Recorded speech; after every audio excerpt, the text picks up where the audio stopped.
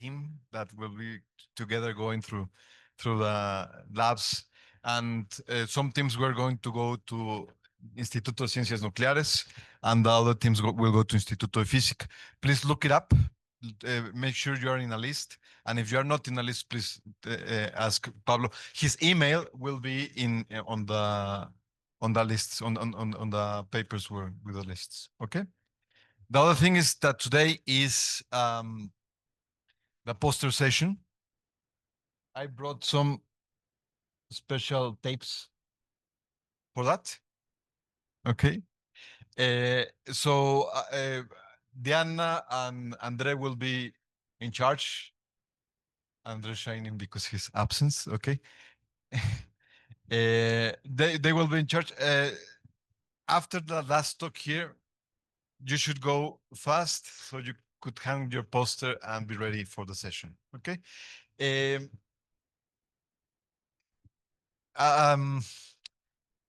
Could you put my presentation, Daniel? Daniel is, yes.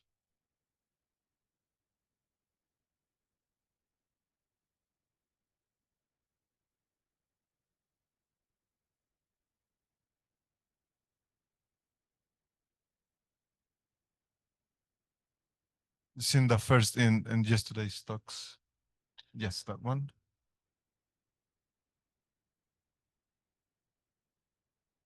And then go to the next slide. More, the next one. Okay, so the poster session will take place here in Salones de Posgrado. It's right next to the garden where we ate yesterday. Okay, so if you are a little bit lost, just ask one of the hosts around here. Pablo, Diana, Francisco, Irvin, that gang that is over there. Okay, all right. Okay, so I'll leave you to. Good morning. We will now have our second lecture on ultra-cold quantum gases by Rosario Paredes, here from UNAM. Thank you very much, Sarah.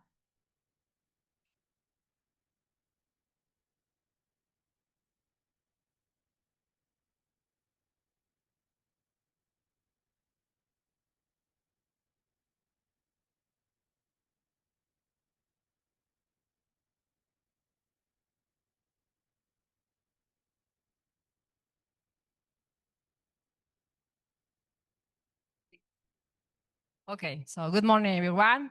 It is my pleasure to be here. Thank you very much to the organizers, especially Ricardo Gutierrez Jauri, for inviting me to be part of these lectures. And as Jorge said yesterday, I will concentrate in the second part of these lectures, of these 4 lectures. The third one will be given by Cesar Cabrera, who is here, and the fourth will be by Sarah Hirte. And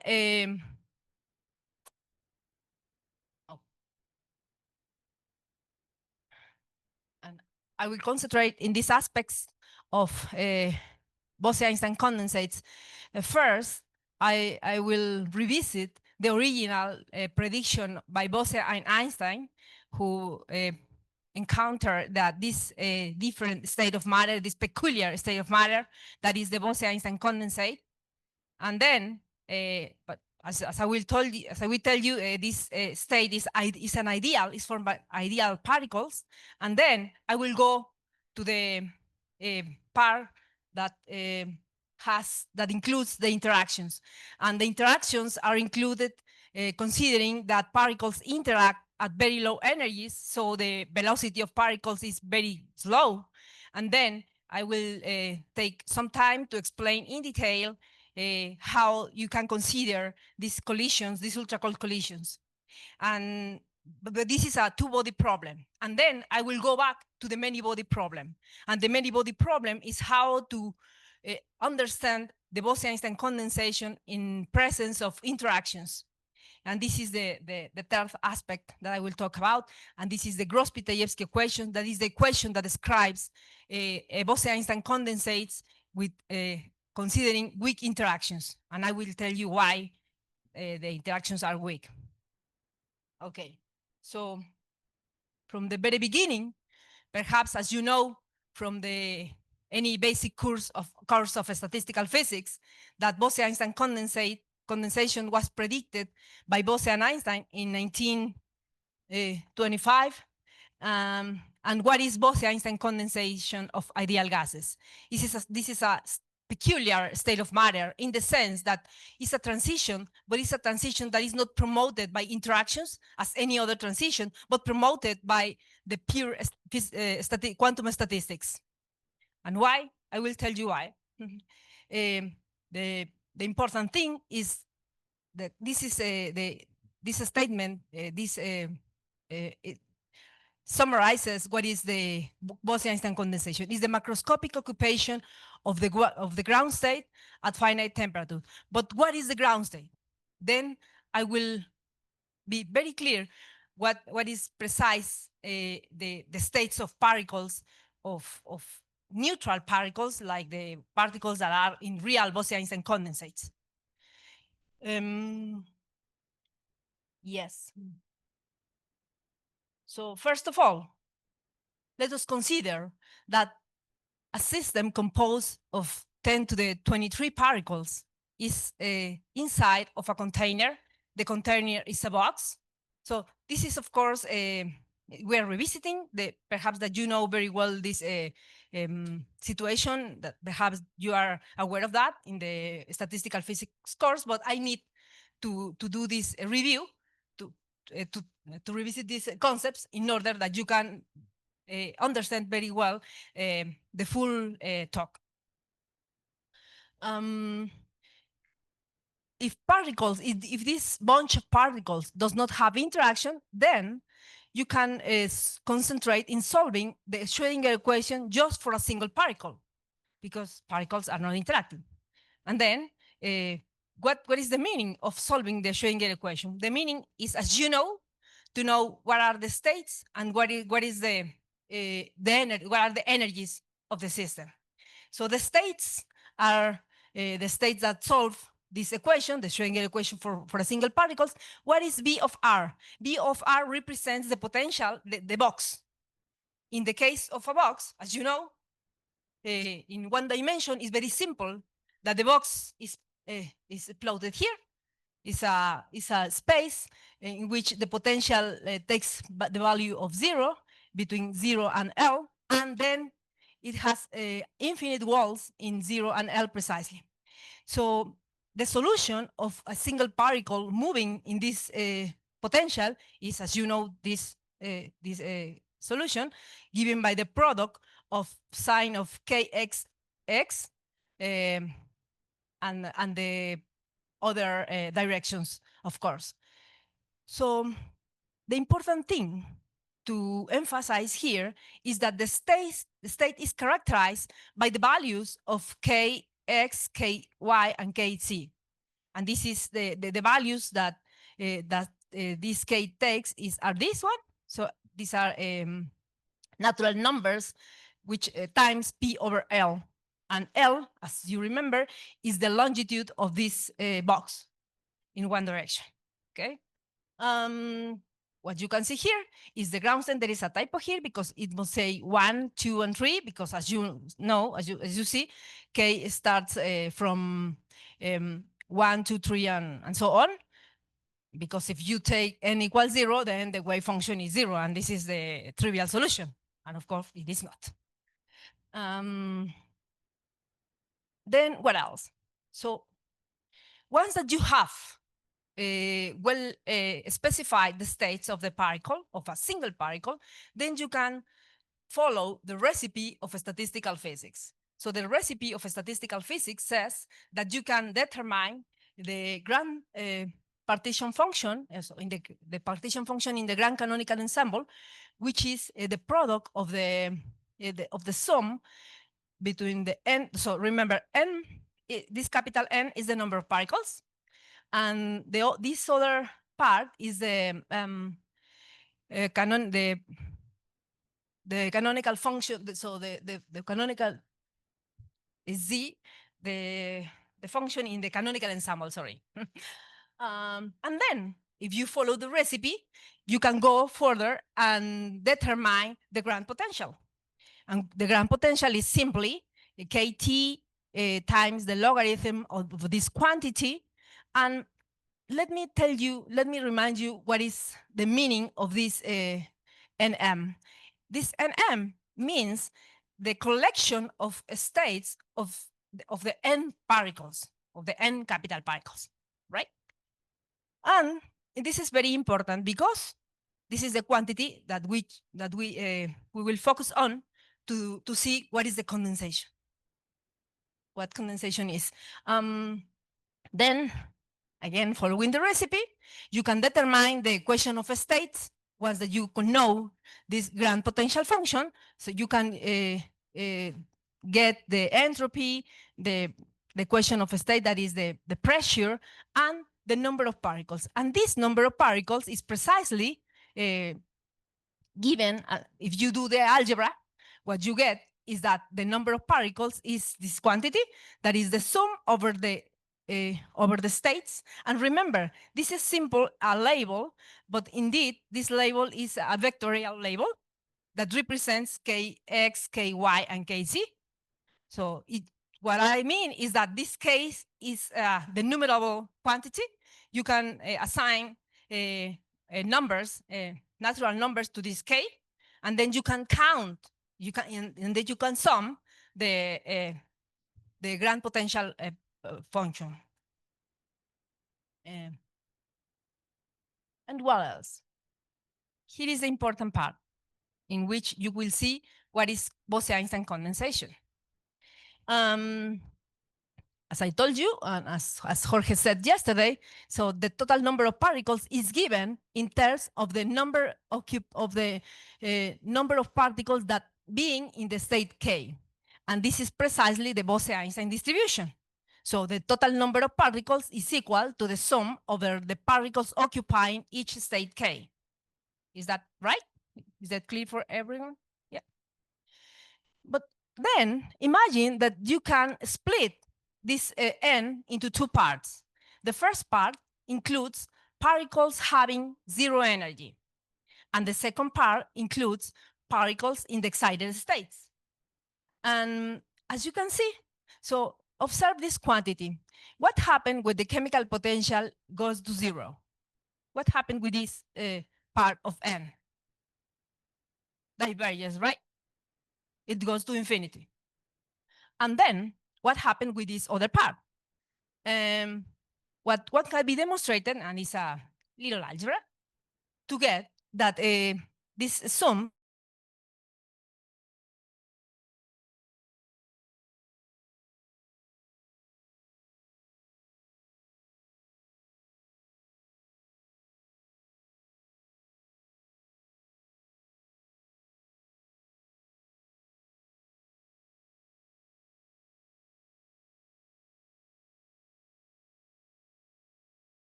And then what happens if the particles have zero energy? Then the chemical potential is zero, right? And this is why the state, okay.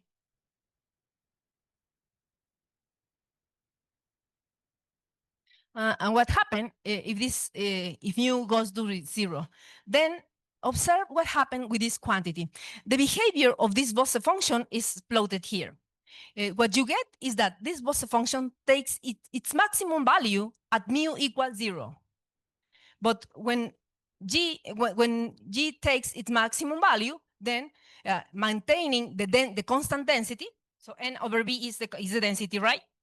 Imagine that you keep constant this density, and then you have to increase this function, and this means that lambda has to decrease. But what is lambda? I didn't put, so Jorge put lambda yesterday, so I'm very sorry, it's the Broglie length, wavelength, sorry. And it depends on the temperature. So this is a function that depends on the behavior of G and on the temperature. And then what you can obtain is that as you get 0 for the value of the chemical potential, then what you find is the Bose-Einstein condensation. So, but the number of particles, in any case, it is always, the number of particles in the excited state is given by this quantity. And this is how Bose and Einstein explained to us what is how occurs the transition. But as Jorge,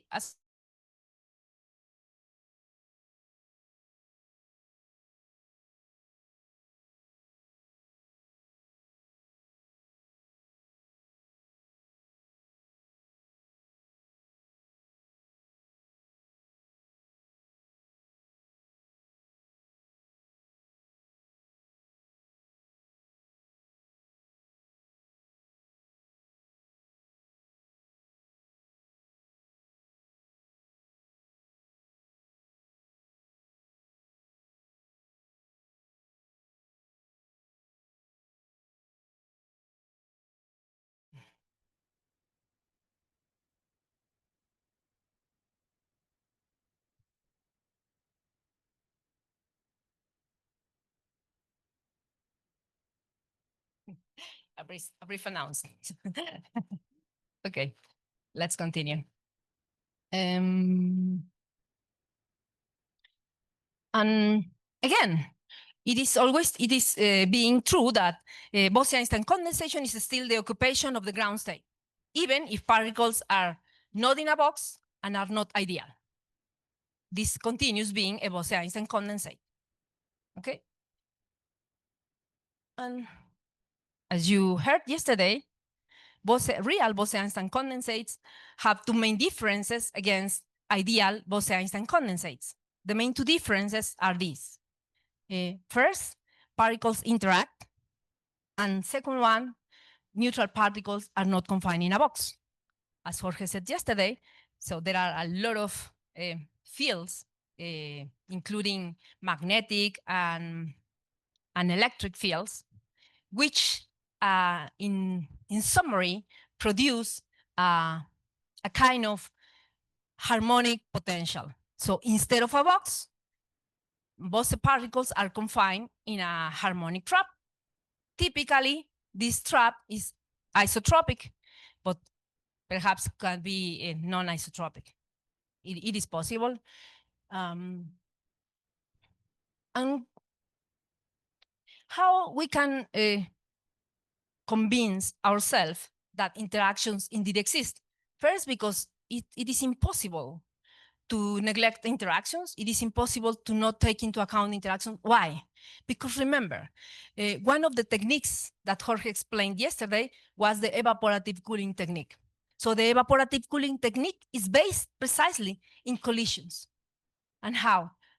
Perhaps you remember these plots in which Jorge said that in the laboratory, they remove the most energetic particles, and then the remaining ones collide among them, and then they reach a lower temperature after they thermalize. So thermalization precisely is the meaning of collisions. But collisions of what? Of many particles, of course. But in particular, we need to see what happened with two-particle collisions. And why two-particle collisions? Because remember that this state of matter is very dilute. Okay? And this is why if we study just two-particle collision and include this two-particle collision in the whole system, I mean the many-body system, then you will understand what is Bose-Einstein condensation in presence of both the trapping potential that confines the particles and the particles interacting among them. Is that right?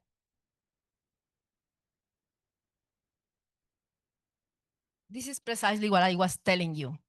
To cooling the gas, collisions are needed, and are needed precisely in the evaporative cooling technique.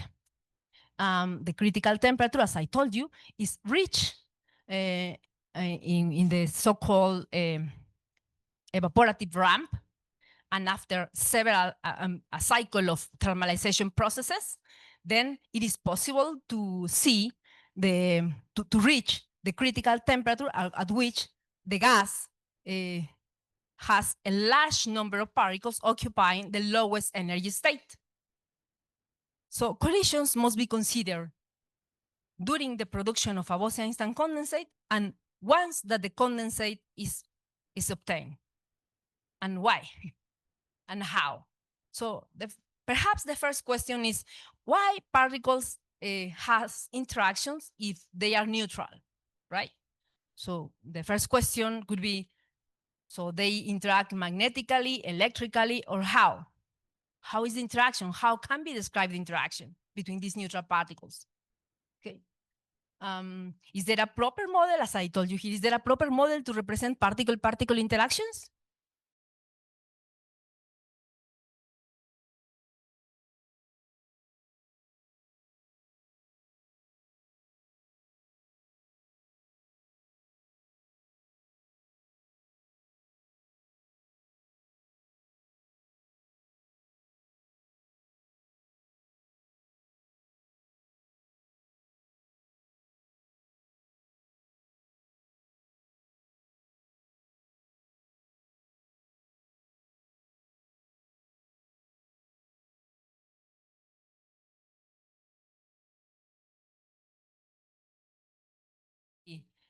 Obtained in alkaline atoms, as Jorge said yesterday, atoms like hydrogen atoms, but in particular, alkaline atoms in which condensates occur are like this one, like rubidium.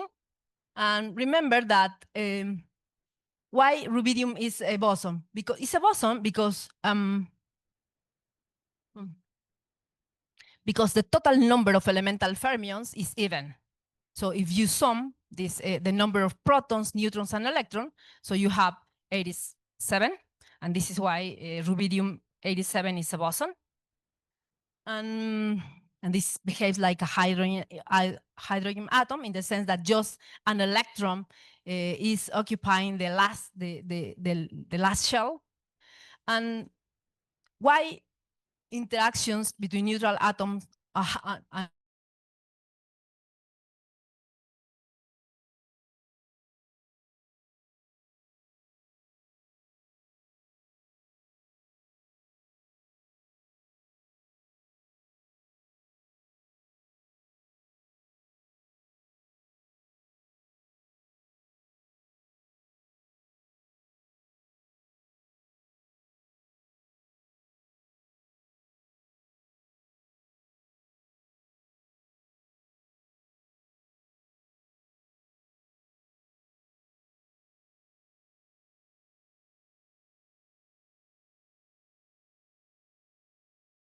instead of having this sphere, what you have, the particles are still neutral, but neutral with a charge, with a positive charge move towards this side, and the negative charge then attracting this positive charge.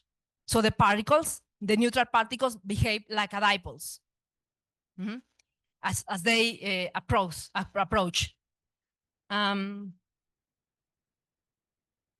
So how to understand this attractive interaction between particles?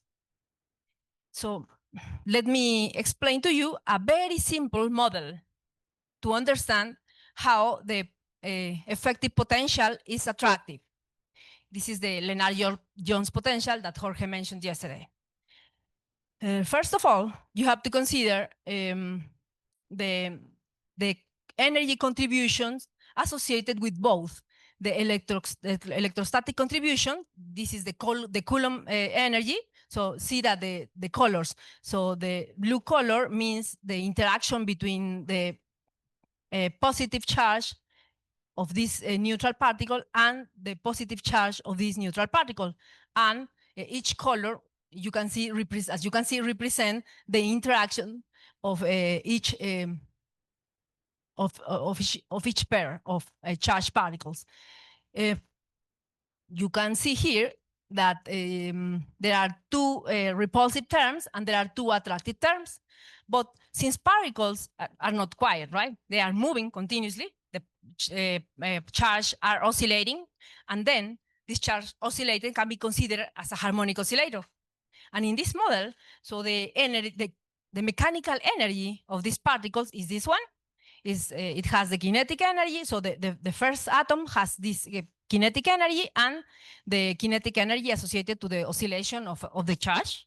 And this is the energy associated to the second neutral particle. And H1, as I told you, is the energy associated with the electrostatic energy.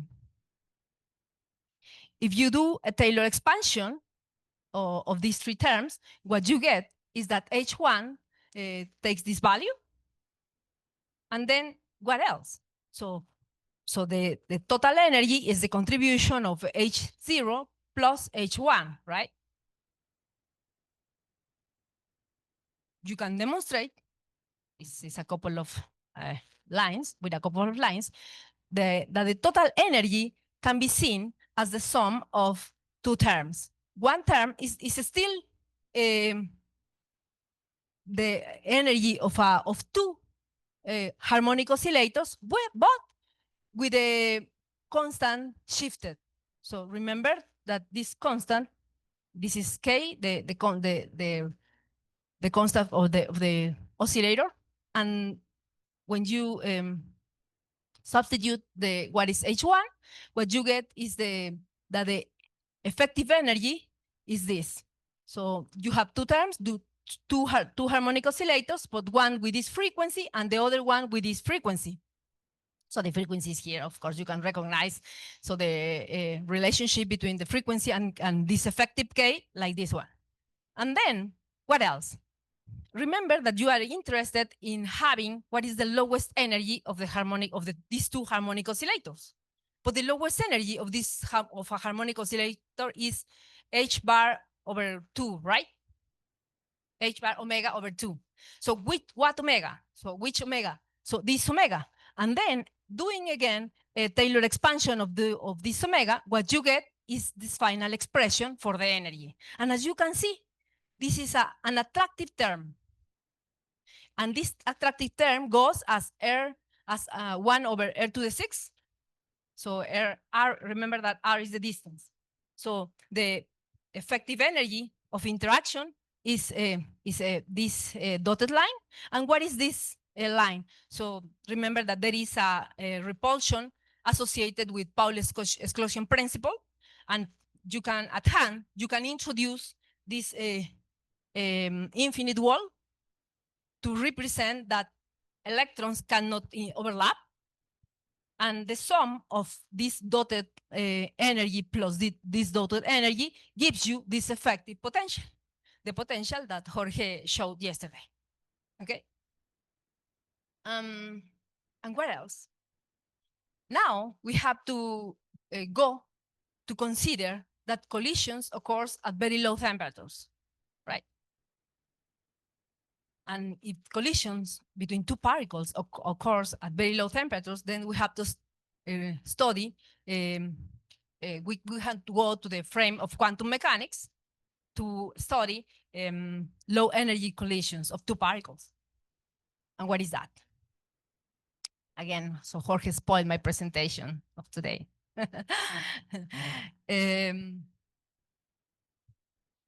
So what is the frame of quantum mechanics to consider the collisions?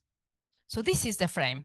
The frame is a plane wave. So the two-particle problem consists in going to the frame of a relative particle and then to neglect the center of mass particle. And in that case, the potential is represented by this obstacle in such a way that a plane wave comes from this side and then finds this obstacle. Again, this obstacle is the interaction potential. As a result of finding this obstacle, the plane wave scatters, and scatters how? So this is what a detector sees. A detector here in the very far, what a detector sees is that the resulting wave is the sum of the incident wave, that is a plane wave, plus the scattered wave. And the scattered wave is an outgoing spherical wave. And as I told you, the incident wave is a plane wave. But the important thing is that once that the particle, that the incident wave, plane wave, has found this obstacle, it originates that the phase changes. So the phase of the original plane wave changes because they found this obstacle. And this change is captured by this quantity. This quantity is the scattering amplitude. And this quantity can be written in terms of, perhaps you cannot see, for me it's difficult to see, but, so this quantity, F, the scattering amplitude, can be written in terms of partial waves in such a way that each L is associated to a particular angular momentum. And it is easy to demonstrate that the largest contribution of this sum comes from L equals 0. That is the zero angular momentum. So this is the largest contribution. And this largest contribution precisely allows to go to this sum. So remember that this is the plane wave, this is the scattering amplitude, and this is the spherical wave, right? But after doing the algebra, the corresponding algebra, what you found is that the whole information of this quantity is contained inside this A, and this A is the S wave scattering length. So remember that S wave is because correspond to L equals 0. And this is what we know from quantum mechanics of two particle collisions of very low, of particles collision at low energies. This is just for low energies, okay? So this is the scattering problem considering just low energies. And again, A can be a positive or a negative quantity. And having, and the sign of A has profound consequences on the physics that a condensate can exhibit. What are these consequences? Let me see in a moment. So, but before, there is another important thing to say here. So if you do the whole exercise, so I'm doing the whole exercise means working the Liebman-Schwinger equation, and that is the scattering matrix. And if you don't do the whole exercise, what you can demonstrate is that having this expression for the outgoing wave is equivalent to have a potential with this form, a potential that has the information of A. Remember that A is the S wave scattering length times the delta Dirac function. So this delta Dirac function has a physical interpretation. It means that two particles interact if and only if they are occupying the same place, right? And why it can be true? Because remember that the gas is so diluted. Okay, so particles only interact when they are occupying the same state, and it is possible because they are bosons, right? They are not. It is possible to have particles in the same place. Okay, let me go to this slide and then go back to the previous one. So there are a lot of phenomena, as Jorge mentioned, that can be studied when A is varied. But the S-wave scattering rate can be varied from zero, from negative to positive values. And in the case of positive values, what you get is a Bose condensate.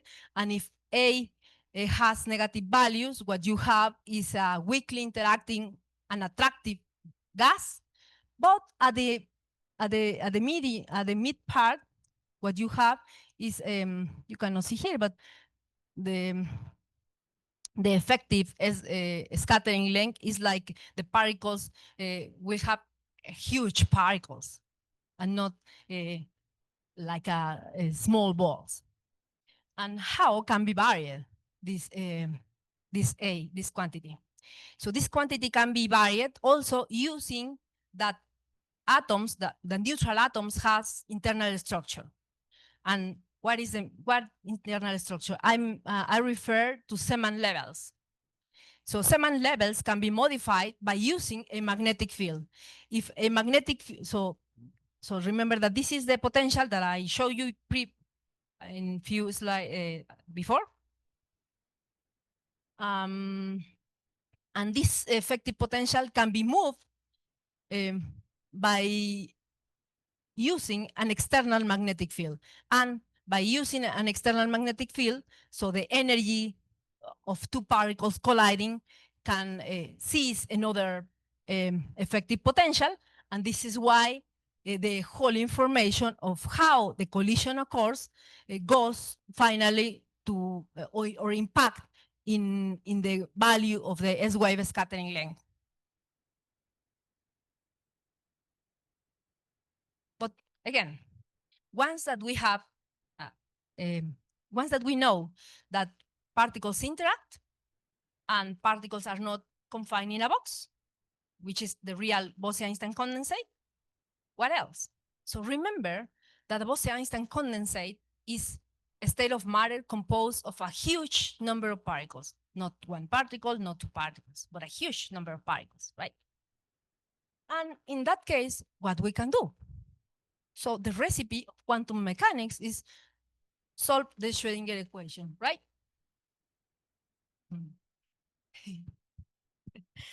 Fine. So, and it is an easy work.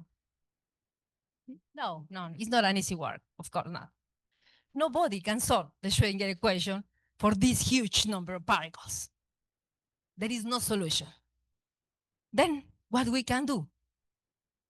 So this is the Hamiltonian of the huge number of particles having kinetic energy, a potential, an external potential. This external potential means this isotropic harmonic potential in 3 dimensions. Remember that it can be anisotropic, of course. And this interaction potential. And it is simple, right? Just the recipe is having a Hamiltonian, solve the Schrödinger equation. You can't. And then what we can do? So this Hamiltonian is written in the so-called first quantization. First quantization means that the sum is over particles. This I is associated to the number of particles, right? So it counts how many particles are in the condensate. But and remember, of course, that this interaction potential is given by this expression. Okay. And then what we can do? So because of the indistinguishability, difficult word, you can go to the second quantization version of quantum mechanics.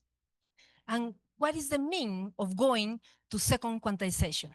The meaning is that instead of summing over particles, you sum over states. And how? So what are states first? What is so the question is, what are the states? The states are precisely the states that I told you in the previous slides. So instead of this Hamiltonian, you write the same Hamiltonian, but in the second quantization version. Second quantized version. And this is the second quantized version of the Hamiltonian. So what are these objects? These objects are called field operators.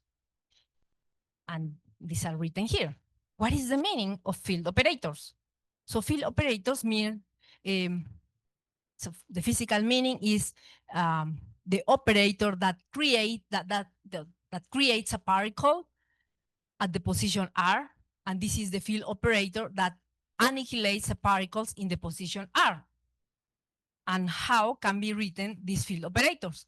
these field operators can be written in terms of the wave functions of in the absence of interactions.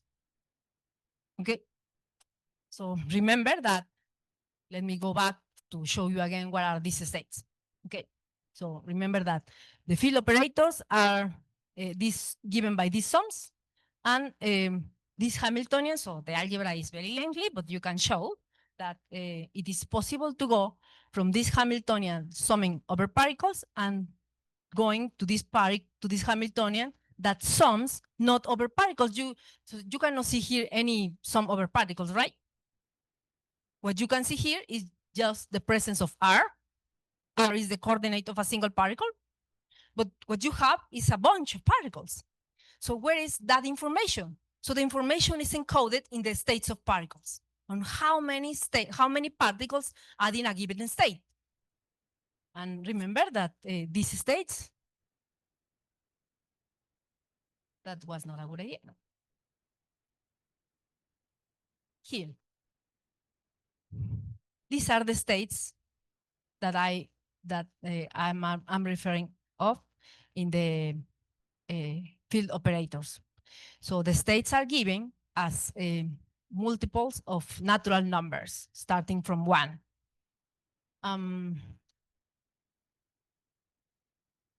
What else?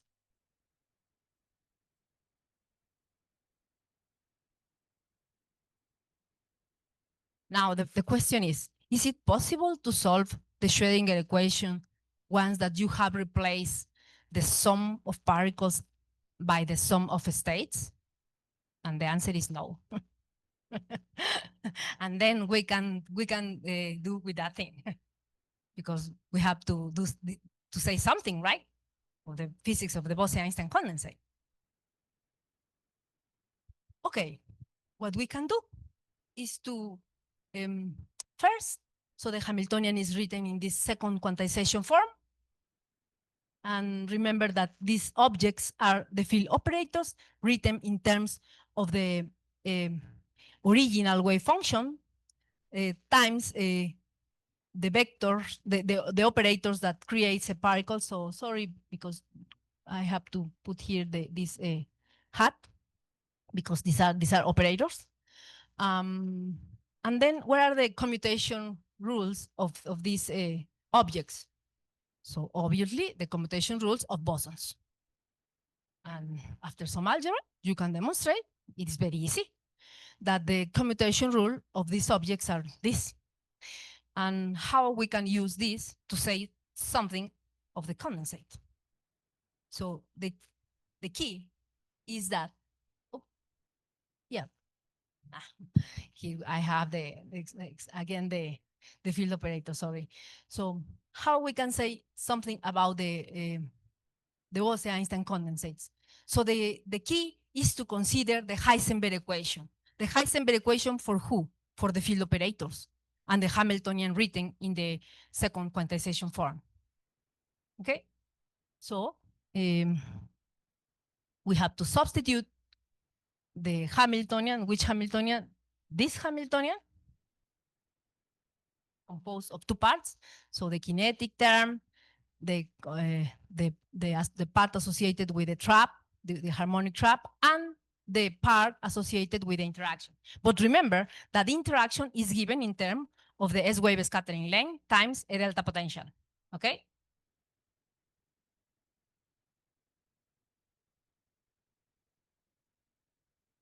And here is the algebra. It's not complete, but some of the algebra. Okay, and this is why I put the commutation rules, because I need these commutation rules to make this algebra. Okay, so but this algebra is very simple. So again, you take this original Hamiltonian. So sorry, but for the notation, because this is the interaction potential, and when you substitute this interaction potential here, what you get is this equation. And what else? So this equation is still composed by an infinite sum of, so from what values takes k? what do you say? From 1 to infinite, right? Because there is an infinite number of states that you can count in the box, right? Then this field operator that is here is still an infinite sum. But again, there is a big, hypothesis, the most important hypothesis behind the Gross-Pitagevsky equation. And what is that hypothesis? The hypothesis is to consider that just the wave function in the ground state is the largest contribution. Then you can neglect the whole other functions in the excited states.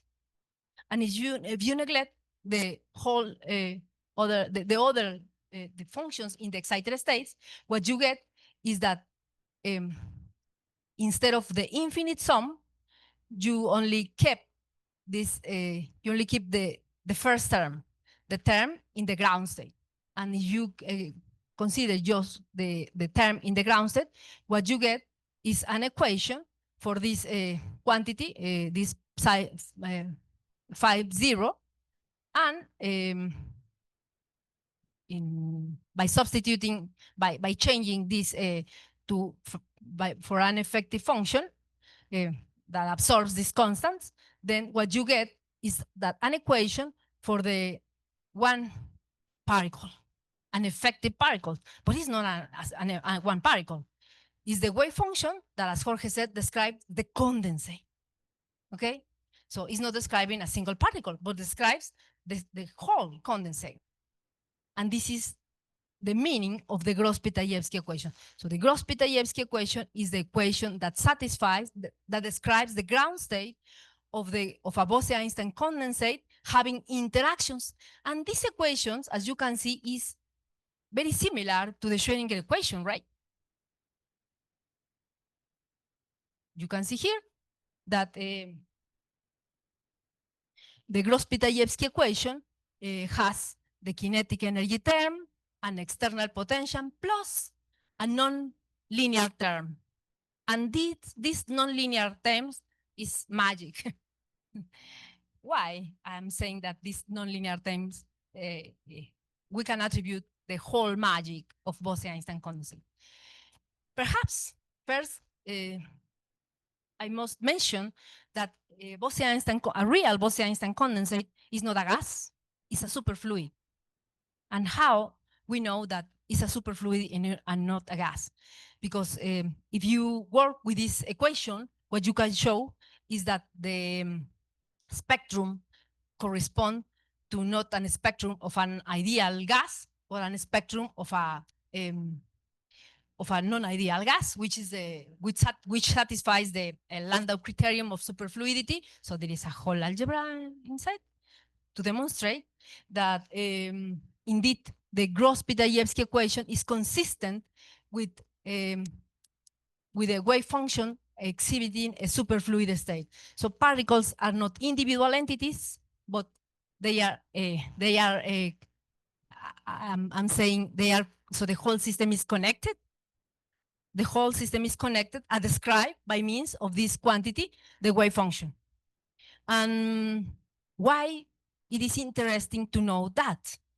First, because to know that the Bose-Einstein condensate is a superfluid, and what we can do with a superfluid. As Jorge mentioned yesterday, for instance, a superfluid can form vortices. What is a superfluid? A superfluid is a state of matter that has no viscosity, and I have no photos of a superfluid because it is not possible to show the pictures with movement, sorry. But a lot of phenomena can be described using this equation. You can wonder what kind of phenomena can be described with the Gross-Pitagevsky equation. So what is the richness of this equation? The richness is that, first of all, you can use any external potential here. What kind of external potential? For instance, you can use optical lattices that Jorge mentioned yesterday. Perhaps you can use magnetic traps with anisotropic form, without having an anisotropic form. Perhaps you can use two-dimensional or one-dimensional systems. But even more, you can use that this object is not a scalar object, but it's a spinor object. And how is possible that C is an spinor object? Because imagine that you consider that your Bose-Einstein condensate is composed of two different species. Like for instance, hyperfine spin components. In that sense, this object becomes not an scalar, but an spinor object. And then what happened in that case? This is the word that we can find with this Gross-Pitayevsky equation that we can describe. So there are several phases. There is a plethora of phases or phenomena that can be described using the Gross-Pitayevsky equation. Let me tell you that these gases are at very low temperatures, right? Are nanokelvin temperatures, but what is the importance of this Gross-Pitayevsky equation with some other system that has quantum degeneracy? So what system has quantum degeneracy? For instance, electrons in metals at room temperature are in the quantum degeneracy, okay? And then you can describe those other systems. So perhaps you are wondering, why, if electrons are fermions? No. Electrons are fermions, but as Jorge said, you can consider pair electrons, and then pair electrons are bosons, right? And once that electrons are paired, they are bosons and can be described with by means of these equations, And this is the world that can be explored using the Gross-Pitayevsky equation. Here you can see some examples that can be explored with this equation. Actually, in the Jorge laboratory, they are studying quantum turbulence, but they are previously they have predicted the formation of Faraday waves. So sorry, I didn't have the image. But some other phenomena are in this. Come. I'm so sorry. No, let me go back to the slide. So the other phenomena is that you can describe also finite temperature Bose-Einstein condensates, and how can be described? Adding some terms. Because remember that this equation describes only the ground state of a weakly interacting Bose gas. And why weakly interacting? Because you don't have the free of choosing the value of G. So this G is a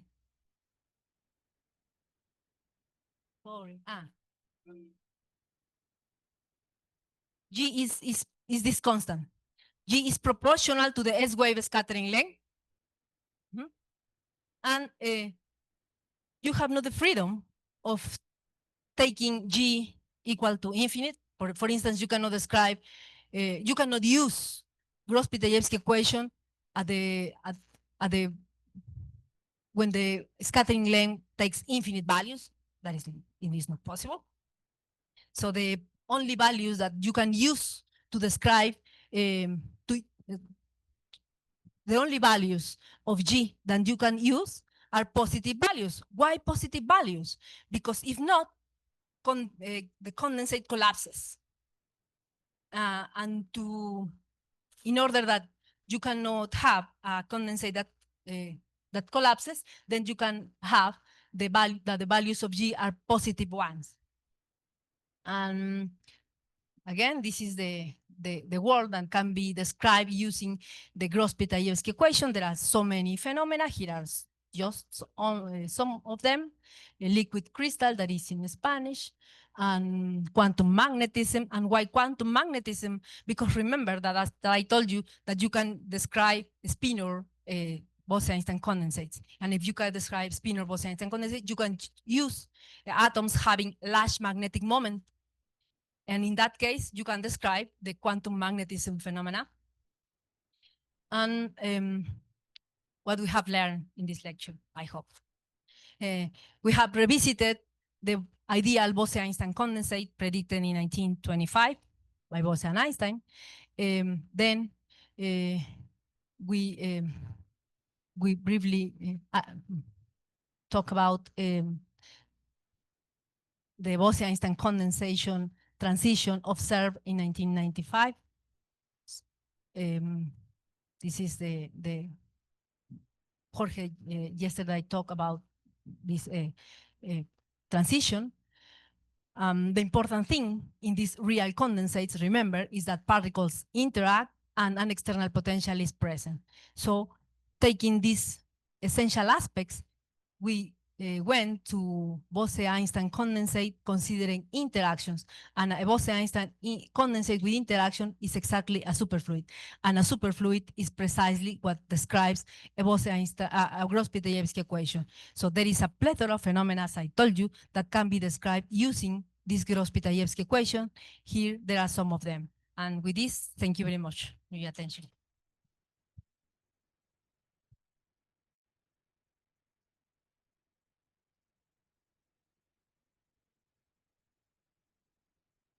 We have time for questions. So, do you have questions?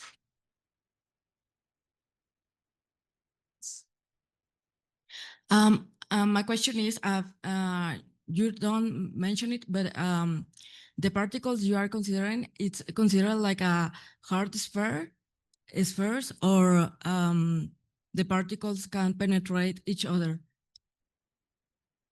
Question. So the particles, indeed, when they are far apart, they are like spheres. And what I was telling or trying to communicate is that when particles get close, then in that case, the electron cloud is deformed, and in that case, like this one. So when they are far apart, so the particles are like a sphere, as you said, and then when they are close, then the effective movement of electrons changes. And if the effective movement of electrons changes, then the electrons are displaced towards this other neutral atom. And why they are displaced towards this neutral atom? Because the electrons are attracted by this positive charge, the nucleus charge. But this is not, this is just a photograph, a snapshot. What happened as time goes. So the particles, the positive and negative particles are moving in this way, right? Like a harmonic oscillators. Then we constructed a model to demonstrate that the effective interaction is an attractive one. Okay, so the particles are neutral, like this one, no? Like spheres, as you said. They have form, in the case form, sorry for the abuse of the language. For instance, if they have a large magnetic moment. Why? Because in that case, besides this electric interaction, they have another interaction. So this other interaction is in form of a magnetic field. So the magnetic field that has one particle and the other particle has another magnetic field. In that sense, you can imagine that particles are not like a sphere, but are deformed. And this is the interaction. Okay. Thanks so much.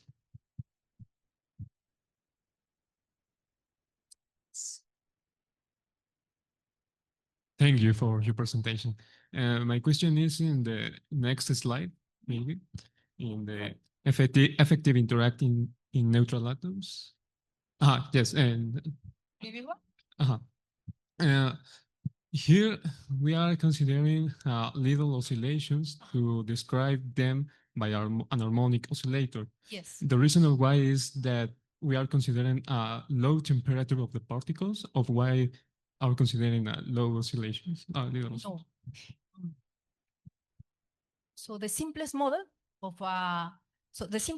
of this cartoon is that particles are continuous oscillation.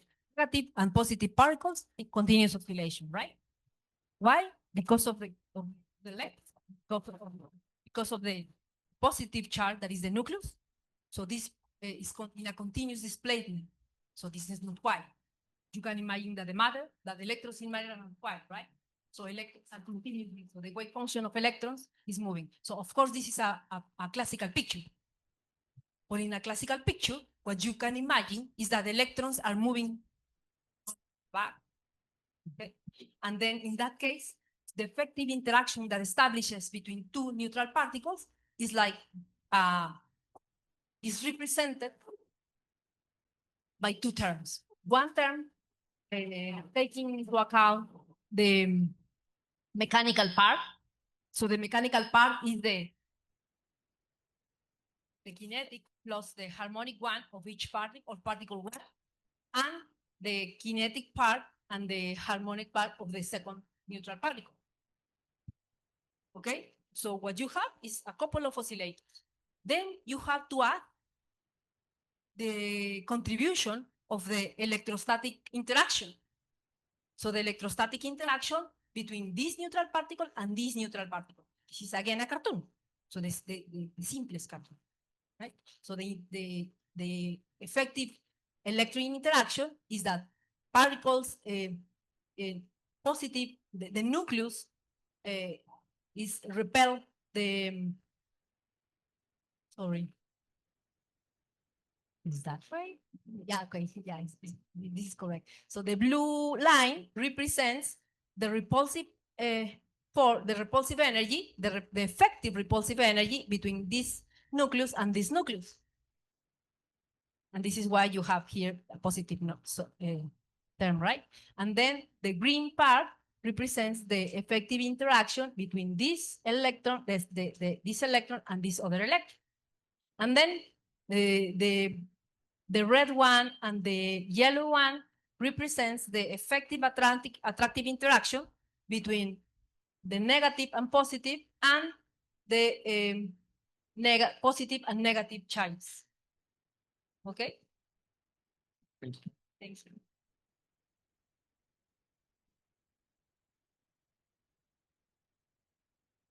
Thanks for your question.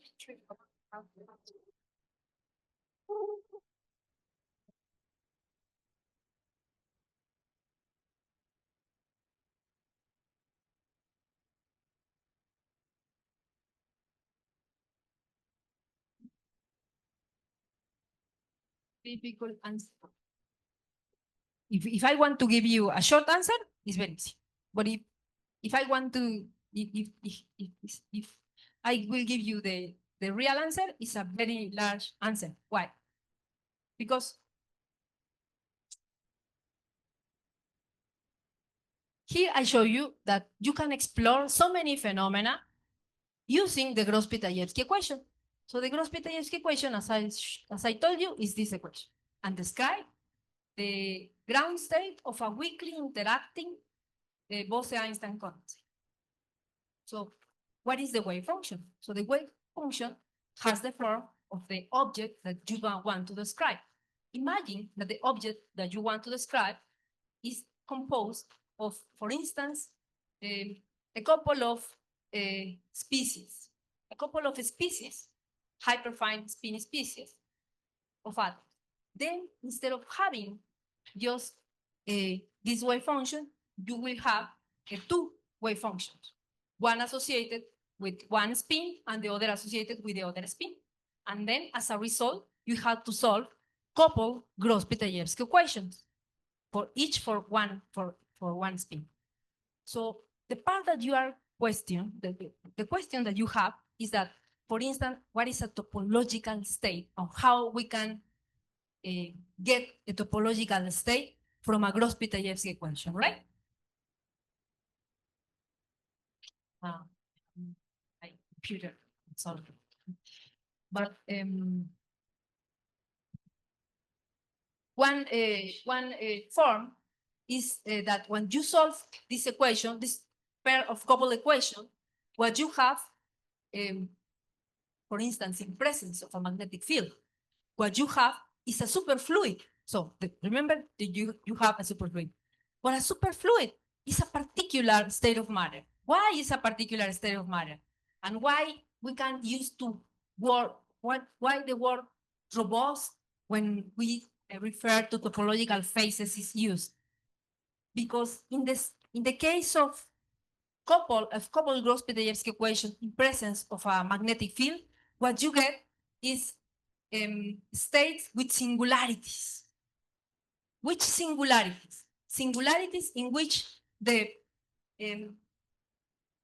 density of the function takes the zero value, and in that value, and in that position, the velocity is infinite.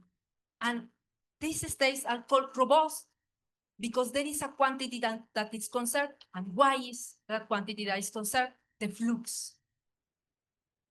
If the flux is conserved, so this flux is like is the quantity. I need to show how it's conserved. I can tell you later on, but you have to use the Stokes theorem to demonstrate that the flux is conserved. And once that you demonstrate that the flux is conserved, then you can show that if you have an array of so many singularities, this state is robust. And this is why this state is called topological, because it prevails, it's not destroyed. It is a stationary state of the Gross-Pitayevsky equation. Sorry for the bad response.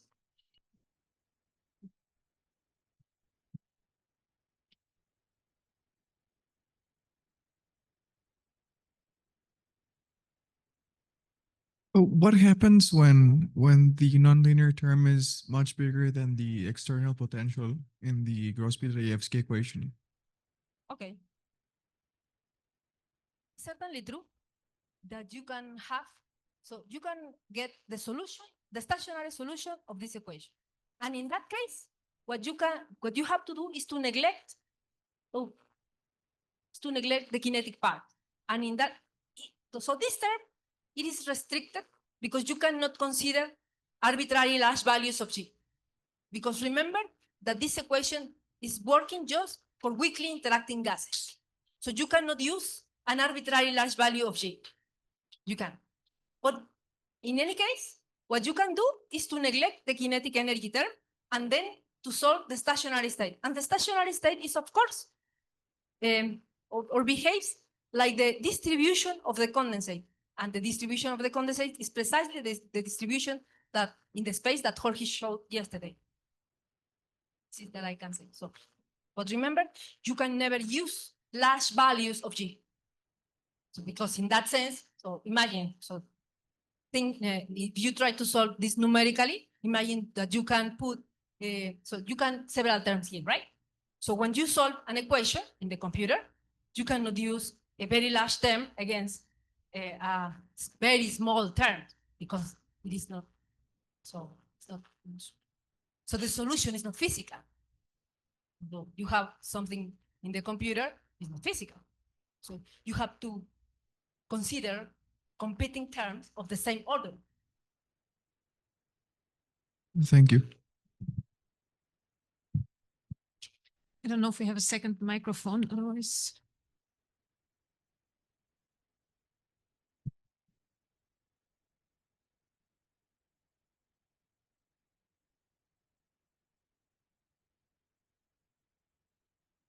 Thank you for your presentation. I was wondering, one can think to try to describe superconductivity with this Gross-Pitayevsky equation, and if so, one could think in make any other modification in the Hamiltonian, or with this we can describe this model. Okay. Thank you very much for your question. The superfluid state is analogous to the superconductor state.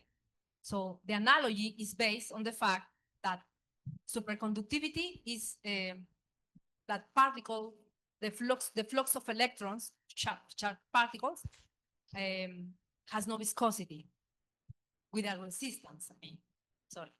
And in the case of a superfluid, so there are neutral particles, but the physics is the same.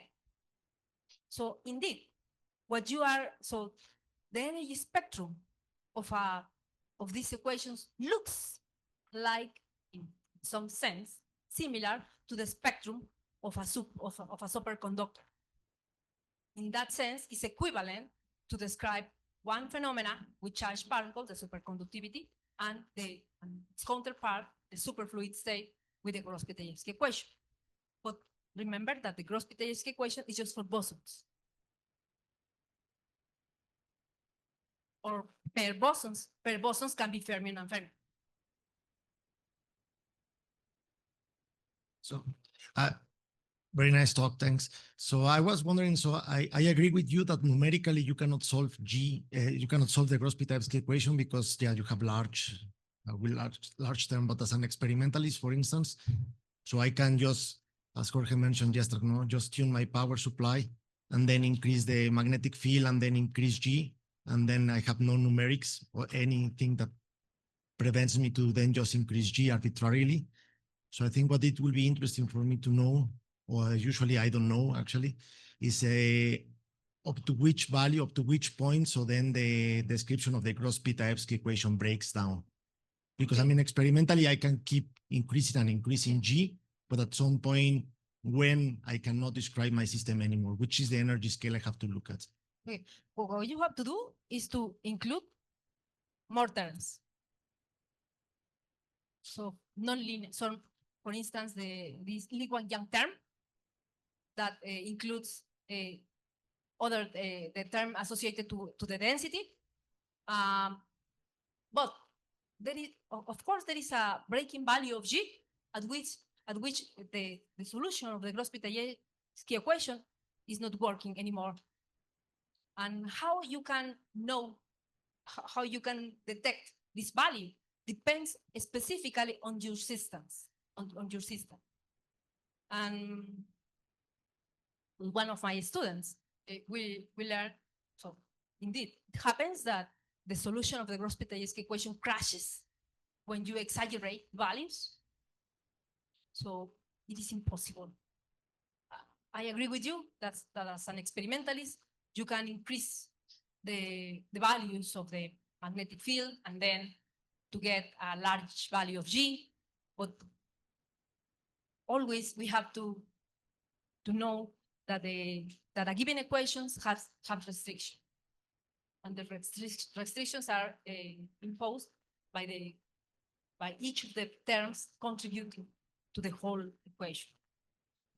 If you want to go further, then you have to add some other terms, for instance, to consider finite temperature effects or non-linear or non-extralinear term density, like the Liguan-Yang term. Thank you. Hey, Professor, thank you for your presentation.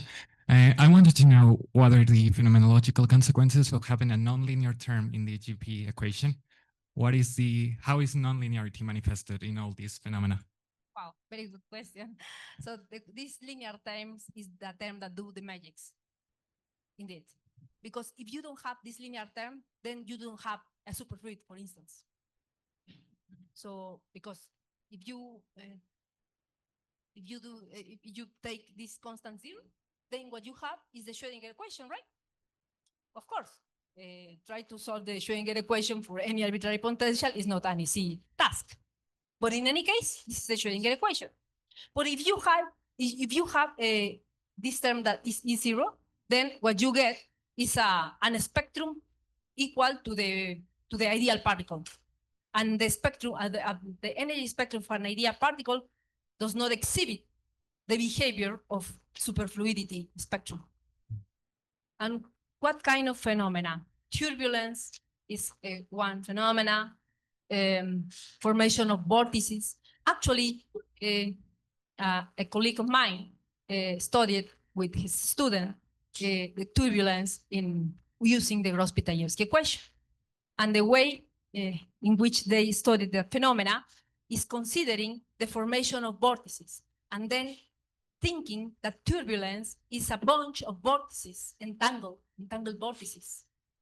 And this is why, but you can get this plethora of phenomena just considering the nonlinear term. If you take zero this nonlinear term, then the magic is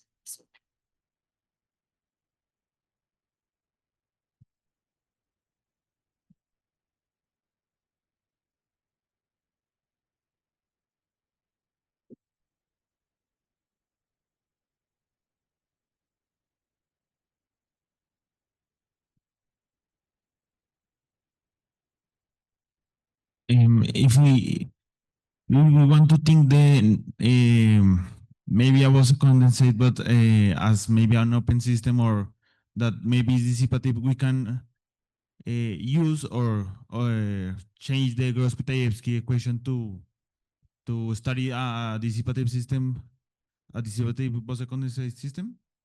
Yes, you can, but you have to add an extra term. And an extra term, so perhaps you cannot see here, but here it says, this example says finite temperature Bose-Einstein condensation. And how you can describe this, this kind of phenomena? By adding an imaginary term. An imaginary term, why? Because the extra term has the possibility of dissipating the energy. And then this is the form in which you can extend your scheme to consider some other phenomena.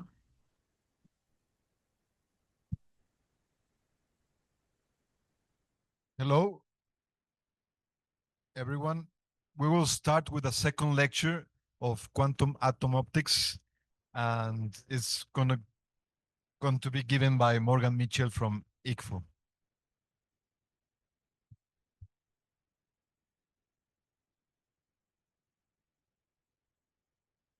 Is it working? Can you hear me? No, not yet.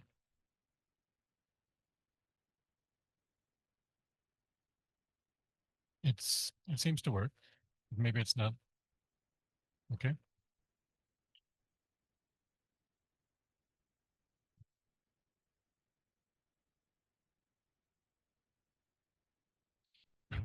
Good. So it's a real pleasure to be here at UNAM and to be at this school in a very fortunate position, because I'm talking after Jorge, who introduced Bose-Einstein condensates, and after Rosario, who talked about atom interferometry and quantum states of moving atoms, and also after Rosario, who talked more about Bose-Einstein condensates. And so my topic has been already very well introduced, and that allows me to talk somehow about the fun parts of this. And that's something that I'm looking forward to. Okay, so I'm going to be talking about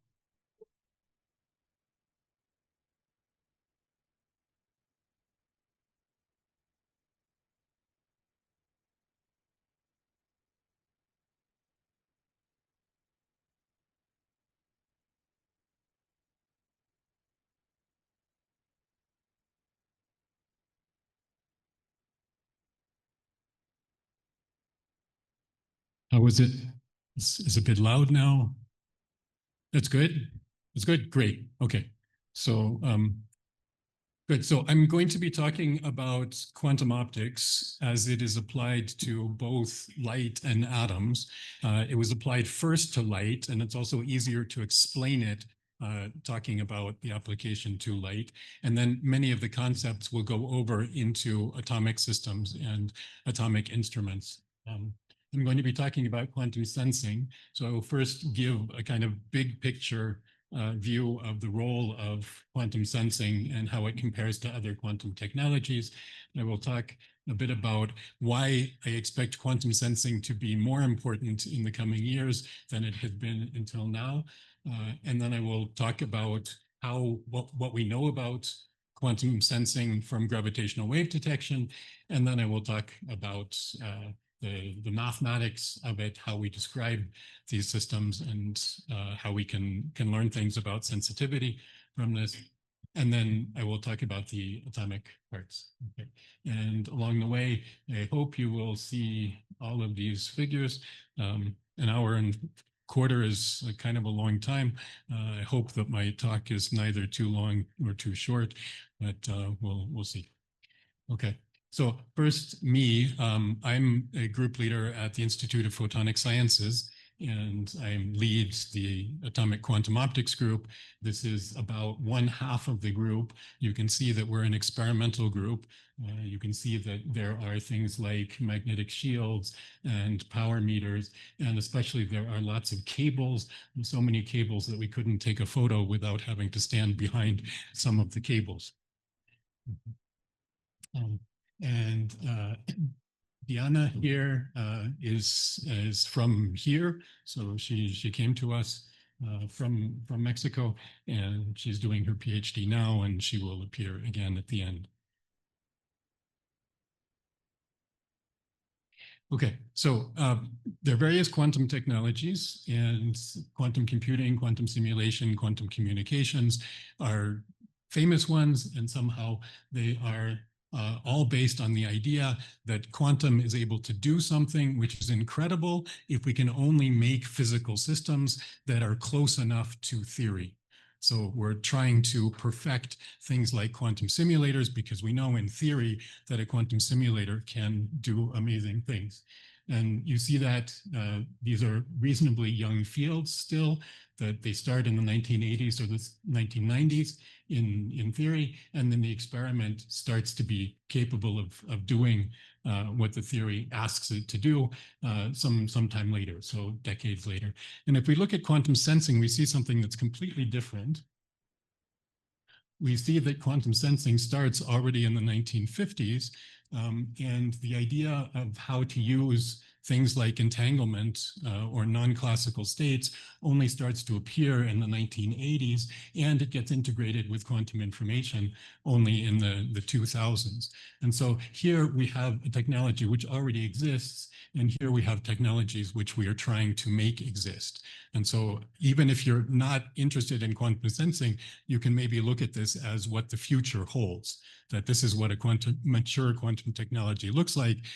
It's not at all boring. There are exciting things happening. There are big advances that are being made, but also we know an awful lot about how this really works in practice.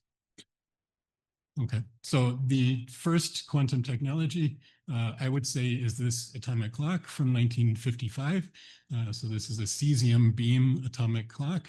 And only 1 year later, you could buy one of them. So there were commercial versions available. And this was a quantum leap. This was a jump forward in the precision of timekeeping.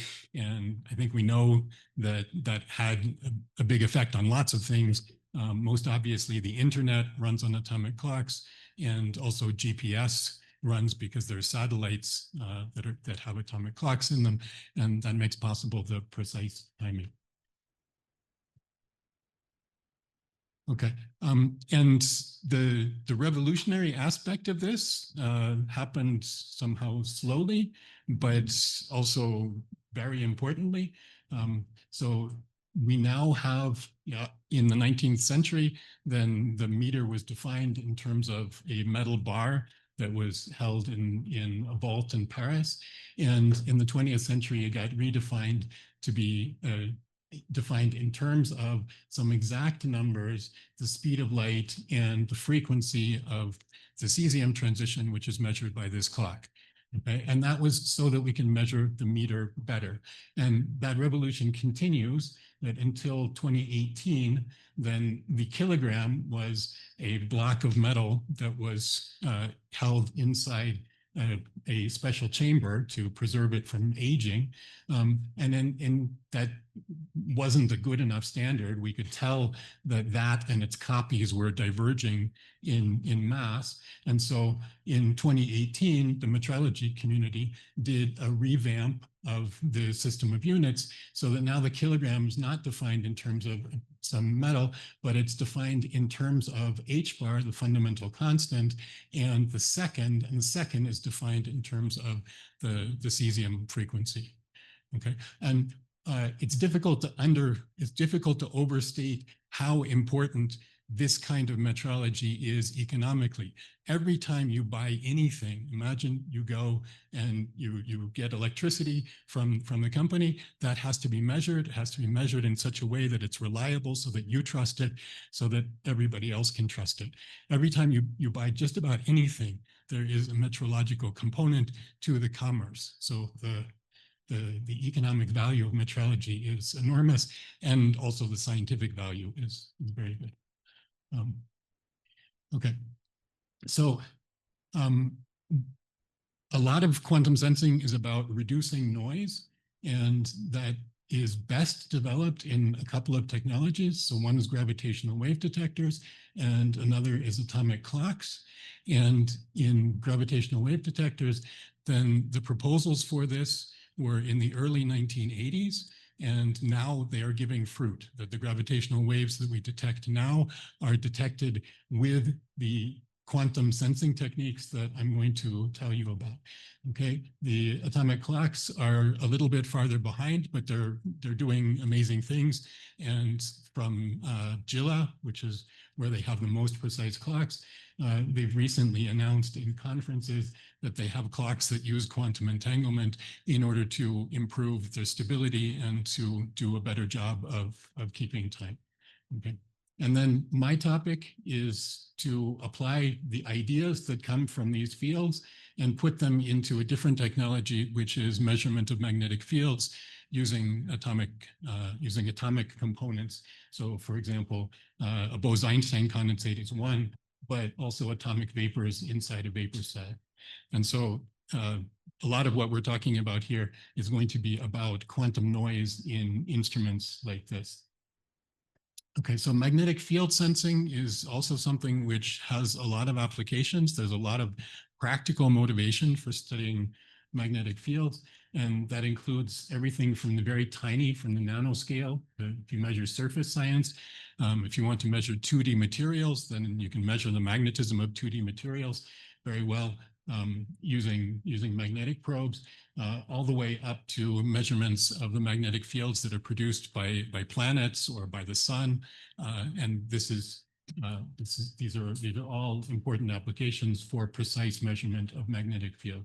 And in my group, we're starting to work on application to nuclear magnetic resonance, to measurement of magnetic fields from small organisms, and this last one to measurement of fields in the context of fundamental physics. Okay, so that last one is the reason why I think we're going to see a lot more quantum sensing in coming years. And I'd like to explain this a little bit. So when I say fundamental physics, I mean the theories that we think underlie everything else that we do in physics. And so in the region of particle physics or high energy physics, then that's the Standard Model, which describes quarks and leptons and the Higgs boson and how those interact to make all of the particles that we can observe. And at the largest scale, then we have gravitational physics, which is described by general relativity.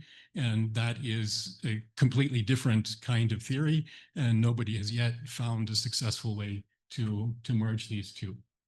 Okay, so the particle physics, you probably know, is done with colliders. When you think about particle physics, you probably think colliders, yes? Well, in 50 years, that's not the way that people are going to think about particle physics. And I'm going to try to show you that. Okay, so the particle physics experiments are extremely large, extremely expensive, and it's difficult to think about how making them larger. Okay, so this is the LHC. Gravitation in the mid-70s wanted to have something similar, wanted to have some experimental component. And Kip Thorne, who got the Nobel Prize in 2017, had an idea to detect gravitational waves with a very large Michelson interferometer. And this was, in the 1970s, a really, really ambitious idea. There were not lasers, there were not mirror technologies. Nobody had ever built a vacuum system that big. There were lots of things that were very sort of outlandish about this, okay? Nonetheless, they did this, and as you know, gravitational waves were, in fact, detected. Okay, so when we get to 2025, gravitation is experimentally happy because they've seen gravitational waves. Also, the Standard Model now has seen all of the particles, including the Higgs boson. And so, in some sense, particle physics is very happy because their theory works. And in another sense, particle physics is not happy because there are very basic things which are not explained by the standard model. And those include why we have matter available to us, why we see matter but not antimatter. We don't see antimatter galaxies, we don't see antimatter stars. And why is that? That's not explained by the standard model. Neutrino oscillations. Neutrinos are part of the standard model, but there's no explanation for why one kind of neutrino turns into another kind of neutrino. And then dark matter, there's evidence from astronomy that most of the matter in the universe is not emitting light. And that means that it's something that we don't see, that we don't understand, and there's nothing in the standard model that can explain this at this point. And so there has to be something, some kind of particle or some new principle, which is not in the standard model. And so that somehow has to be added.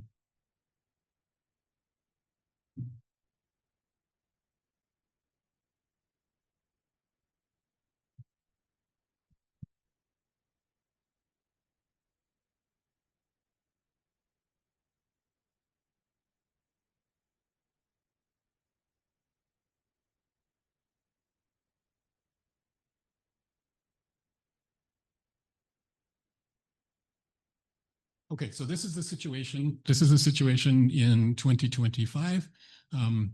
If we want to look for new particles, the LHC has been running at its maximum energy for more than a decade now, and they're not seeing new particles, which they sort of expected to see.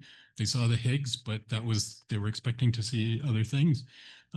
So then if they want to go farther in that direction, then they could build a more powerful collider, and there are proposals for more powerful colliders. So this is the year when these things came online, and this is the energy that they're able to achieve. And the LHC is the most powerful thing ever built, and they think about next colliders. Okay? But the expense is going to be enormous, and it's not clear that those things are going to be built. At the same time, if you look at the speed with which these things are getting stronger, then it looks like there's some kind of slowing down here. And even at its best, it's going up by about a factor of 10 in energy in about 20 years. Okay, so that's the speed with which the whole world working together has been able to improve the energy of these systems. Okay, and so then the competition for this comes from quantum sensing, comes from atomic sensing, and a beautiful experiment, but by far not the only one, is this advanced cold molecule electron EDM. Okay, so this spells ACME, and if you've seen the Roadrunner cartoons, then the coyote was always ordering things from the ACME Corporation, and so here the coyote is with a laser, which is shining at, I guess that's some remnant of the Roadrunner. Okay, so what is this? So first, what is an EDM? An EDM is an electric dipole moment. So if you have a molecule that consists of, say, carbon and oxygen, then the electrons would prefer to be on the oxygen rather than on the carbon, and so you get a dipole moment. But if you look at a fundamental particle like a neutron or an electron, then they don't have an electric dipole moment. They'll have a magnetic dipole moment. So the electron has a spin and it has a magnetic moment that's along the spin, but it does not have an electric dipole moment as far as we can tell. Okay, and so this is an experiment to look for an electric dipole moment in the electron. And I'm not going to try to explain all the details here, but they take a bunch of molecules, they pass them in a beam toward a detector here, and on the way, they prepare a quantum state that is interesting to them. And then in this region, it passes through both a magnetic field and an electric field. And the magnetic field, they know will have an effect because the magnetic moment of the particles in the molecule is going to is going to give an energy which depends on the magnetic field orientation. And if the electric field also has an effect, then they've detected an electric dipole moment of the electron.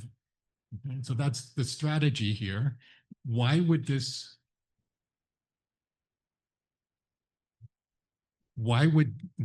tell us anything about particle physics?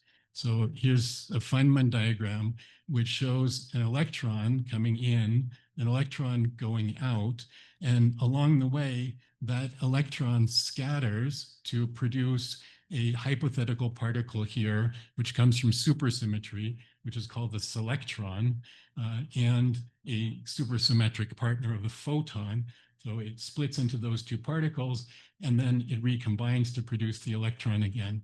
And along the way, that selectron can interact with a photon, which is then an interaction with the electromagnetic field, and that can give it a magnetic moment. So if this particle exists and it has some interaction with the electron, then the electron should acquire, through this mechanism, an electric dipole moment.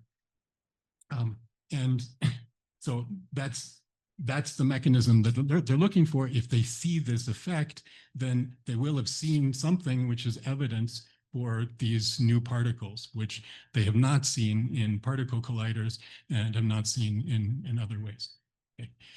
So these are virtual particles. The electron is real when it comes in, it's real when it comes out, but everything that happens in between is virtual particles.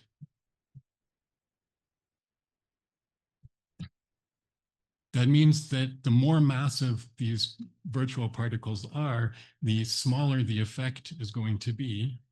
It also means that if you can measure this quantity with more precision, it is equivalent to looking for more massive particles, which you would see with more powerful accelerators. So achieving more precision is competing against building more powerful accelerators. And the way this is talked about now in the particle physics community, they talk about the energy frontier that is pushing to higher energies. And they talk about the precision frontier, which is to see all of these interactions with greater precision, and from that be able to infer indirectly the presence of these particles. Do we have a battery, an extra battery for this?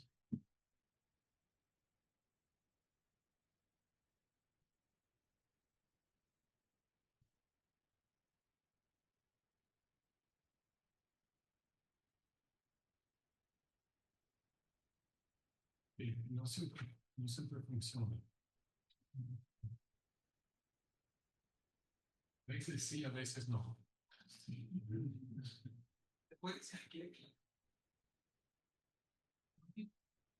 Sí, pero tanto. Okay, so while they're working on that, I will try to explain what the situation is. So this is the electric dipole moment of the electron, and this is somehow all of these different colored patches are different theories beyond the standard model, different supersymmetric theories beyond the standard model. And then any colored patch here is something that's been excluded by an experiment. And so in 1990, the exclusion was just enough to exclude a tiny bit of the most naive supersymmetric. But then by the time you get to 2010, then that's been completely excluded, that if this were a correct theory, you would have seen the electric dipole moment because it would have been that large. And this is what they've been able to see so far. And Acme in 2018 published this line, which then eliminated a lot of supersymmetric theory, and it continues. And so Gilla has a result in 2022, which is here, and they in conferences have announced that they will have more results coming out soon. Okay, so particle physics is now being done by atomic physicists in small experiments, which are expensive, but are much, much cheaper than building particle colliders. Okay, and the basis of this experiment is trying to measure the effect of a field on a molecule, or in other cases on atoms. Okay, and then just to hit the nail a little bit harder, this is the electric dipole moment limit that people have been able to see as a function of year. And you see that it's gone down by many orders of magnitude in that time. This is where we are now. And that's going down by about 2 orders of magnitude every 1 decade. So it's in the future, you should expect that the precision frontier is winning compared to the energy frontier. Okay. So can I take questions during the talk? Okay. So if you have questions, then go ahead and ask them during the talk. If not, then you can save them to the end. Okay. Okay, so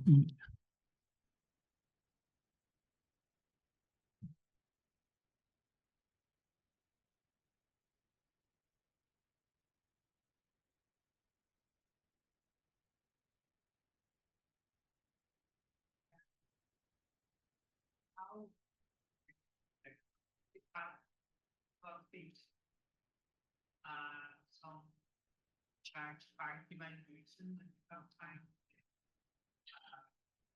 experimenting with small inputs. okay. So for people online who maybe didn't hear that, then the question was, what might these new forces look like? And in particular, might there be charge parity violation in these new forces? And yes, that's exactly one of the things that they would like to see. The symmetry breaking features of these candidate particles and the forces that they carry are a major topic of interest.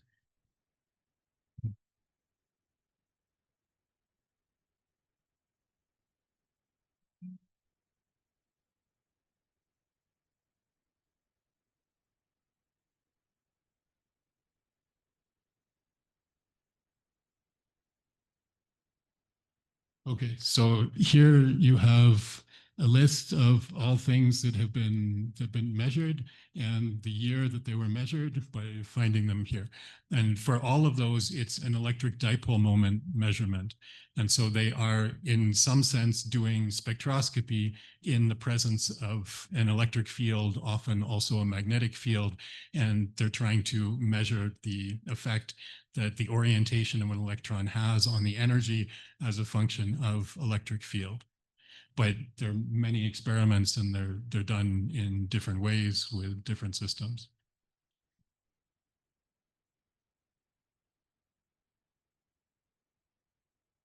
Okay, yeah, so thank you. The question was, what is their objective and what does this say about what they've accomplished? So thank you, very good question. So far, none of these experiments has seen a non-zero electric dipole moment. They all have seen 0. So we say, so far, we don't know anything in any fundamental particle that has a non-zero electric dipole moment. And when what's shown here is the limit that they've put. So they say, they never see exactly 0, but they might see 10 to the minus 25, 1 times 10 to the minus 5, plus or minus 3 times 10 to the minus 5. And so that the error bar now covers 0, and their observation is consistent with 0. And so they say, we did not observe anything, but if it were larger than 3 times 10 to the minus 25, we would have seen it. And that's the number that's being reported here, is how large does it have to be for them to have seen it? Okay, thank you.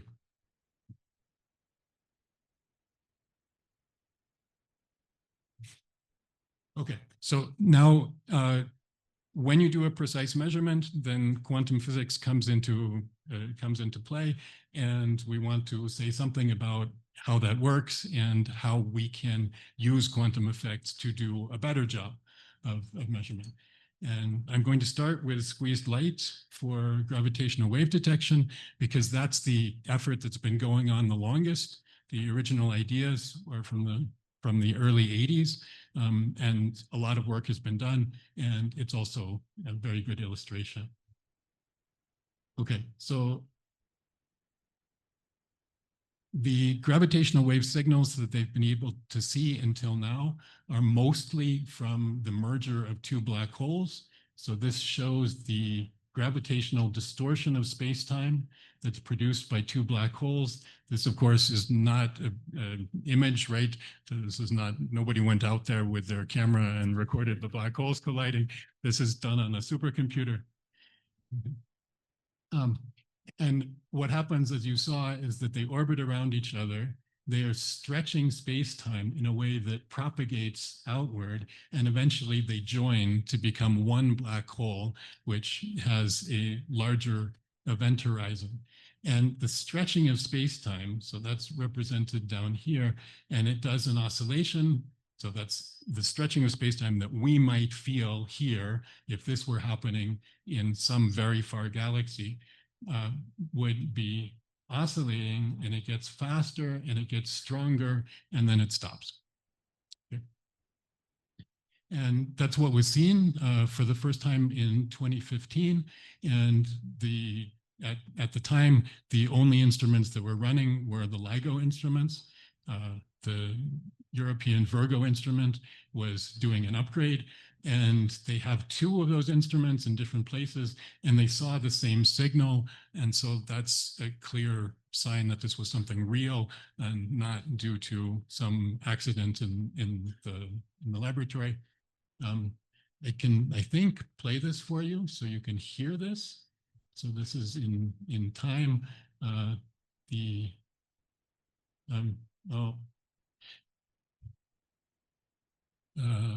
I'm sorry, if there's someone in the, disculpa.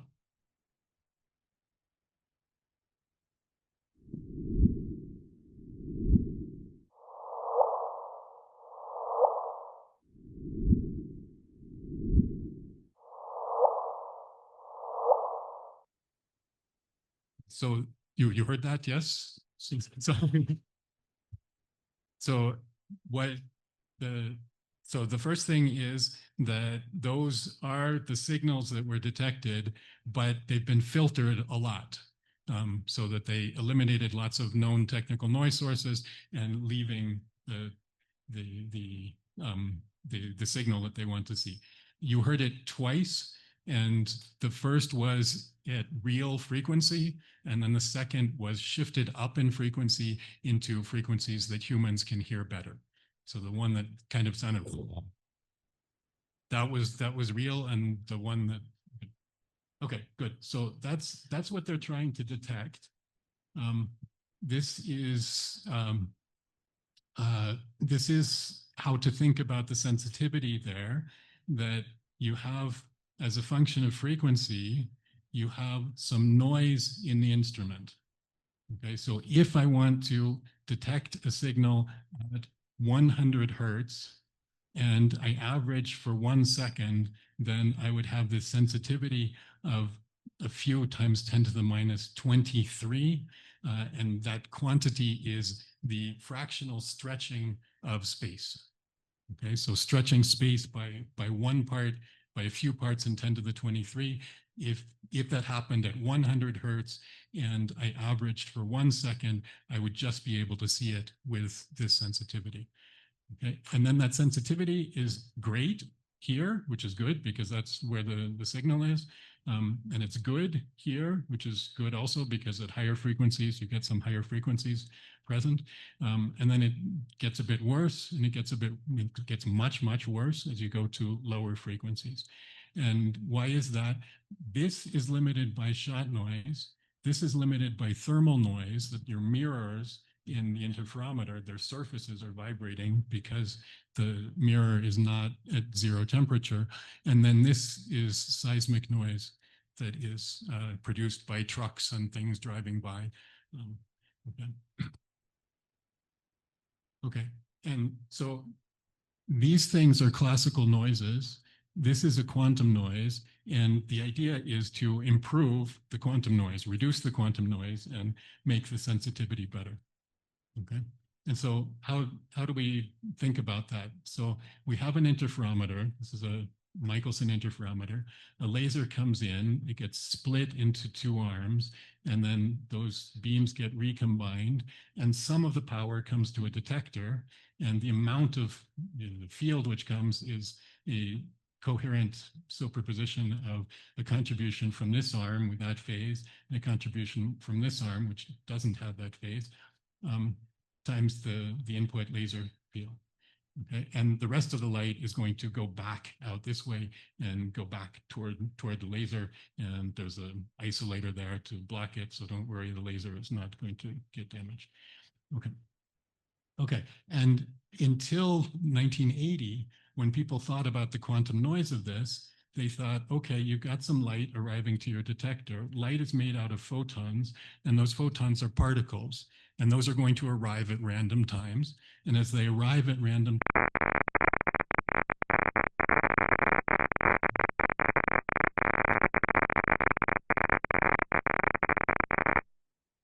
okay, and the shot noise is the noise power is proportional to the average power of the laser, and it's white noise. And that becomes something very simple, and it seems to be immutable. Okay? If you turn up your laser power,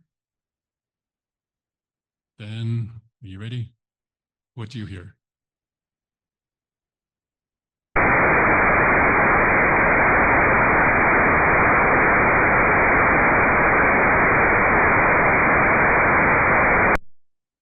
Okay, so you hear the same thing, but louder, right? And now you can hear that it sounds like white noise, right? It doesn't sound like individual clicks.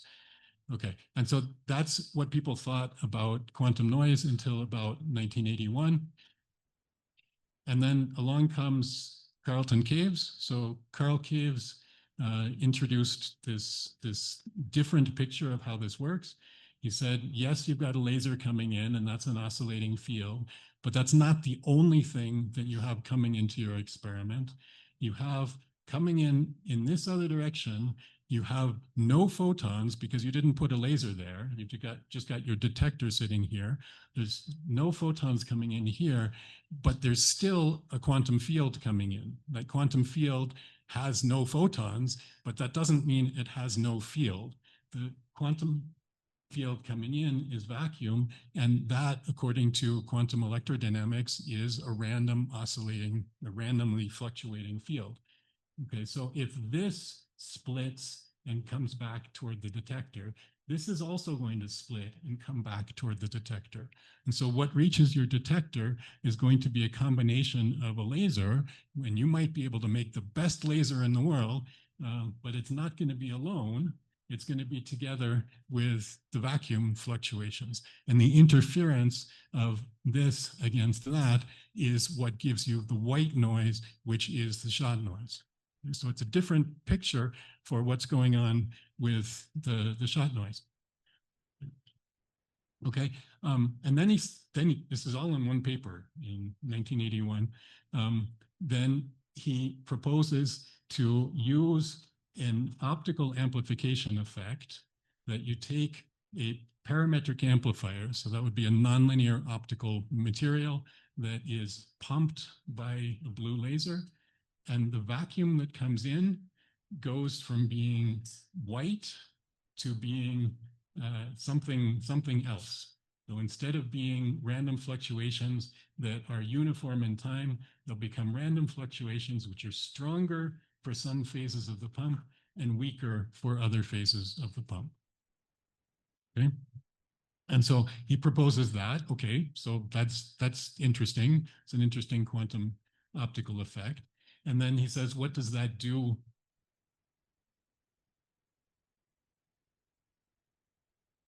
What does that do if you inject that into your interferometer? Well, it's going to split and come back. It's going to join with your laser light. And if you get the phases right, you can get the quiet points to line up with the peaks and the troughs of your laser light. Okay, and so then when you add these together, the amplitude is not changing by as much as it was with the ordinary vacuum. And that means that the power that you detect here is going to be quieter. Okay, so this was the proposal by Caves. It's also possible to do it wrong, that if you inject it with the wrong phase, then you could make those points more noisy. Okay, so it's a phase-dependent effect, and you have to control the phase. Okay. Carol Caves was actually the PhD student of Kip Thorne. So Kip Thorne proposed the idea. It turned out to be very difficult. One of the difficulties was shot noise, and his PhD student said, oh, but there's a solution to that, and he invented squeezing and quantum sensing in this way. And so that's what you would really like in a PhD student, is so that you can make a terrible mistake and then have them fix it for you. That's really the perfect PhD student. Okay, there's also something I'd like to point out here, which is that these two people look very similar from the nose down, and you will see that that's a theme, that looking similar from the nose down in the gravitational wave community. Okay. So I want to show you this. So I don't have time to really give details about this, but this is from our laboratory, where we took a laser and we took some of its light and we frequency doubled it to get our blue pump that goes into our parametric amplifier, which consists of a nonlinear optical crystal here to do this modification of the vacuum fluctuations. And that's put inside a cavity so that vacuum enters here, that it can pass through the crystal multiple times before it eventually leaks out. Okay, and so that's our parametric amplifier. And then we combine that with another part of this laser that plays the role of the laser in the interferometer. And then those co-propagate here, and then we split them using a half-wave plate and two detectors here. And the way this is used, the light which comes out here could go to either detector. The light that comes from the coherent state here, the laser light, can go to both. And so we get an interference in both places. Okay, and it turns out that when you get an interference in both places and you subtract, you're seeing the same effect that they see in the gravitational wave detectors. Okay, and then we put that on a spectrum analyzer, or we put that on an oscilloscope and we measure it. Okay, so on the spectrum analyzer, as we change the phase, so this is the noise level, and as time here, this is as we change the phase, and the noise can be more than it is with the squeezer off, and it can be less than with the squeezer off. And this is squeezed light that we're seeing down here, and this is what's called anti-squeezed light. Okay, and I would like to play for you what that sounds like. Can you, ¿puedes?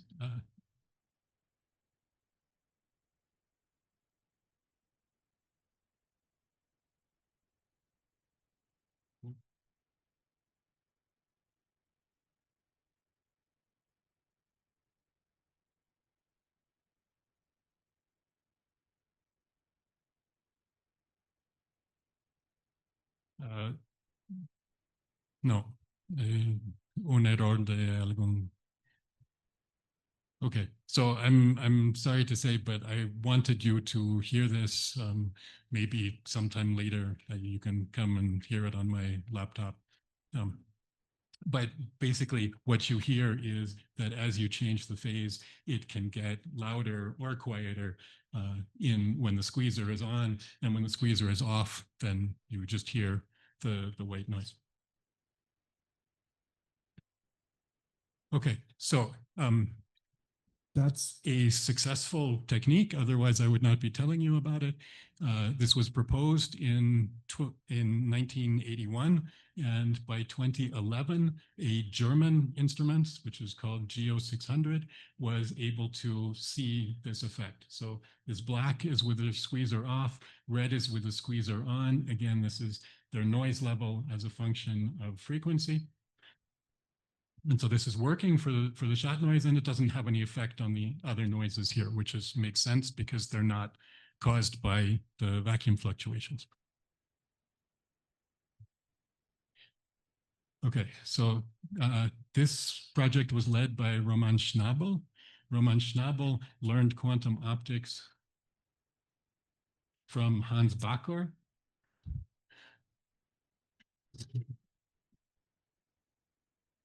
Okay, and then 2 years later, the LIGO itself, which is a much more sensitive instrument, they were able to do this. And again, with the squeezer off, you see this red line. With the squeezer on, you see the blue line. They get about 2 decibels of enhancement in this region, and of course, no enhancement in this.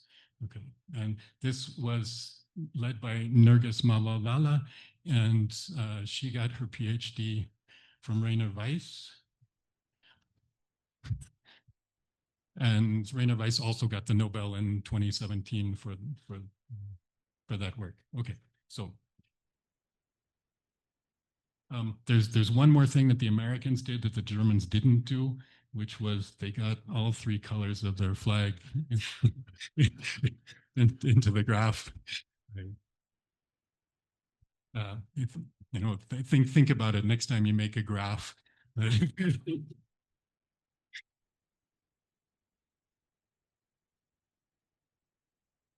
Okay, and then to bring us up to the modern day, so this is now 10 years later, and they have this working really, really well.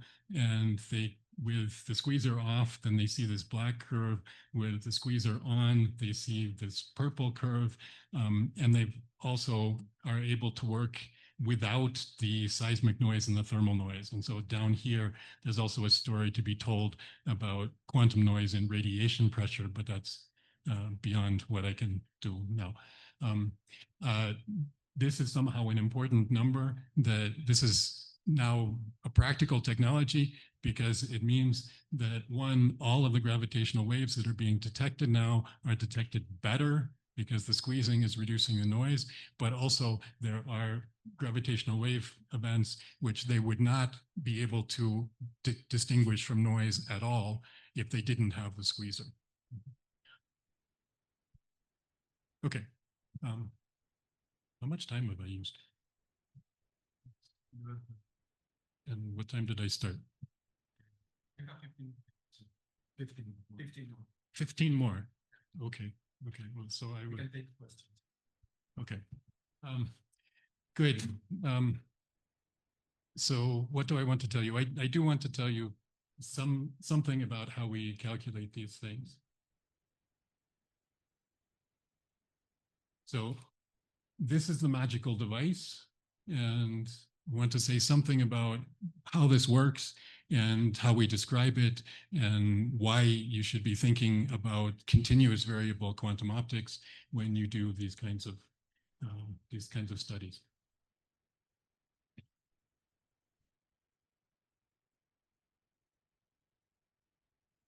Okay, so we're thinking about light.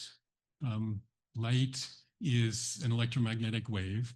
To make it simple, I'll just consider one point in space. So I'm just thinking about how the electric field changes in time.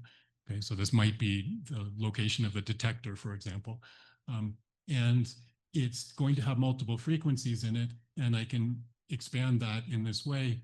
For each frequency, then I can identify a quadrature component, which describes the amplitude of the sine, and another quadrature, which describes the amplitude of the cosine. And so far, all I've done here is to do a Fourier transform of this field using sine and cosine Fourier transform. But then when I go to the quantum field theory, what I learn is that these x and p's are in fact quantum mechanical observables. They are related. Each of them can be expressed in terms of an annihilation operator and a creation operator, where those have the usual commutation relation. And that means that the commutation for x and p is 2i.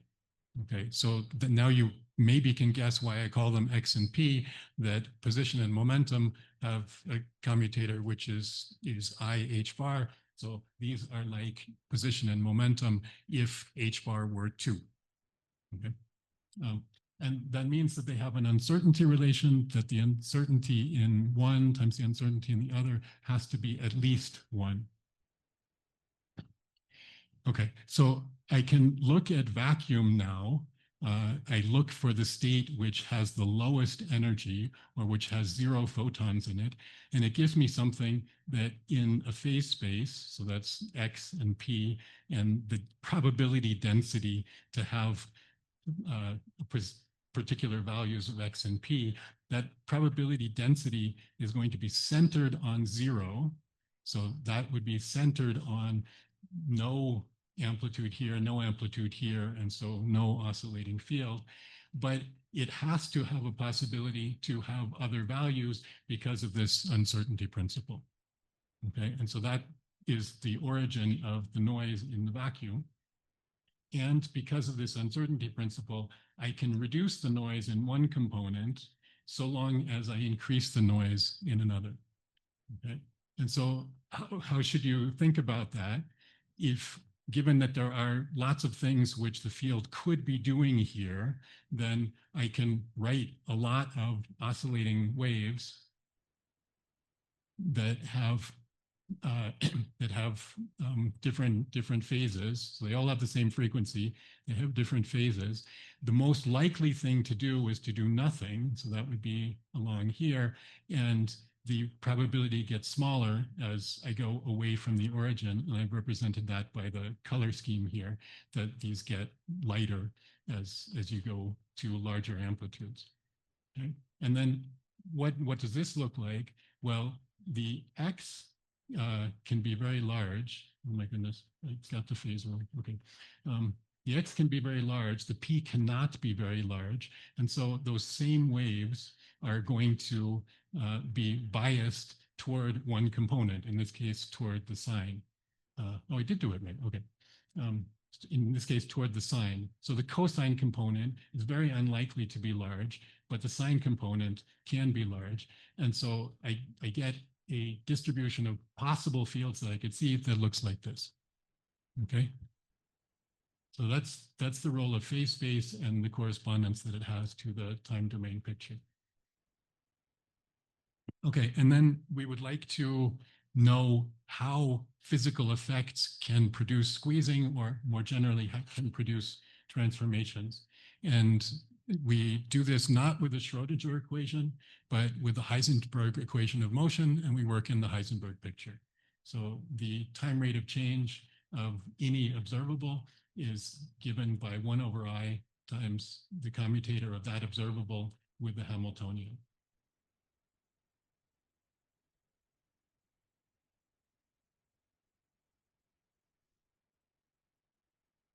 Okay, that seemed to work. Okay, so let's look at a simple Hamiltonian, which is this. And if you remember the definitions, then that's just the Hamiltonian is equal to P. Then I look at the commutator, which is going to appear here. If I want to know the time derivative of x, then I need the commutator of x with h bar, and that I can calculate is 2i. I could also just calculate this as the commutator of x with p, since I know that the Hamiltonian is p, and I again get 2i. And that means that the time derivative of x is 1/I times 2i is 2. Okay, so it's a simple constant. Okay, and so what would that mean? That means that if this is the phase-space distribution at time 0, then as time goes by, then any point on the space-based distribution is going to increase. So If I consider the possibility that it started here, then as time goes by, X is going to increase. It turns out that P doesn't increase. That maybe is obvious because the commutator of P with the Hamiltonian is 0. And so as time goes by, our phase-space distribution is going to move. Okay, so questions about the math there? No? Okay, so now if I want to get squeezing, then I need to use a different Hamiltonian, and that Hamiltonian is in fact this. It has X times P and P times X in it, and it's also equal to this combination of annihilation and creation operators. And then if I calculate the time derivative of X, I need to take this commutator, and that commutator, I have an X here, I have an X and a P here. So you can probably believe me that the commutator of this with these is going to be something which still has X in it. It gets the 2I from the commutation of X and P, and it also gets the X. Okay, and then also the commutator of X with PX is the same. And so I get two I's here and divided by 1/4I. So ddt of X is just X. And if I do the same calculation on P, I get ddt of P is minus P. Okay, so now what happens here? This is, again, my vacuum. And this transformation means that if something has positive X, it's going to move to larger X. If it has negative X, it's going to move to larger negative X. If it has positive P, it's going to move towards smaller positive P.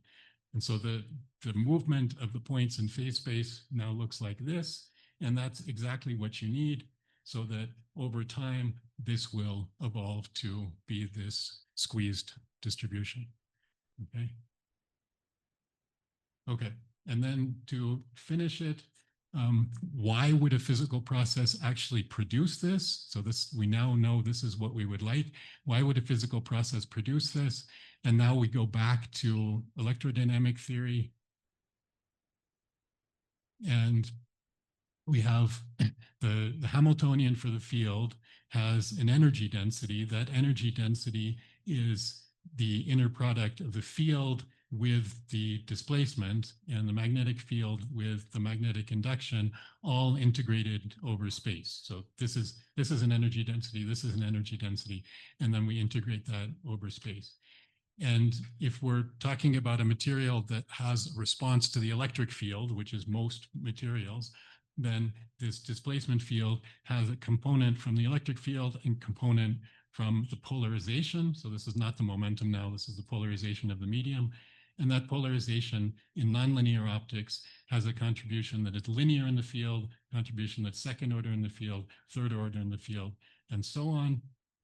And that means that the Hamiltonian is going to have something in it which has an E dot this. It will have terms that have the third power of the electric field in it. Okay?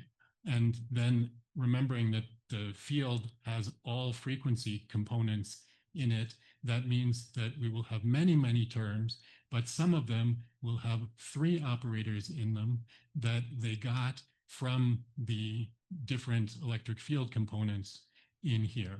And in particular, there will be some components which have an annihilation operator for a pump photon and creation for 2 vacuum photons, and the Hermitian conjugate of that also. Okay, so the Hamiltonian will contain this, and it will contain a lot of other things, but this is what is going to do the work for us.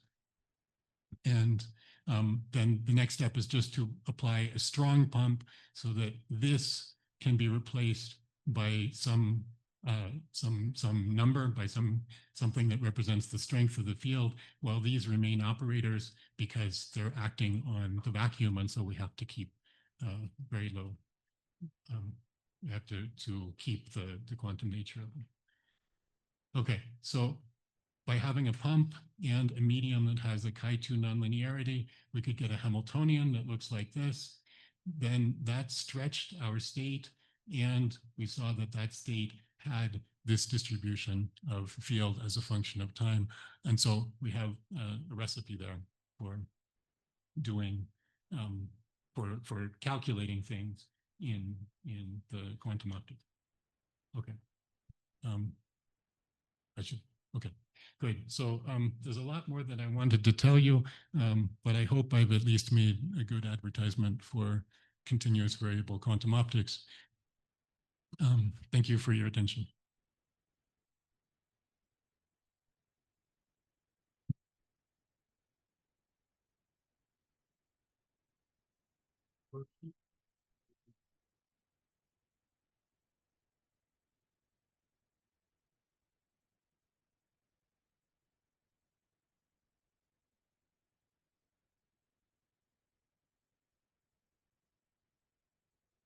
You could just repeat the question. I can repeat the question, yes.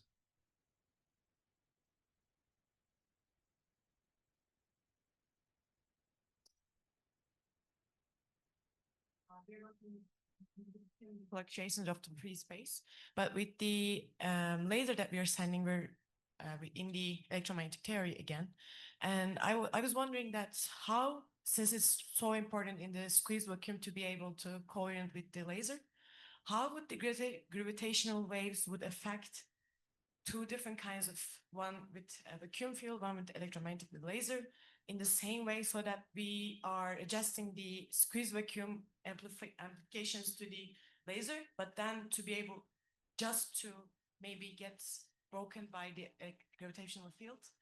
I don't know if it's a true theory, but I was just imagining this. Okay.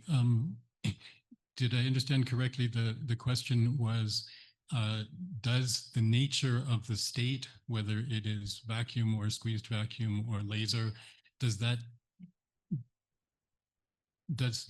change the interaction with the gravitational field? Okay. So I guess I think in principle, yes, there is an interaction between light. Light has energy, and so it generates its own gravitational field. And so in principle, there is an interaction there which would go in both directions. However, the gravitational field of the light is really, really tiny. And so that's something which is negligible. So we don't have to worry about how the light affects the gravity. We do have to worry about how the light affects other components of the interferometer. So when I didn't talk about this, but in the interferometer, it has mirrors to build up the light, and that's so that the light makes many passes and it experiences the phase shift many times. It also means that the light will push on these mirrors, right? And that pushing on the mirrors is an effect called radiation pressure, and it's also affected by quantum fluctuations, and it's affected in the opposite way, that if you get better at measuring the phase that's imparted because you've reduced the fluctuation in the quadrature that is relevant to that, you end up increasing the noise in the quadrature, which matters for the radiation pressure. What they did in 2023 was really amazing, because they found that one quadrature matters at high frequencies, another quadrature matters at low frequencies, and they managed to squeeze differently for the high frequencies and the low frequencies, so that they're always squeezing the one that matters at any given frequency. So, but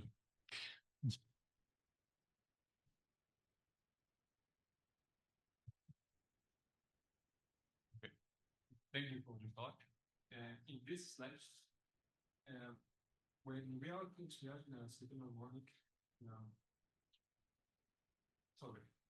second order non-linearity, we are considering that the pump of the vacuum generate a second harmonic, or not? Or how do you avoid or consider this for the noise problem?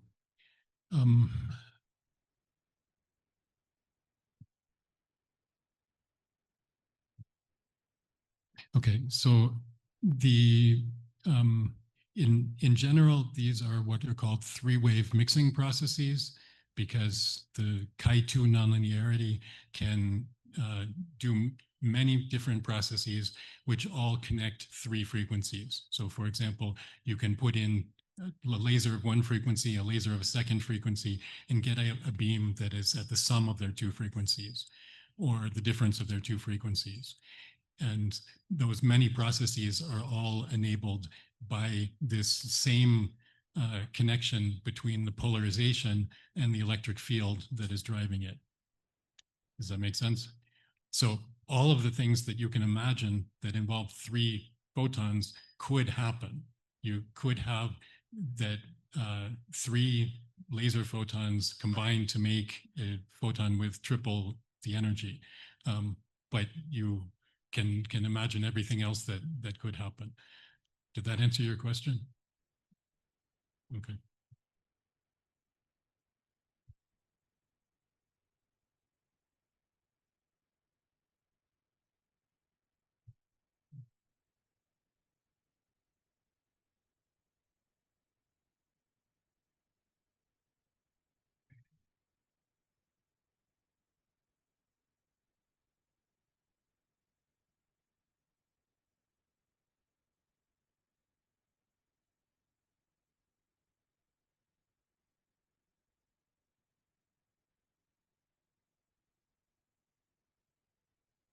Right. So I need a material that has a Chi2 nonlinearity. So that's a crystal then, which has a broken inversion symmetry. So you imagine a crystal that's made out of molecules that are triangles. That's not the same if you invert it, be pointing down. Okay, and that's a requirement of symmetry in order to have this kind of nonlinearity. But there are many crystals of that kind. In the laboratory, we use a crystal which is called KTP. So it's potassium titanium phosphate. And you just order that from a company and they send it to you. And then you send your lasers through it. And then in our system, we also put a cavity around it. So that is 4 mirrors so that the vacuum can circulate multiple times, because it gets a little bit of squeezing from each pass through the crystal, but we make it do about 70 passes in order to get more effect, more squeezing.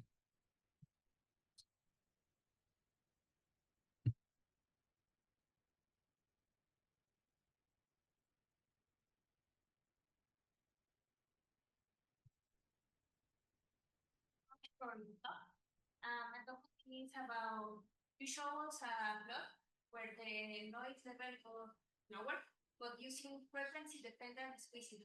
How do they add the frequency dependent factor to the experimental setup and show us?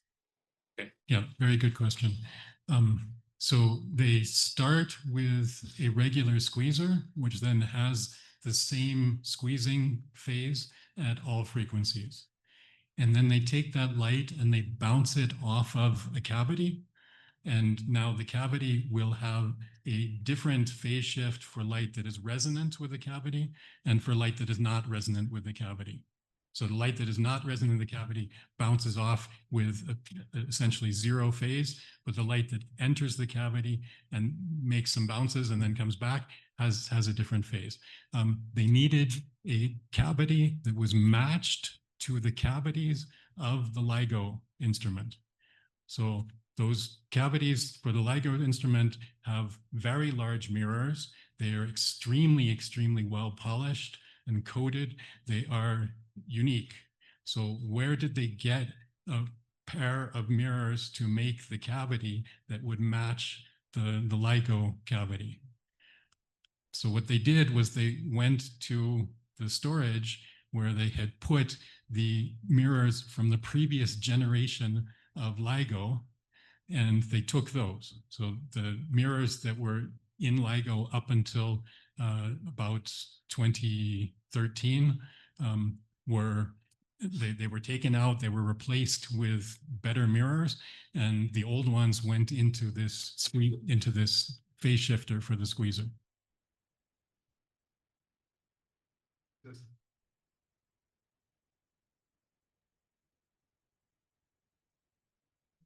same picture.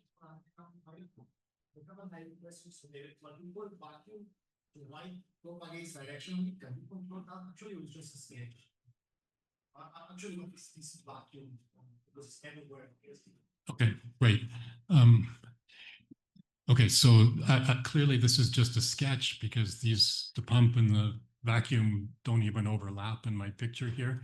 But in practice, what happens is you send a Gaussian beam of light through the crystal, and that will have a squeezing effect on a Gaussian beam, which has the right beam shape to be, let me say this the other way.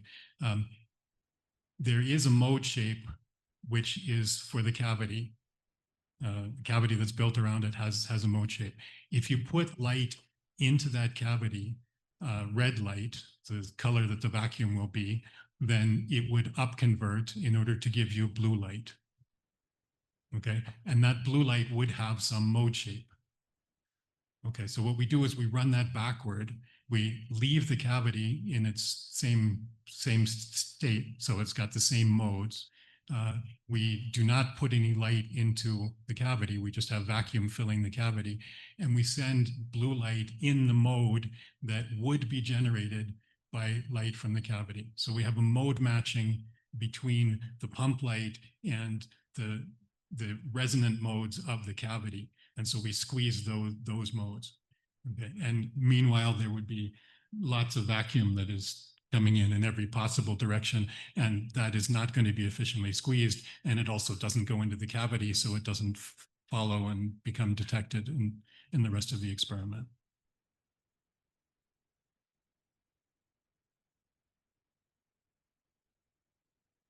I have a question about the optical setup. Then you showed that you subtract the signals of both detectors.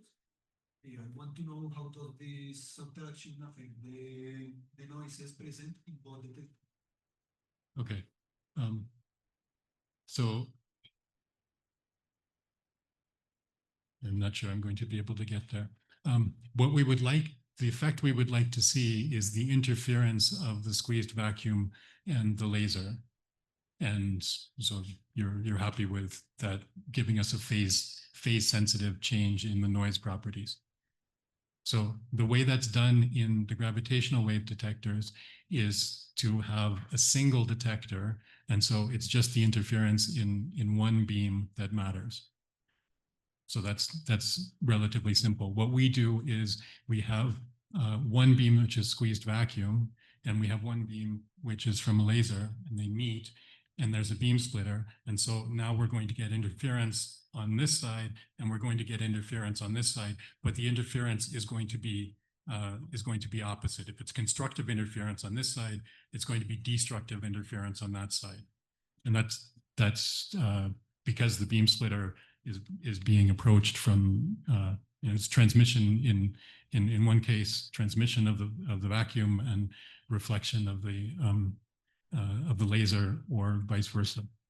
Okay, and so then we get a situation where the noise fluctuations that are seen by this detector are the negative of the noise fluctuations that are seen by this detector. And then when we subtract those, then we're again seeing all of the noise that we get from interfering the laser against the vacuum. Does that make sense? Okay. It doesn't really amplify it. It just it allows us to detect all of the laser power that we use. In the gravitational wave detectors, they don't want to detect all of the laser power that they use because it's a very powerful laser. They want to detect a small fraction of it. And so they do a trick which is called dark fringe detection, where most of the light goes back toward the laser, a little bit goes toward the detector. And in that condition, you only need one detector, and you are interfering all of the squeezed vacuum against this laser light.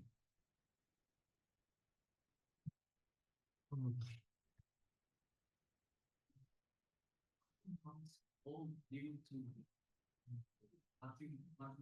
equations, or are there other sources of noise, quantum noise, and can we treat them in the same way?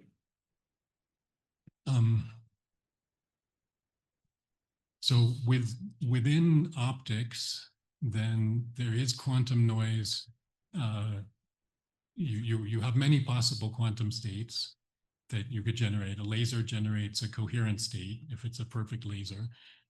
Vacuum you get by blocking all of the light, and you could also have other things like single photon states.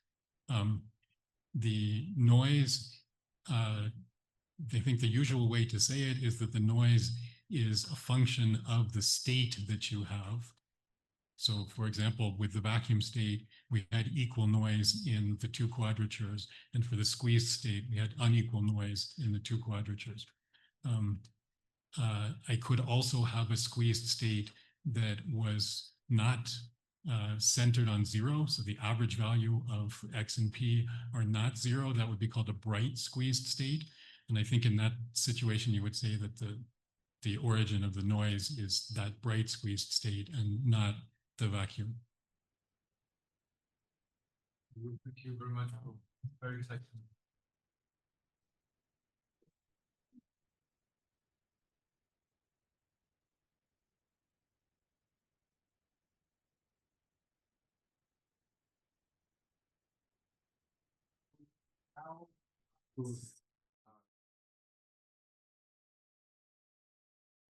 All right. Very nice meeting you all. Thank you very much to the organizers for the invitation. And okay, so this is supposed to be a workshop school on light matter interaction.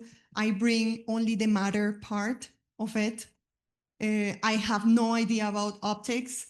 So any questions you have about optics, I will direct you to Julian. So he will answer all those questions. So I'll bring all the matter perspective on it. And I'm going to tell you, I'm an experimentalist. I do experiments. I synthesize my own materials. And I'm going to show you a very concrete example on how these strongly correlated states that Julian has been telling you are realized in a real material. And I'm going to, the idea and the goal here is to arrive to the following story. If you fall asleep along the way, that's okay. This will be the most important slide of this presentation. So what we are going to do and what we do in the group I lead in Universidad de los Andes is the group of quantum materials.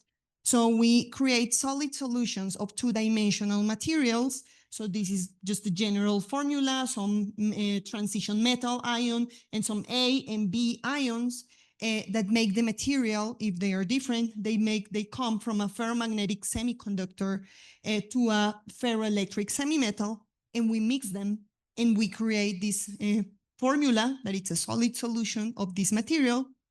And it turns out that mixing this material promotes a lot of defects into the crystal. And these strongly correlated states that I'm going to tell you about today the key to the existence of these states are actually these defects that are summarized in this delta parameter. So with this, we have created a multiferroic semiconductor in this compound, and the multiferroicity is the presence of the simultaneous presence of different ferroic orders that I'm going to summarize in a bit. So we see ferromagnetism, which is the magnets that you have stick to your fridge. Those are ferromagnets. And then you have a ferroelectric material. So all those piezoelectric materials that you have around, many of them are actually ferroelectrics, materials that that deform in the presence of a voltage or an electric field. And then if you have the simultaneous presence of both of those systems, there are many applications that you can take out of that. And then the mechanisms for the multiferroicity for both the ferromagnetic and the ferroelectric states come directly, and they are directly related to these defects that we have in the system. So I'm going to tell you how this story goes. So I'm going to go really, really fast along these first slides because I see there are some concepts that have been that you are related with. I guess the level here, the general level is like senior undergraduates. So I'm just going to go really fast.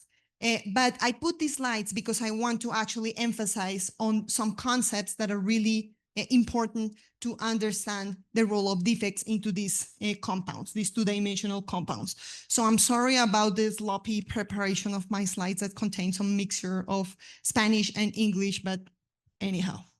So basically the way I understand magnetism and these strongly correlated states is very naive. My vision of physics is very naive.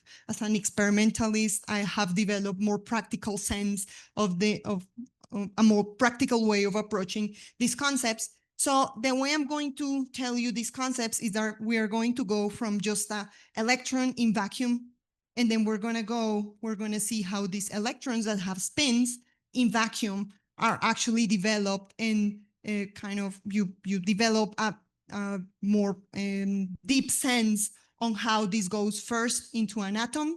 We calculate a total spin of an electron in an atom, taking into account the orbital and magnetic moment.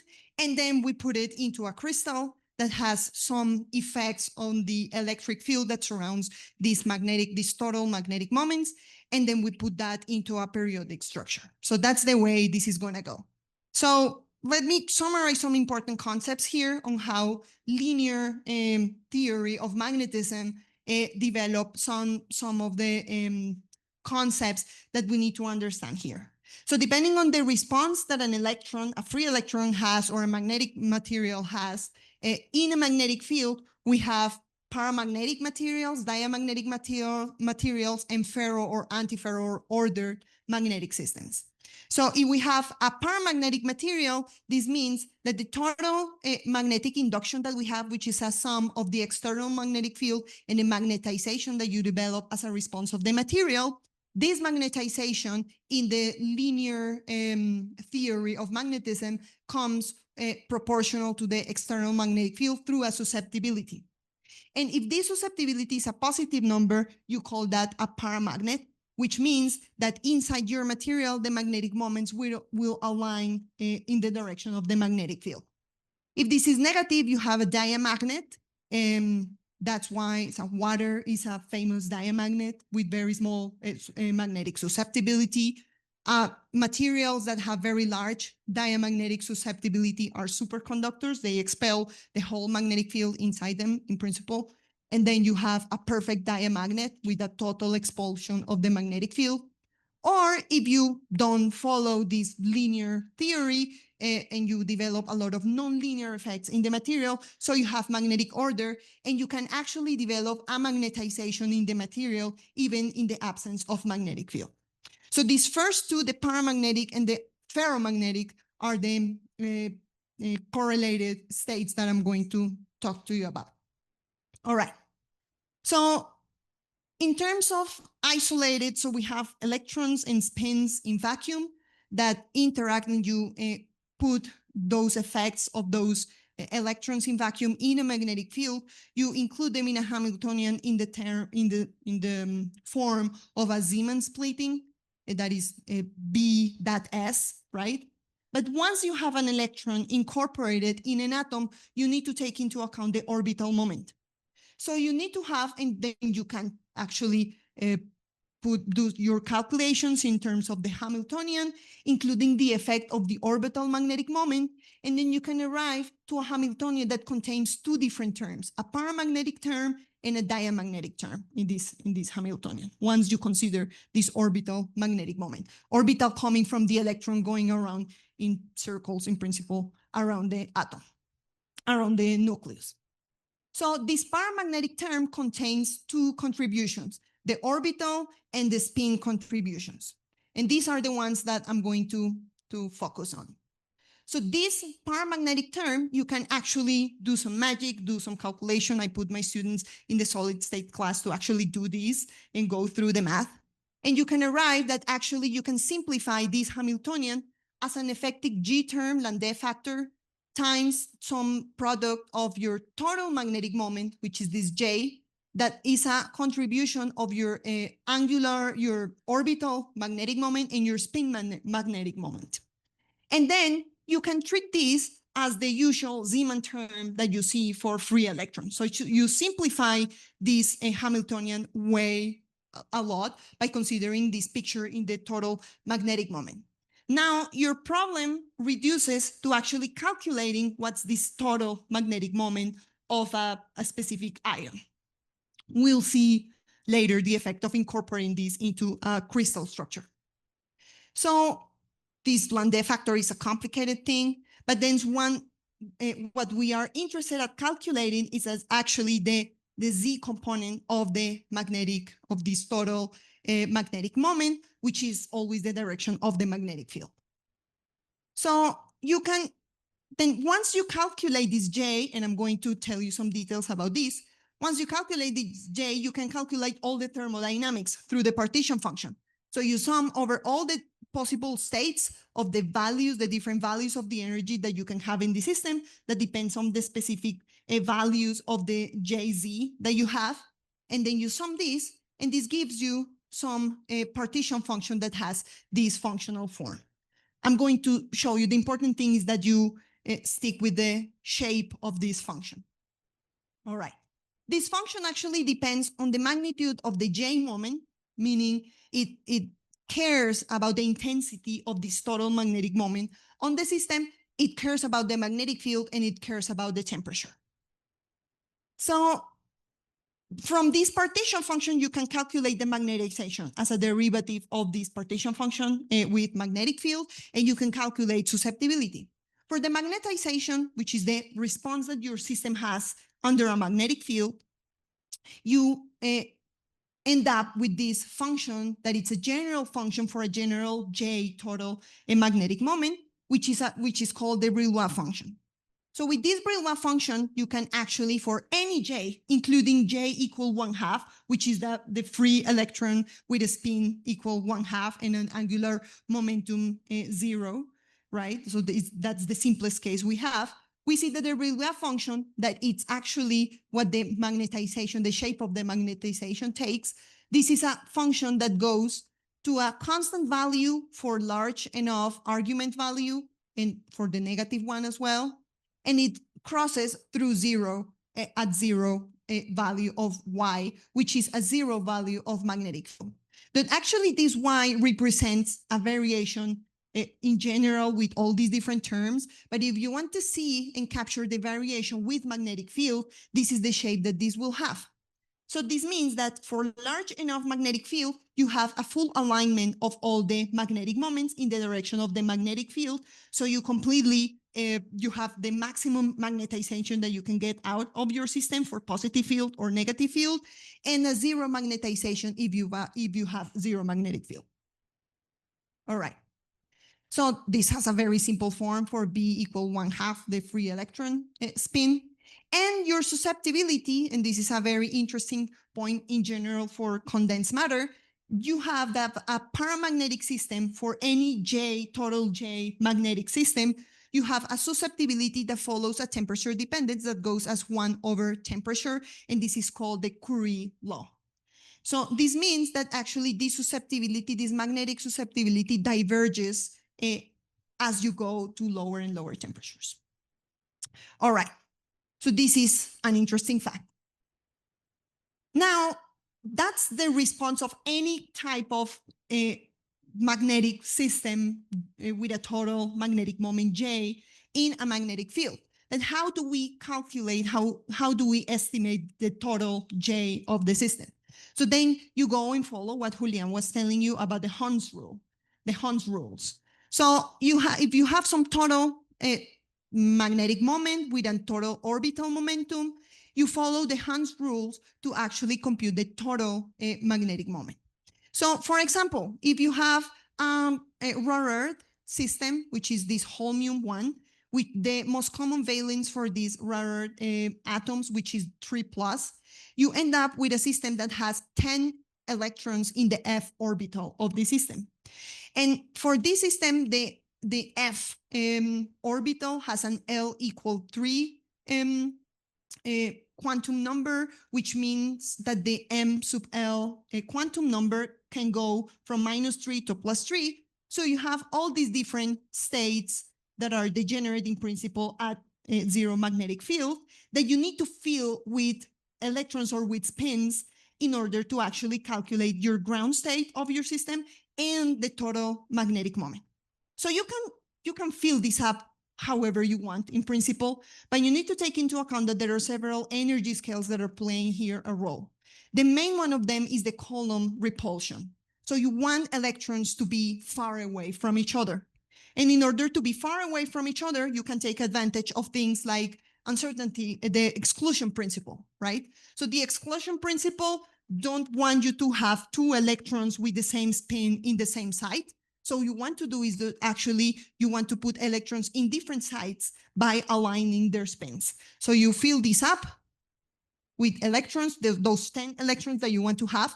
You first fill all the different ML states with all the spins aligned in one direction, and the ones that are remaining, you don't have another option but to put them in the other, with the spin in the other direction. But you can put these other spins in other directions in different orders.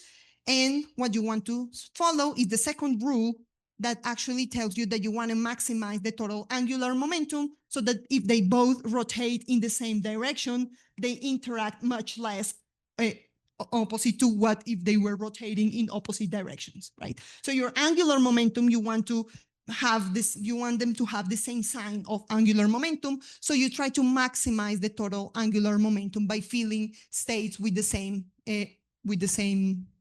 M sub L order. So you want to fill them up at the highest M sub L, right?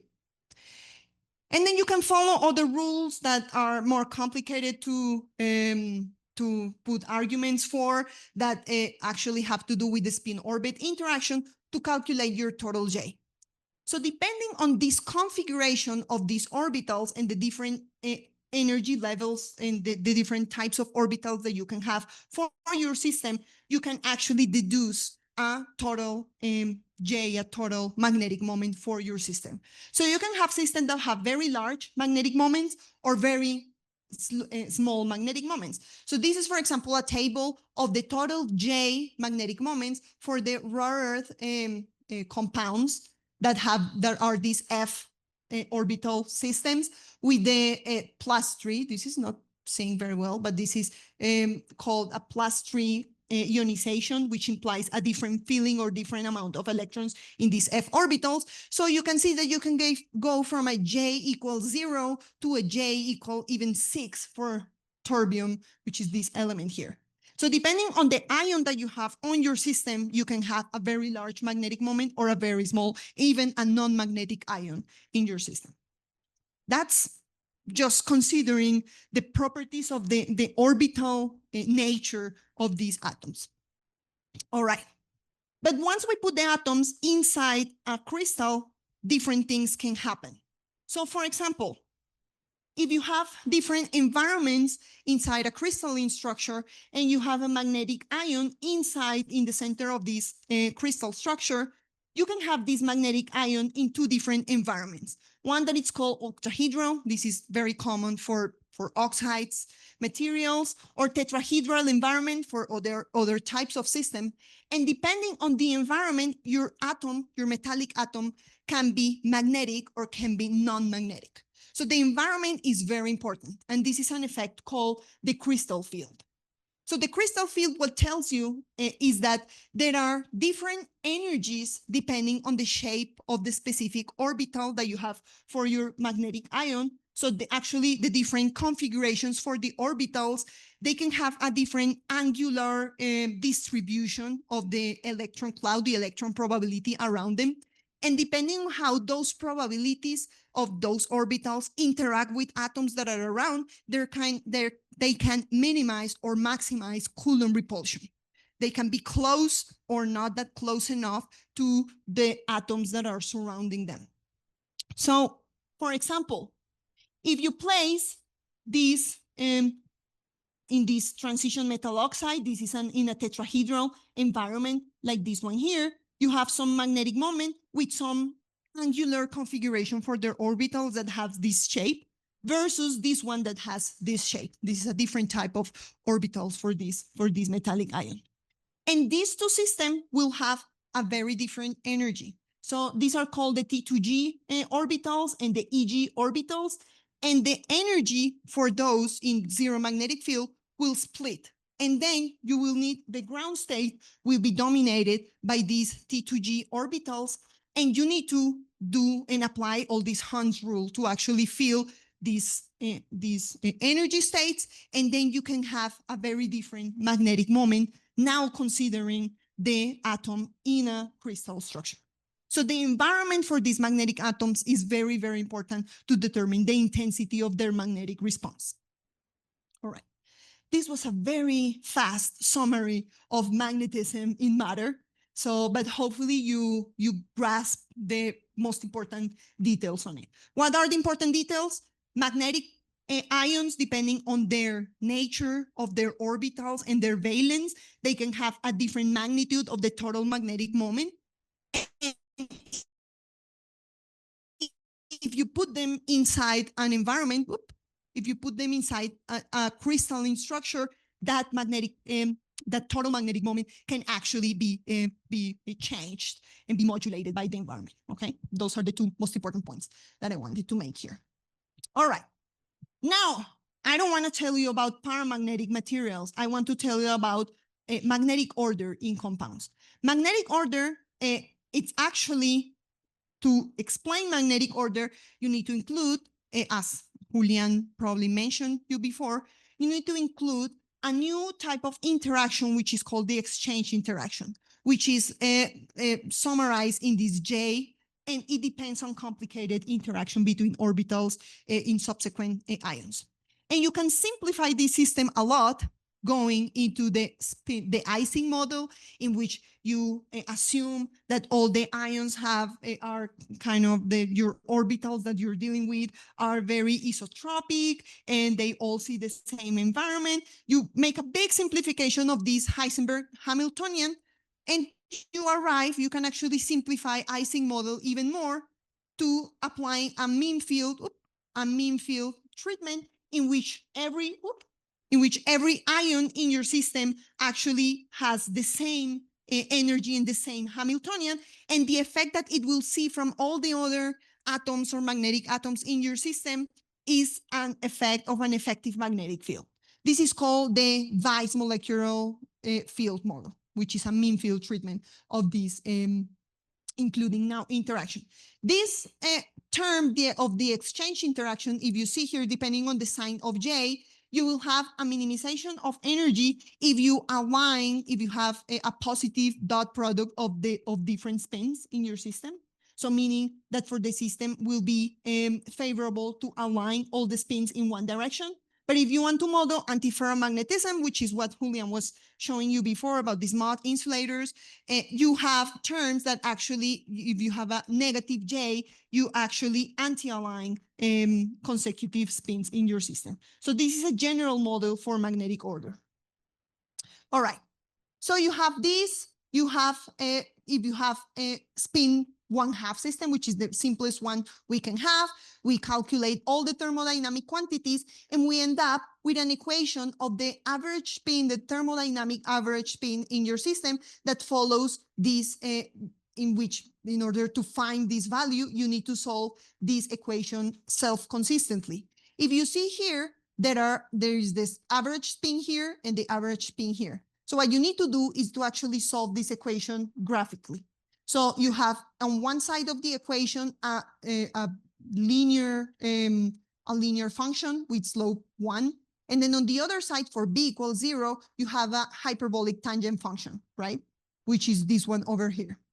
And this hyperbolic tangent will depend actually on the slope of this function is actually, it depends on this beta value, which is 1 over kBt.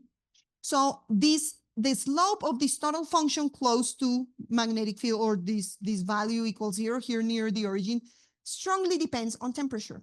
So you can have two different solutions. You can have a solution for which these two curves only overlap at 0 value, meaning that the thermodynamic favorable value of this average spin is 0, a non-magnetic system, or one in which these two curves cross at different values, at a finite values of this average spin.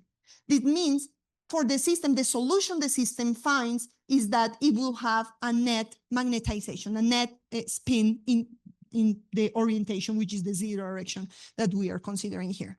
And it's the same to find a plus value for this average spin and a minus value for this average spin. And this happens below a temperature, which is called the Curie temperature.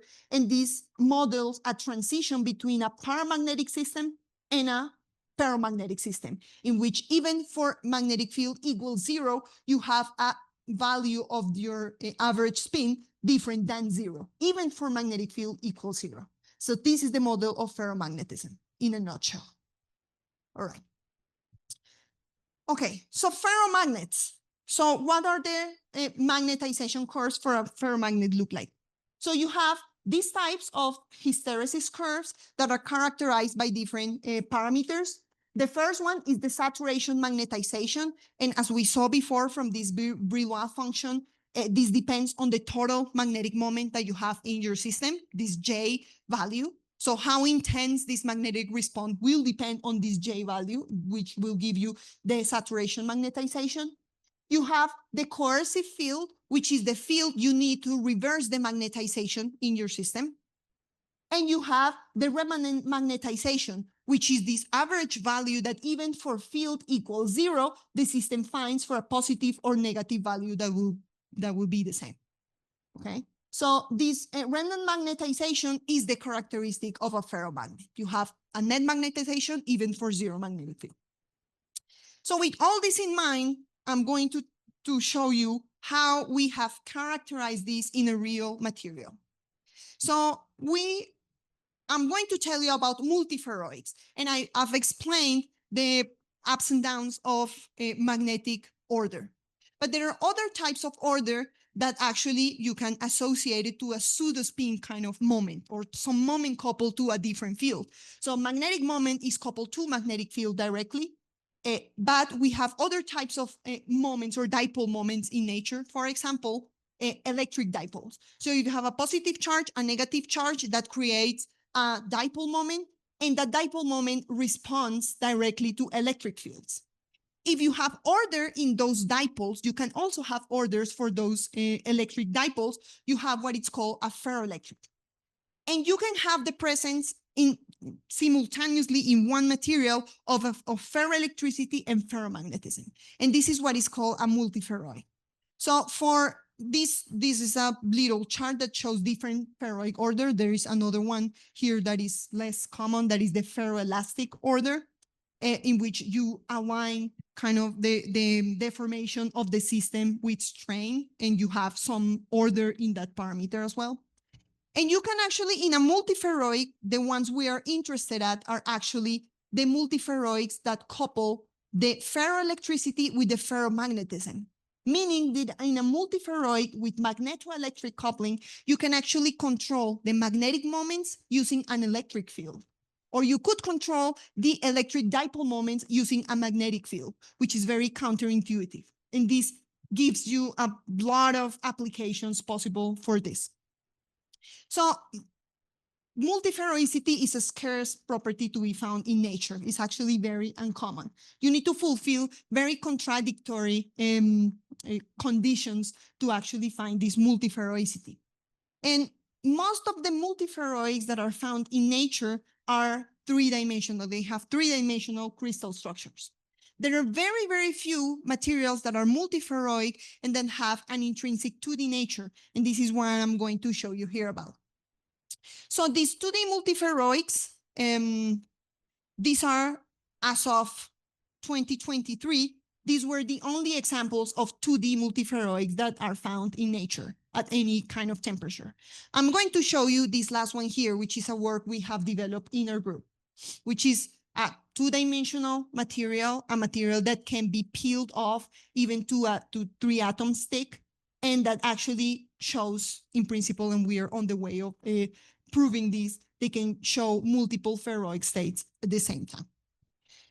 This material belongs to the family of material of the transition metal dichalcogenides, which are materials that are composed of some metal ion, which is here a transition metal, the ones in group B of the periodic table, with two chalcogen atoms around, two planes of chalcogen ions, which are the ones in the column of oxygen, meaning sulfur, selenium, tellurium, and other radioactive ones that we don't care about or we don't want to deal with. And then these materials have van der Waals interaction between layers. These van der Waals interactions are much weaker than the covalent bonds that hold these kind of units together, and you can peel them off until you get to a single monolayer of this type of crystals. And they have multiple applications in terms of optoelectronics. Professor De Luna will tell you something about that tomorrow and on Thursday. And they have many optical properties that are very, very interesting. So what we have done with these systems is that actually I'm going to skip this very quickly. What we have done with these systems in order to find this multiferricity is follow a recipe that was not a secret to anyone. It was a common kind of recipe in the world of three-dimensional multiferroics, which is alloying materials. So if you want a multiferroic, you mix a ferroelectric and a ferromagnet and you hope for the best. So that's exactly what we did. So this has been tested in the three-dimensional world for quite a while. So we did exactly that. In principle, we have some 2D material that is ferromagnetic. We mix it with a ferroelectric and we create a solid solution which has this general chemical formula, and we grow single crystals out of that. These are some sample of our single crystals that we have here that we synthesize by some common methods in the field. And we create these types of crystal structures. So we have our metal ions in the middle, our chalcogen ions. And what we do is that we replace these purple atoms with some green atoms. Whoop. Meaning we take out this purple, we put a green. And in the process of doing this substitution, we promote a lot of vacancies in the system. And we are kind of elaborating on this understanding of the system. There can be not only vacancies, there can be other types of defects that can actually make this material multiferroic as well. But I'm going to focus on the role of vacancies here. So this, in general, this formula or this spirit can actually be generalized for many of the members of the dichalcogenide family. So for example, we have tested and characterized this one the most, which is the mixture between tungsten diselenide and tungsten ditelluride. But we can do with any other members of this family. So Ramon here, which is a student of my group that is in this conference, it's testing tungsten disulfide and tungsten ditelluride to see if it is also multiferroic, and so on and so forth. So we are in the process of seeing how general this behavior is. So I'm going to show you the results for the tungsten for this solid solution. So we see that actually the crystalline structure for this material, I didn't have time to show you in detail, but it's a crystalline structure that makes the metallic ion non-magnetic. And we know that it can be magnetic or non-magnetic depending on the environment. So for the typical crystal structure of this compound, the metal should not be magnetic. And that's the crystal structure that we find, a non-magnetic crystal structure. All right. But we see that the crystal structure, through some diffraction pattern, that we see there is a shift as you dope more tellurium into the system and you put more vacancies, the crystal structure expands, it grows in size, but it holds the original crystal structure for which the material shouldn't be magnetic. All right. But we see beautiful magnetism. So how that can be? So we see two contributions. We see a diamagnetic contribution, which means that this magnetization versus magnetic field has a negative slope, and we see some hysteresis loop in the middle. This diamagnetic contribution actually comes from oxidation effects in the sample, some aging effects, we call it. So these aging effects we tested because once we grow the crystal, we take it out of the furnace and we put it into the magnetometer, we don't see this diamagnetic response. But as time passes, we can see that this diamagnetic slope starts to develop, like here. So this is one of the contributions. So But the other one, if we isolate now the ferromagnetic contribution, we see these beautiful hysteresis. And we see that these hysteresis grow as you put more doping into them. If you want to know what's the leading role of each of the components of this, you can actually study how, for example, a typical parameter for the magnetism, which in this case is the coercive field, which is the field you need to switch to the other polarity, the magnetization, which is this field here that opens this hysteresis. You can study how that evolves as a function of tellurium doping or as a function of vacancy in the system. So you start measuring samples with different of those two parameters, and you see big hysteresis, and you see how they evolve as a function of X and delta, and you see that actually as a function of delta, it has a monotonic increase, which does not happen with the tellurium concentration.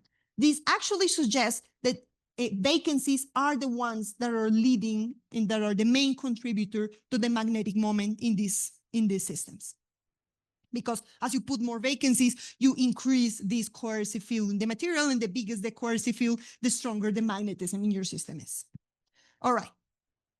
So we performed some beautiful calculations with our theory friends that did some computational work, literally from the simulations, taking out atoms, taking out vacancies. This is very hard to do, actually, to convince a theorist to actually do something that we are seeing in the experiment, because this is way too complicated. If you want to take atoms, the effect you are doing is that actually you're increasing your unit cell by a lot of atoms, and simulating what hundreds of atoms do, it has a tremendous computational cost. So this is very difficult to do. So I was very lucky to find the people that actually believe what we were doing.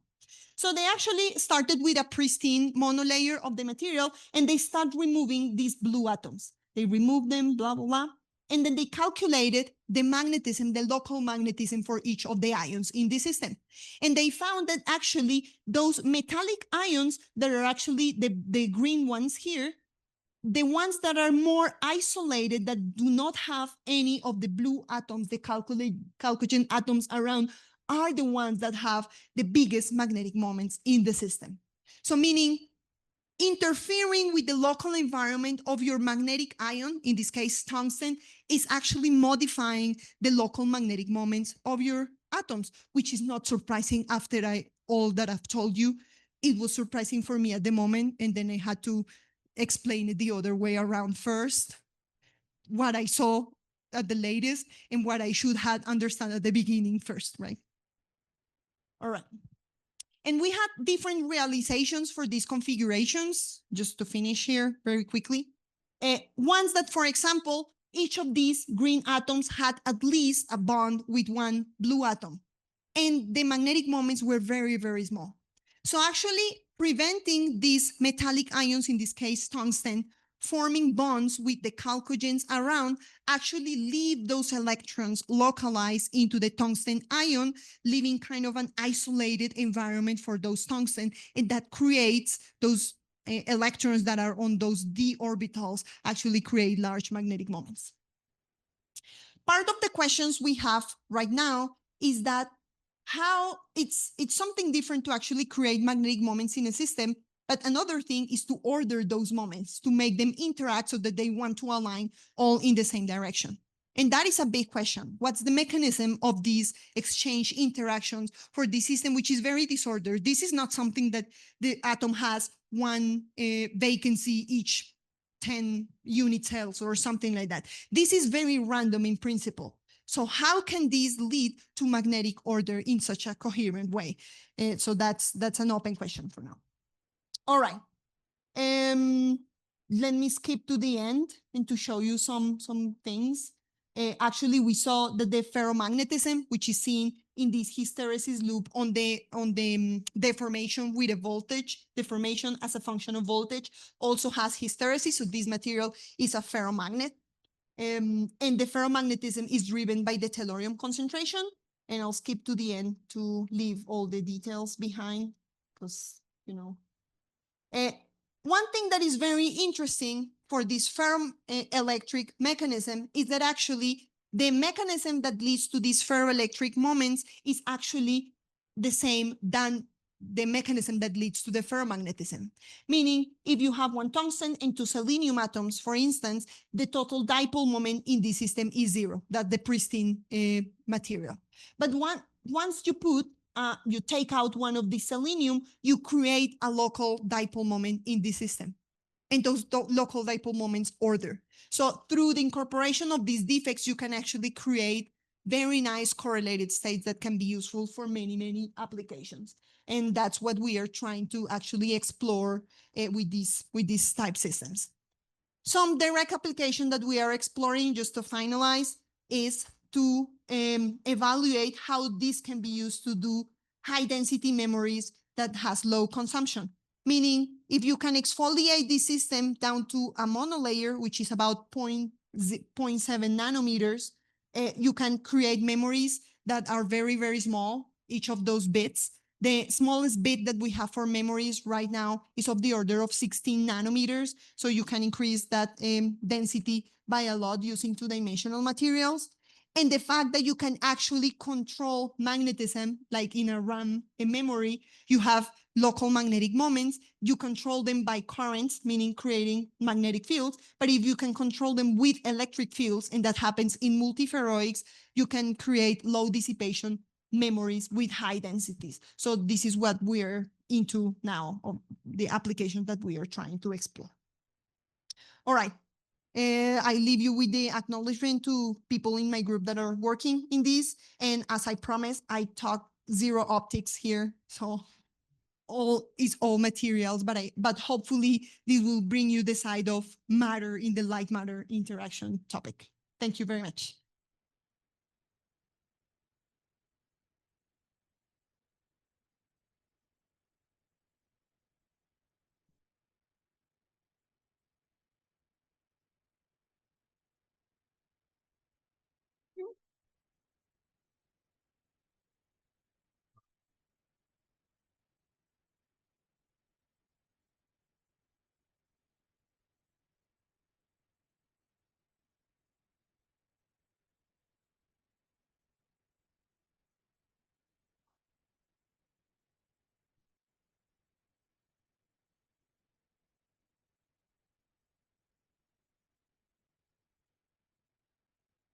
Yeah, no, that's actually a very deep question.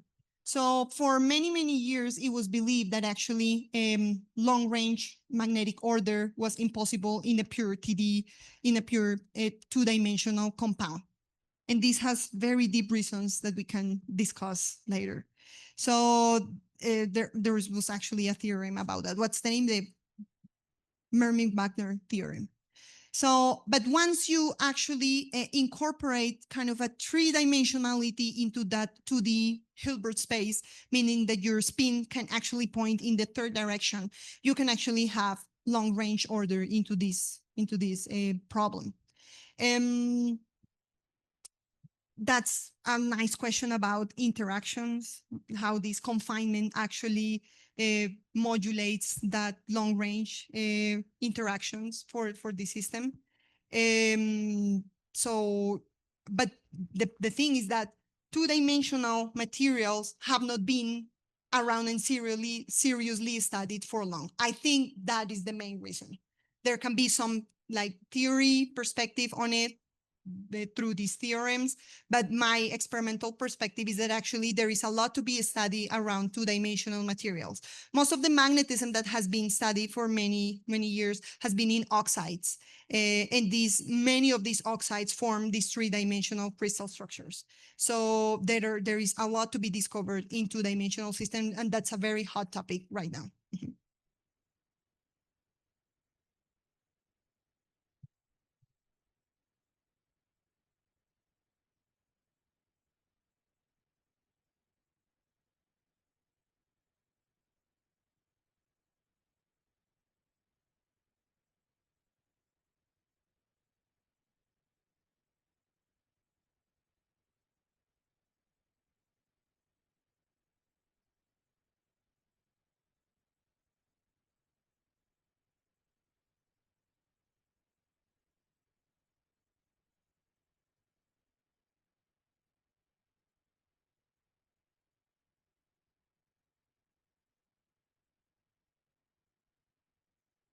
I mean,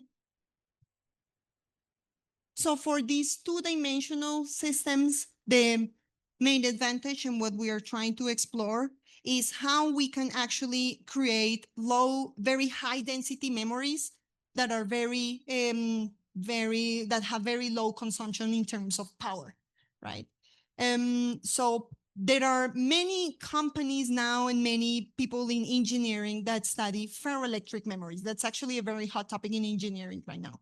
So ferroelectric memory saves information not in the degree of freedom of magnetic moments, but in electric dipole moments. And you can create what it's called memristors and all sorts of things around those ferroelectric memories, but most of them are based in three-dimensional oxides materials. The problem is that when you confine a system in dimensionality, and this is related to Catalina's question before, you actually enhance so much interactions that you can actually destroy long-range order in your system. So if you confine your system to be so the smallest node right now for practical memories is of the order of 16 nanometers. You cannot have a memory that stores information in less than, on a bit that is less than 16 nanometers. But you could, in principle, do that by confining to 0.7 nanometers, like here, if you actually confirm that you have these ferro states in one monolayer of these types of systems. So this would be the advantage. That this material, because their crystal structure is intrinsically 2D, there are very few steps that you need to do in order to reach a purely 2D system that the electrons are already semi-confined in these planes, right? The conductivity is very anisotropic and the properties of the system are generally very anisotropic. So the effects that they will see are not as strong as in three-dimensional materials once you confine them. So this will be the main advantage. And this would be interesting to actually do it if you can control magnetic bits with electric field. You can save a lot of power of the order of four orders of magnitude of power in this process of controlling with electric field instead of currents. Mm-hmm.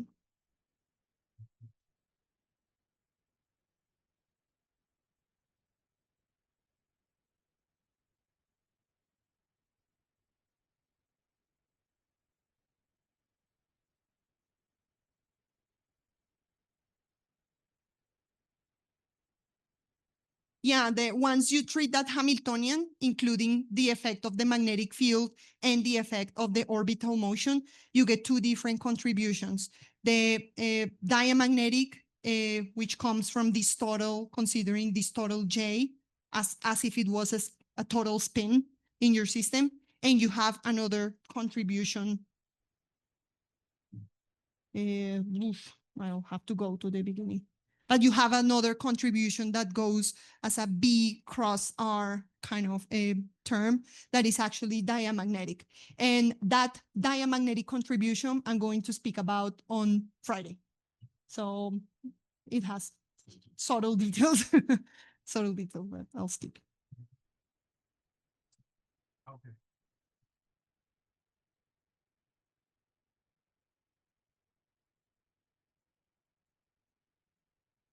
That would be the idea.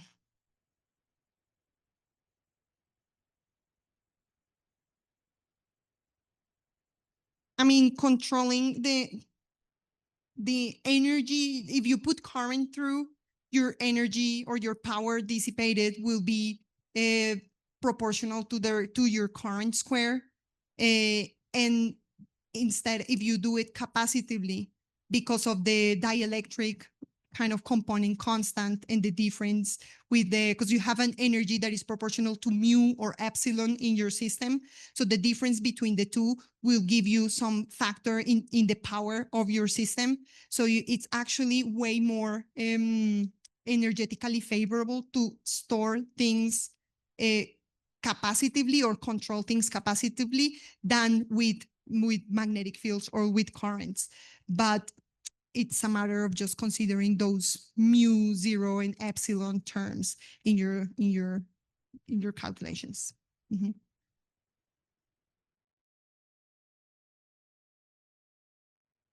Okay. Yeah. So maybe it's a good moment to start. So welcome back to the school. I hope you had a tasty meal.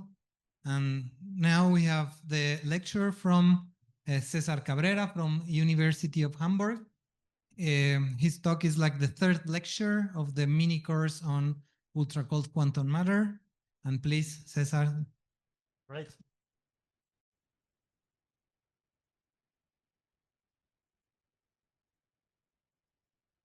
So first of all, I would like to thank the organizers for the invitation.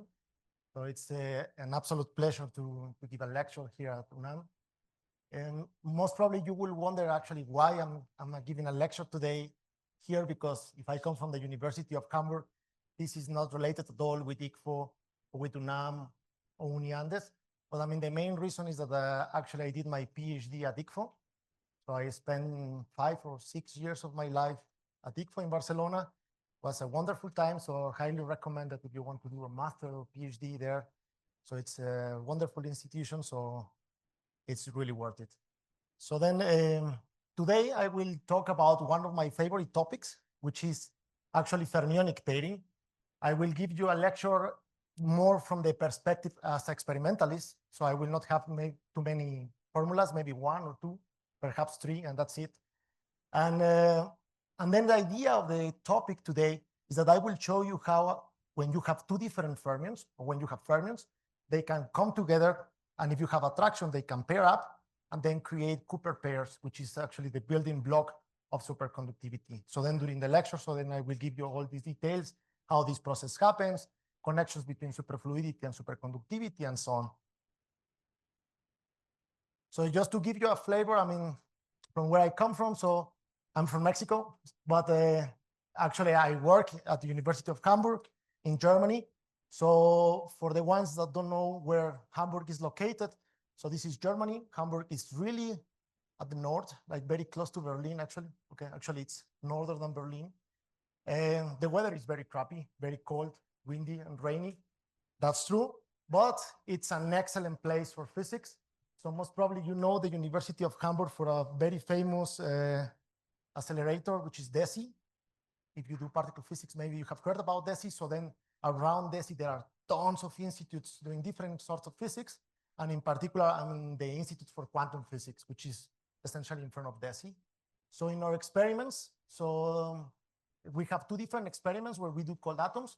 One that essentially we study how fermionic pairs work in low dimensions, let's say in 1D or 2D systems, which is the things that I will explain today. But then also we have other experiments where we are really able to control and manipulate single atoms. We can really trap one atom by one and then really control and arrange them in the structure that we like. So most of the things that I will explain to you today were performed by different PhD students that have been in our labs. And yeah, essentially I'm presenting the work of a team. So it's not just the things that I have been doing alone. So then, I mean, this is just the outline of the things that we have been covering this week in this school. So Jorge explained already laser cooling, quantum degeneracy.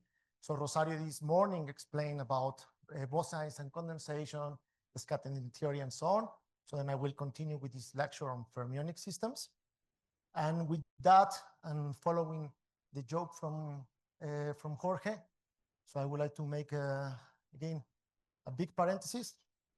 So when I came on Friday, so of course I was coming from Hamburg, and I was expecting to have a sunny day because, I mean, yeah, you are in Mexico.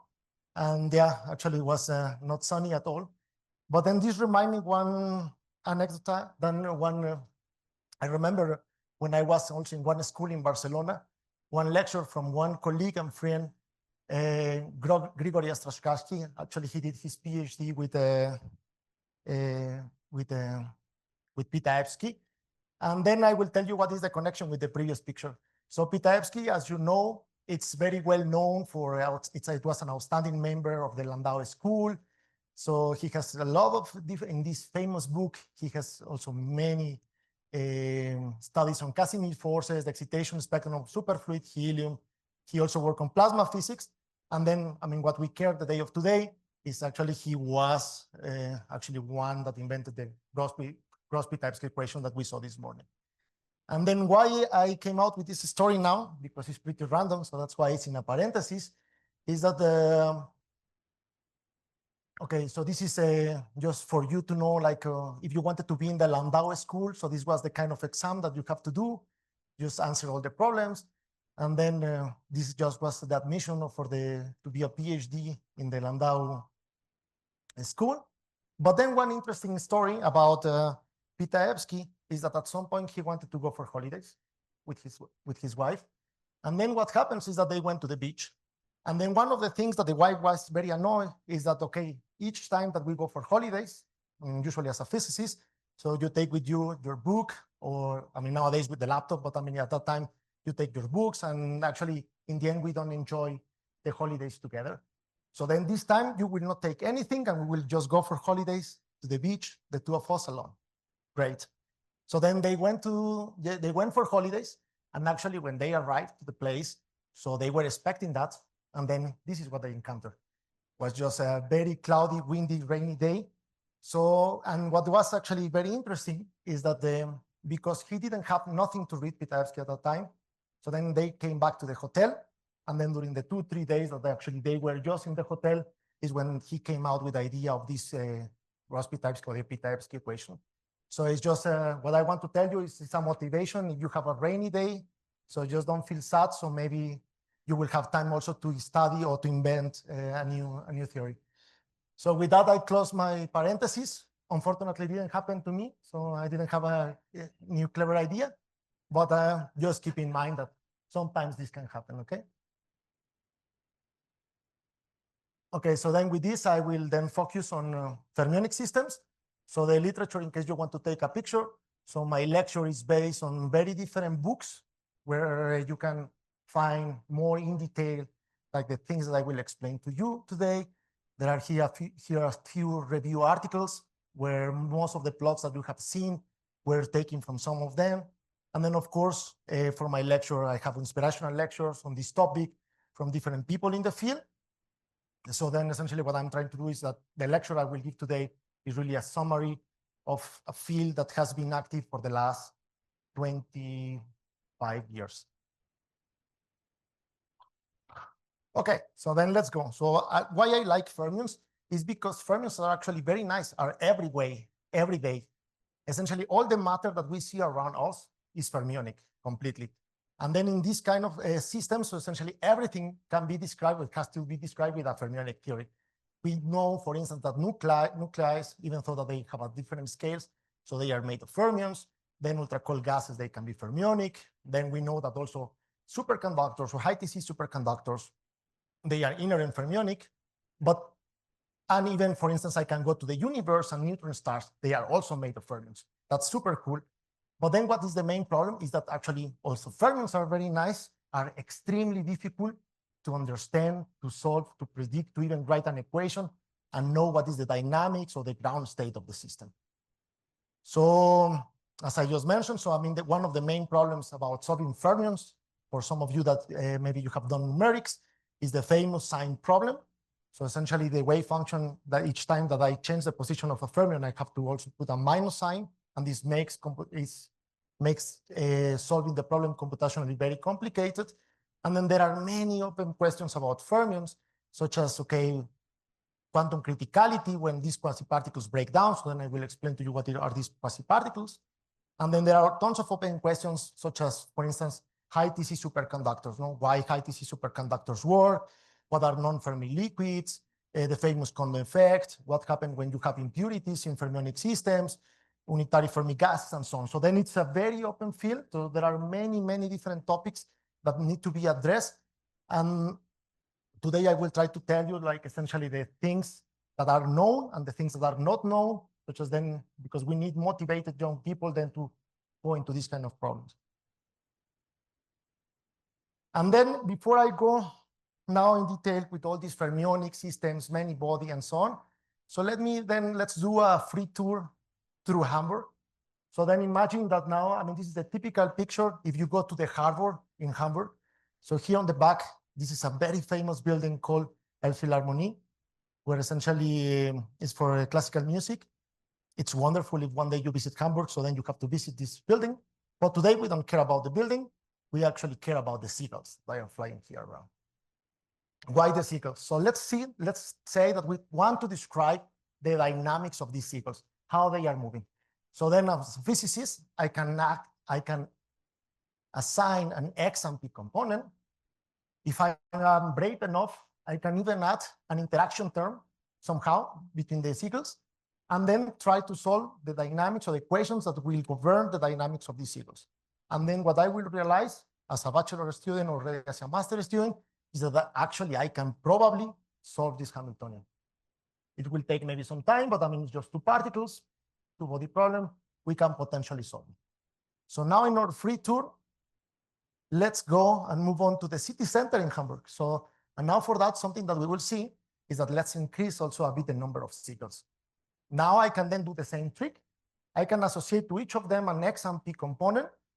I can also have interaction term between them. And then what I will realize easily is that this system is chaotic. And then I will have a very hard time already to describe the dynamics of the ground state. I can go one step further in this tour and then increase just more the number of particles or the number of seagulls in this case. And then suddenly simplicity out of complexity. So now if I want to describe my system, I don't care about the individual components anymore. I don't care how each of them interacts, but I can then describe them collectively. And this is a beautiful topic. This is a beautiful phenomenon that is called emergent phenomena. And in fact, the concept of emergent phenomena was beautifully crystallized by Anderson in this very famous paper. If you have not read, I highly recommend. More is different, where actually what he was trying to tell us is at different levels of complexity, so new physics or new phenomena will appear. That's awesome, because this is not something that happens only in physics. I mean, that happens everywhere, in biology, in chemistry, even in society, right? So, for instance, I mean, today we will focus mostly in physics, and then clear examples where emergent phenomena is important is superfluids, superconductors, twisted graphene, and then there are more of these examples that we can find. And then the clear example, for instance, is superconductors, because if you think through that, when you have two electrons, you have Coulomb interactions, so the electrons, they tend to repel. But actually, when you have a bunch of electrons together, suddenly they attract each other and create a superconductor. And then this is really a very clear example that emergent phenomena appears when you have many particles. Why do we care about all these states of matter? It's because they offer new functionalities, as we know, for instance, with superconductors. They allow us, as Morgan mentioned this morning, precision measurements, for instance, that we can use for high particle physics, high energy physics, and then they allow us to create also robust states that then they can be useful in the future, or now the future, actually the future is now quantum technologies to create qubits, quantum computing, and so on. As you can imagine, so there are many different platforms to explore many body physics and fermionic systems. So here I just put 4 of them, but I mean, there are many. So for instance, there are ultra-cold quantum gases, which is one of the focus of this school. So then we can have light matter systems where we can create polaritons of photon BECs. We can even study many body physics using superconductors. Or then we can even, I mean, if we can control stars, if we could, I mean, we could even perform many body physics in the stars. So the main difference in all these systems, also they are all fermionic, is actually these different scales. I mean, as you can see, for ultra-cold matter, we need to go to very low temperatures, but also very dilute systems, 10 to the 13. But in astrophysics, then I can work at very high temperatures, but also very high densities.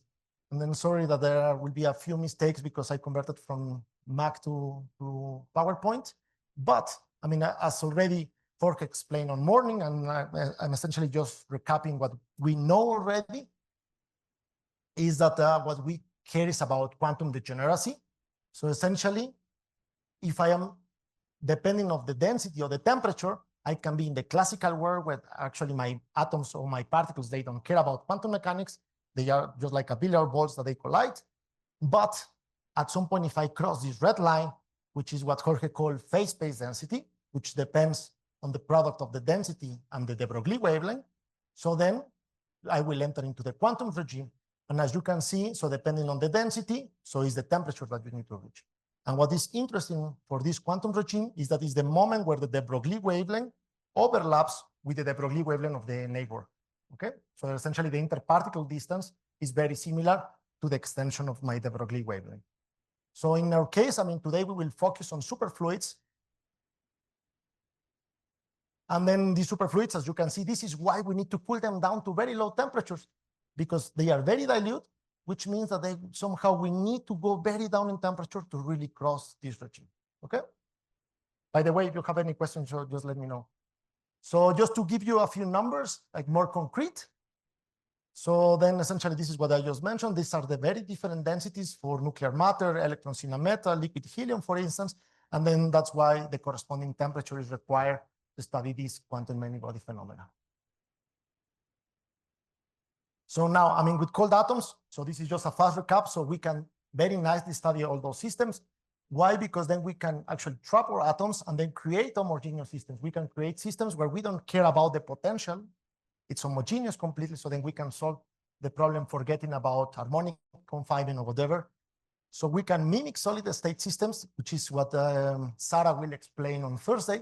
So essentially we can create a standing wave using our lasers, and then we can put our atoms on top of this standing wave, which is a periodic potential. And then this allows to really recreate the physics that happens in solid state or in real crystals, where I have these ions, and then I have my electrons moving in this periodic potential given by the ions. So we can essentially do the same trick, and then this is what you will learn on Thursday by Sarah. One of the things that we can do, and this is wonderful, is that we can actually image single atoms. So each of these tiny spots that you see here come from our lab. So each of them is a single atom, and we can not only image those atoms, we can, if we want, rearrange them. We can really put them in the structure that we like, then in order to study condensed matter physics. But I think, I mean, and I want to do an emphasis on that, even though that we explained that 3 times, is that we can control the interactions. And I think this is the main tool in cold atoms that makes the system very different compared to other platforms, that we can really tune the interactions between 2 different atoms using what we call the Feshbach resonance. And the Feshbach resonance so allows to then change the scattering length A, as we saw this morning, which is connected with just the cross section. Okay. And then this can be positive, can be negative, or even infinite. So one of the other things that we can do very easily is that we can trap bosons. We can then work with bosons, then create these bosons and condensates, as we saw this morning. And then what we will focus today is on fermions. And then just to remind you with fermions, so there is the Pauli exclusion principle. So then essentially each of the fermions, they pile up. They don't like to be together. So identical fermions, they don't like to be together. So they just pile up to the last level that is available. And this is what is so-called the Fermi energy. And then, of course, I can associate also Fermi momentum that depends on the density of particles, a Fermi temperature that depends also on the Fermi energy, and so on. But then this is the main difference between bosons and fermions. Also, the other difference, just to keep in mind, is that bosons, they have integer spin, a symmetric wave function, and then fermions, they have half integer spin, and also anti-symmetric wave function. And then just the detection schemes that we use to extract the different observables, and then all the pictures I will show will be based on these schemes, which is essentially what also Jorge explained on Monday. So we can do absorption, where the idea is that we just shine light. We see how much light was absorbed by our condensate, and then we just see the shadow of this condensate. We can use fluorescence, which essentially we can trap the atoms in these potentials, then excite the atom, and then capture the fluorescence. And then what you see here, which is very impressive the first time I saw that, are really single atoms, how they emit fluorescence from this potential, and we can capture that light. That's awesome, or not? And then, well, this is if I want to get information in real space, but then we can get also information in momentum space. So for instance, I can measure very nicely the temperature of the systems. So as you can imagine, I cannot go with my finger or with my thermometer and then just put it on the cloud. So then what I need to do is come with a different technique, which is just time of flight. So the idea is very simple. So I trap my atoms, then I just let them move freely, and then I just take a picture in time to see how fast they expand. And I think, I mean, if you remember your physics lecture on bachelor, the first year, so you can relate the width with the time and the kinetic energy of the system, and then extract the temperature of the gas. And then this is one typical picture also of absorption imaging between bosons and fermions. And then as you will see also during my talk, is bosons, they behave in very particular way that they tend to shrink when they reach quantum degeneracy, but fermions, because they don't like each other, and then you have the Fermi pressure. So then actually they kind of repel, and then that's why even though that you are in the quantum regime, you will not see a huge difference with fermions. So I think, I mean, I don't have to convince you, but I think it's important to tell you that, I mean, cold atoms is a very nice platform to study many body physics in general. We have different observables, we can control the interactions, we can control the quantum statistics, and we can even control the external potential, how we trap the cloud. And then with that, so now how can we use these tools?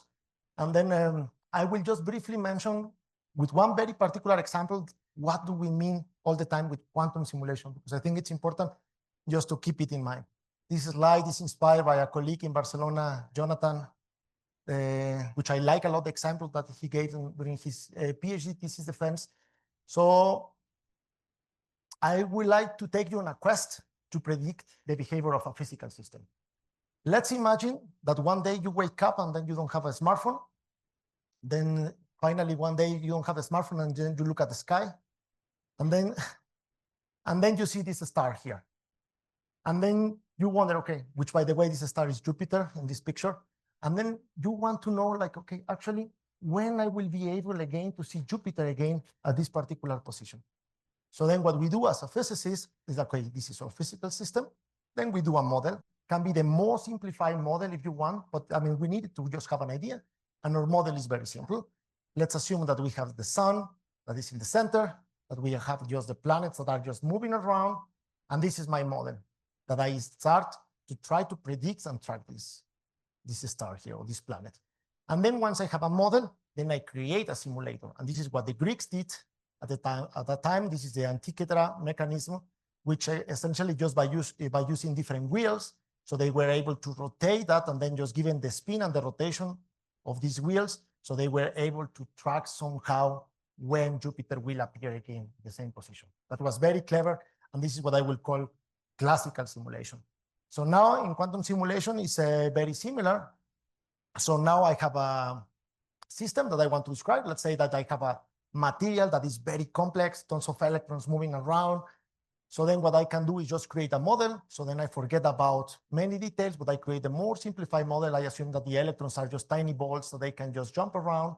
These are what people call hover models, which you will see on Thursday. Then I create, now that I have my model, my simulator. And my simulator is essentially this optical lattice. So then I will put my cold atoms on this optical lattice. I will load the fermions or the bosons here. And then this is the important thing to keep in mind. So for the people that is doing simulations, so if you want to know the ground state, what you do is that essentially you put all the parameters of your Hamiltonian, then you click enter, and then somehow the computer is doing something, right? The processor. So then in our case, we do exactly the same. So we create a system, and then our processor is nature. So then we just let the system evolve, and nature knows where to go. Nature knows which one is the energy ground state of the system. So then just the atoms, they will move, they will find their ground state. And then what we do is just take a picture, we take a snapshot. And then this is the way that then we simulate, or we perform quantum simulation of a particular Hamiltonian. There are different kinds of simulations. So there is the analog simulation, where essentially I prepare my system in this way. There is also digital simulation, where I create qubits, and then very similar to computers nowadays. So we create gates, and then with these gates, then we try to do operations. So there are two different approaches. So then essentially what we do, or what I do most of the time, is the analog quantum simulation. And then as also Jorge explained, taken from his slides, so then we can, with all the tricks I show you, for any Hamiltonian that you like, so somehow you tell me which potential you want and which kind of interactions you want. So then we can engineer this process, and then nature will decide which one is the ground state. And then this is how then we can improve our model and try to understand our experimental data. Okay? So this is really the meaning of quantum simulation, and I think it's important to remark. And now that I did a very long intro recap, so yeah, we know about bosons. Let's focus on these guys, the antipathic fermions that they want to be in different states, okay? So then in particular, so what I will focus on is in quantum simulation of fermionic pairing. So what I will show you on the next slides is actually what happens when you have two different fermions. When they attract, they pair up. And then I took this nice sentence from the lecture 1 on quantum materials is materials that cannot be understood based on the individual properties of their components are strongly correlated, is a strongly correlated quantum matter. So then these are the kind of systems that we want to solve and we want to understand. And then in the end, I mean, something that you need to keep in mind in physics is that everything depends on the scales. So in the end, to be in the strongly interacting regime, what I need is that the interaction energy between the particles is larger compared to the kinetic energy. And this is the moment where I reach the strongly correlated regime, okay? And then as I promised you, I have 3 equations. This is one. So in particular, the Hamiltonian that I want to engineer and understand is the Hamiltonian that describes superconductivity. So to describe superconductivity, so there is a very famous theory, which is the BCS theory by Barden, Cooper, and Schrieffer. And then essentially what they do is this Hamiltonian where they essentially say like, okay, I have fermionic operators with a given kinetic energy. And then I assume that I have some sort of interaction between these fermions. Very simplified Hamiltonian. And then one of the building blocks of superconductivity and one of the ideas that Barden has like in the 50s is the creation of these Cooper pairs to describe superconductivity. So the idea is that at very low temperatures, two different electrons, they can actually attract each other. And if they attract each other, they can create a composite bosonic wave function. And since it's a bosonic wave function, as we saw this morning, it can condense. And then since it condenses and is a superfluid, it's also a superconductor. And then how now the attraction between electrons happens? Because I mean, usually electrons, they tend to repel each other, right? So then it's a mediated interaction. So I have an electron that is flying around my ion lattice, is attracting this ion core that is positive, and then other electron that was just flying around close by feels that the charge, the positive charge has increased in this area, and then this guy says like, actually now let's move in this direction. And then this is what creates this mediated interaction. And then this is essentially the main idea why those Cooper pairs exist, okay? So those Cooper pairs, so they are very, very long, very large. So I mean, compared to the lattice structure that you have usually is in the hundreds of nanometers, compared to the lattice structure that is tens of nanometers. And then one important thing to keep in mind is that these Cooper pairs happens only if you have two fermions that are distinguishable. And also they have to be in up and down, let's say. And this pairing happens in momentum space, not in real space. So it's also something that you need to keep in mind. So the correlation between the fermions is in momentum space. And then something that very wonderful happens is that when you create these Cooper pairs, so then now I create a gap in the energy to break these pairs once they are formed. And this is what is called the superconducting gap. And then this is the reason why you need to be at very low temperatures in order to have a superconductor, because you create these Cooper pairs, but if your temperature is too high, so just thermal fluctuations, they will break the Cooper pair. So then your thermal fluctuations has to be below the pairing gap. And this is very important, and this is why superconductivity usually is at very low temperatures, okay? And then one of the problems, and this is where, or why the things that we do in fermions is interesting, is that computing this value of delta is extremely hard. It's very difficult to actually know what is the pairing energy depending on the material. And then this is why quantum simulation is very interesting. Please. This energy. This one is density of states. So it's just because, I mean, essentially there is a gap, and then also the density of state, there is a gap in the density of states. Sorry that it is not very clear. Please.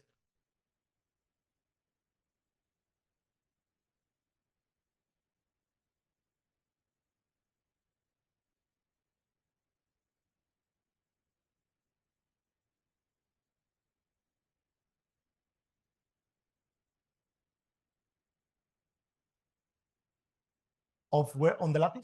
No, it's a global quantity. So you don't create only one, so you create many, it's a global quantity. So each of them, you have many, each of them, they have this gap. If it's an homogeneous system and everything is homogeneous. Okay. So then one of the things that we can then, and now this is what I will explain in detail in cold atoms, is that, okay, if the Hamiltonian is very simple, so I just need to have fermions. I need to have two different fermions in cold atoms. And then I need to have interactions between the atoms. And then I can then engineer somehow these Cooper pairs. And this is what we do in our labs. So we just take fermions, and I will tell you which one in particular, but we use one that we just call it from now on the green and the blue. Then I put interactions, attractive interactions between the green and the blue via the flashback resonance that we explained this morning. And so now I have my full Hamiltonian that I can simulate then the Hamiltonian of superconductivity. And then this is what is so-called the BCS regime, where I can create these Cooper pairs. So now, just to give you a flavor about this BC-BCS crossover, so as you can imagine, I can increase the attraction between the atoms more and more and more and more and more. So then the Cooper pair size becomes smaller, smaller, and smaller. And then at some point, it's so small, or they are so close to each other, that actually now they create real molecules. And these are real composite bosonic molecules. And then what we know is that if you have bosons, they condense, and then we have a boson-Einstein condensation.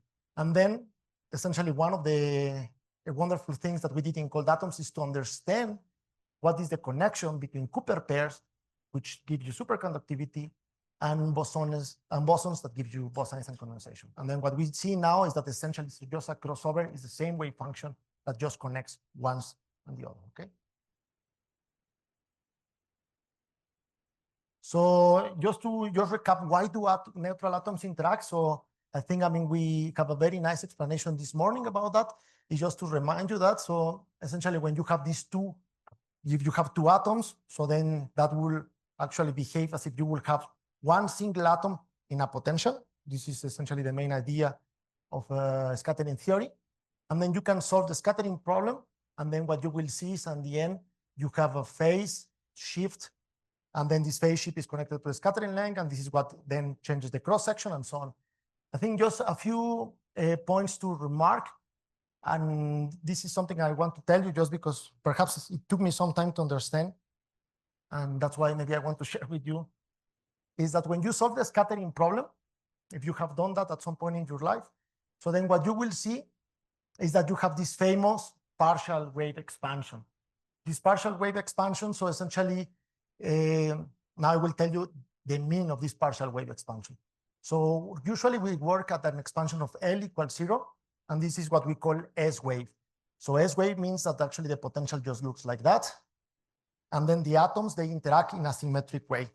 So if you have two atoms, they come, and no matter from where they come from, so from this side, from this direction, it's just S wave. It's symmetric in space, the interaction. So now, what is the meaning of having a P wave interaction? So the next partial wave, which usually we say in cold atoms, we don't care about P wave, we just care about S wave interaction. And then I can tell you the roughly, how you can understand that. So do you know this toy? Unfortunately, I don't know the English name for that. Slinky, thanks. So then, if you take the Slinky, just take your Slinky here. Just I stretch it, and then I release. Then it will collide, right? And nothing spectacular happens. If I do it in this direction, there is a collision, and that's it. This is S wave. So now take your Slinky, stretch it, and then at the same time that you stretch it, rotate it. So just do this rotation. And if you do this rotation, and this rotation is fast enough, actually the Slinky will try to compress, but then you have the centrifugal force that actually will not allow you to then have this collision. And this is exactly the meaning of P waves. So essentially the meaning of P waves is that then you have this centrifugal barrier. For instance, the P is that essentially you have atoms that are rotating, but because they are at very low temperature, they are not able to break this centrifugal barrier, and that's why they don't interact with that channel. And this is why in S wave channel, they interact, but not on the P wave channel or the D wave channel or G and so on. Okay? Took me some time to come to with this analogy, so I feel very proud about that. But yeah, this is the reason of these partial waves, okay? So for the moment, I mean, in cold atoms, we will focus on S wave completely. So we are at cold temperature. We cannot break this barrier. So then we don't interact in the P wave channel, okay? Now, I mean, one of the main problems with fermions is that we have this, that two identical fermions cannot occupy the same quantum state. And then fermions must obey antisymmetry and their exchange, which is what I just mentioned at the very beginning. This means that the total wave function is my second equation. I know it was the third one, right? Because the other one was before. So it's the third one. So then this one has to be antisymmetric. So that means that, for instance, if my interactions are symmetric in space, because it's the S wave, the wave function on the spin has to be antisymmetric. This is telling you something very interesting, that actually polarized fermions, which we know already, polarized fermions, the cross-section is equal to 0. So two identical fermions, they don't even see each other.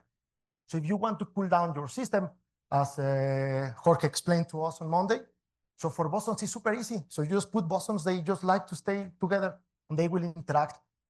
But fermions is not the case. And then this is why we need to have a two-component Fermi gas. And then this is the reason why we need to have also these blues and greens, because then I can have S-wave interactions between the blues and the greens, and then also then study all this wonderful physics. Right? So then just keep in mind the sentence of cooling of fermions is more difficult than bosons. This is something that you need to keep in mind because you need to have these two components. Spin polarized systems, they don't interact. So there is no interaction between identical fermions. And then the trick that we usually do is either use an atom in different internal states of spin states or magnetic states, MF, or you can also use two different atoms. Then they will be distinguishable and then they will interact. And then just to give you a flavor, I mean, this is the cross section as a function of the temperature. And then what you see here on this picture is the spin mixture. So you can see that the cross section or the scattering between the atoms doesn't change as a function of temperature. So I reduce my temperature and they don't interact. Sorry, they interact, sorry. But then what you can see is that when you have a spin polarized gas, so first at high temperature is interacting, but then it goes down, down, down, down, and then at some point it just goes to 0. So one question, so why at high temperature actually they interact if they are polarized?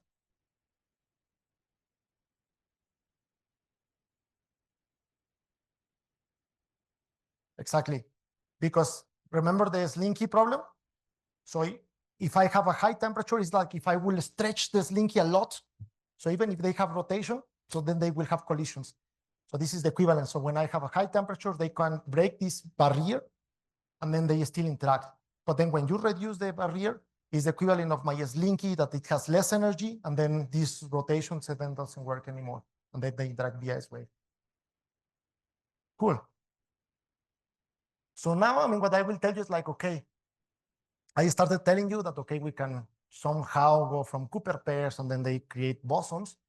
So actually how this process happened and how can I convert fermions into bosons and then explore the famous BCBCS crossover. So usually, I mean, the experiments I will tell you is we will start with a Fermi gas. It's a two-component Fermi gas. So I have different fermions. Let's assume that for the moment. And then I can have two sort of pairings. As I told you, I can have these large Cooper pairs that live on the Fermi surface, or then I can have Bose-Einstein condensation.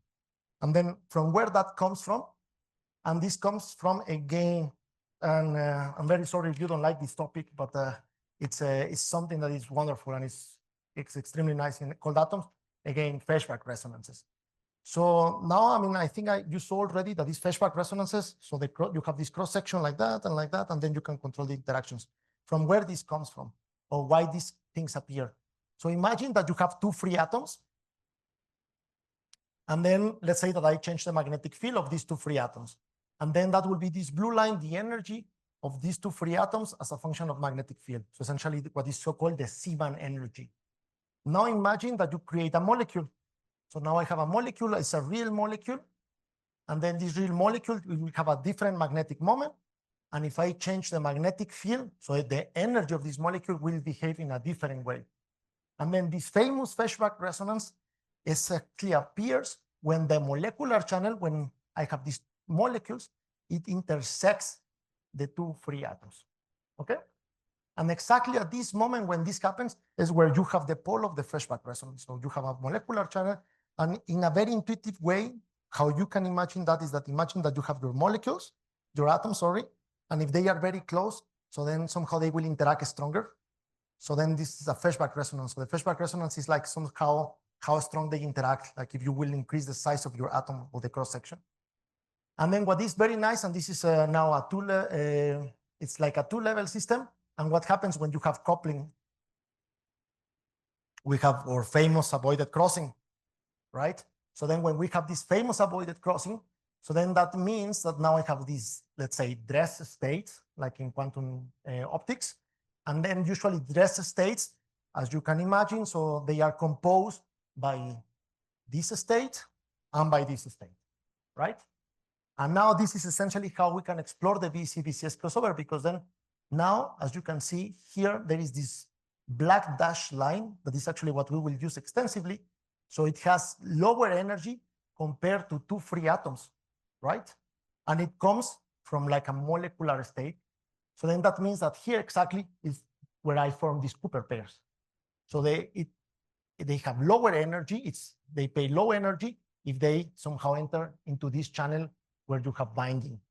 And now, if I just keep my system in this dress state, so then I can transition very nicely from the Cooper pairs and then connect into the molecular channel. And this is really the physics of the famous BC-BCS crossover and why flashback resonances exist. So again, it's just to remind you. So essentially here, where the crossing happens is where I have this pole. Now what I call in this cartoon picture is the binding energy. So which usually is something that appears here. And then this is a typical feature of a flashback resonance. So with a pole on the magnetic field, but at least now you know why we need to tune the magnetic field, because we need to change the magnetic moments of my molecule and my free atoms, such as they intersect, and then they create this flashback resonance. So this is more like for the experts in the audience. So this branch from here, I didn't explain, but as you can see here, so if you will have atoms here, they will pay more energy as if they will be here. And then essentially this is what gives you repulsion. So repulsive interactions between the atoms, they appear due to the fact that there is a strong molecular channel. It's a mini parenthesis. And then in conclusion, so essentially this is the famous BC-BCS crossover. I can go to the BCS limit where I create these Cooper pairs, and then at some point they enter into this molecular channel. And I think we are good in time. Great. And then what is very interesting is that this was already predicted in the 50s, 60s, but since there are not many platforms that actually can tune the interactions between the atoms, so then until like 2004, where many different groups actually managed to then explore this BC-BCS crossover for the first time. So some of them in the group of Deborah Jean, where Marcus Greitner was working, also in the group of Ketterle at MIT. So they were really the pioneers of this field. And then, I mean, this is just a few details just to remind you. So then essentially what I'm plotting here is the pair correlation length. So what you can see here, okay, this axis is interactions. So this axis is just the size of the Cooper pair. And then as you can see, when you go from the BCS state, so the Cooper pair is huge, and then just becomes smaller and smaller and smaller and smaller until you create this molecule.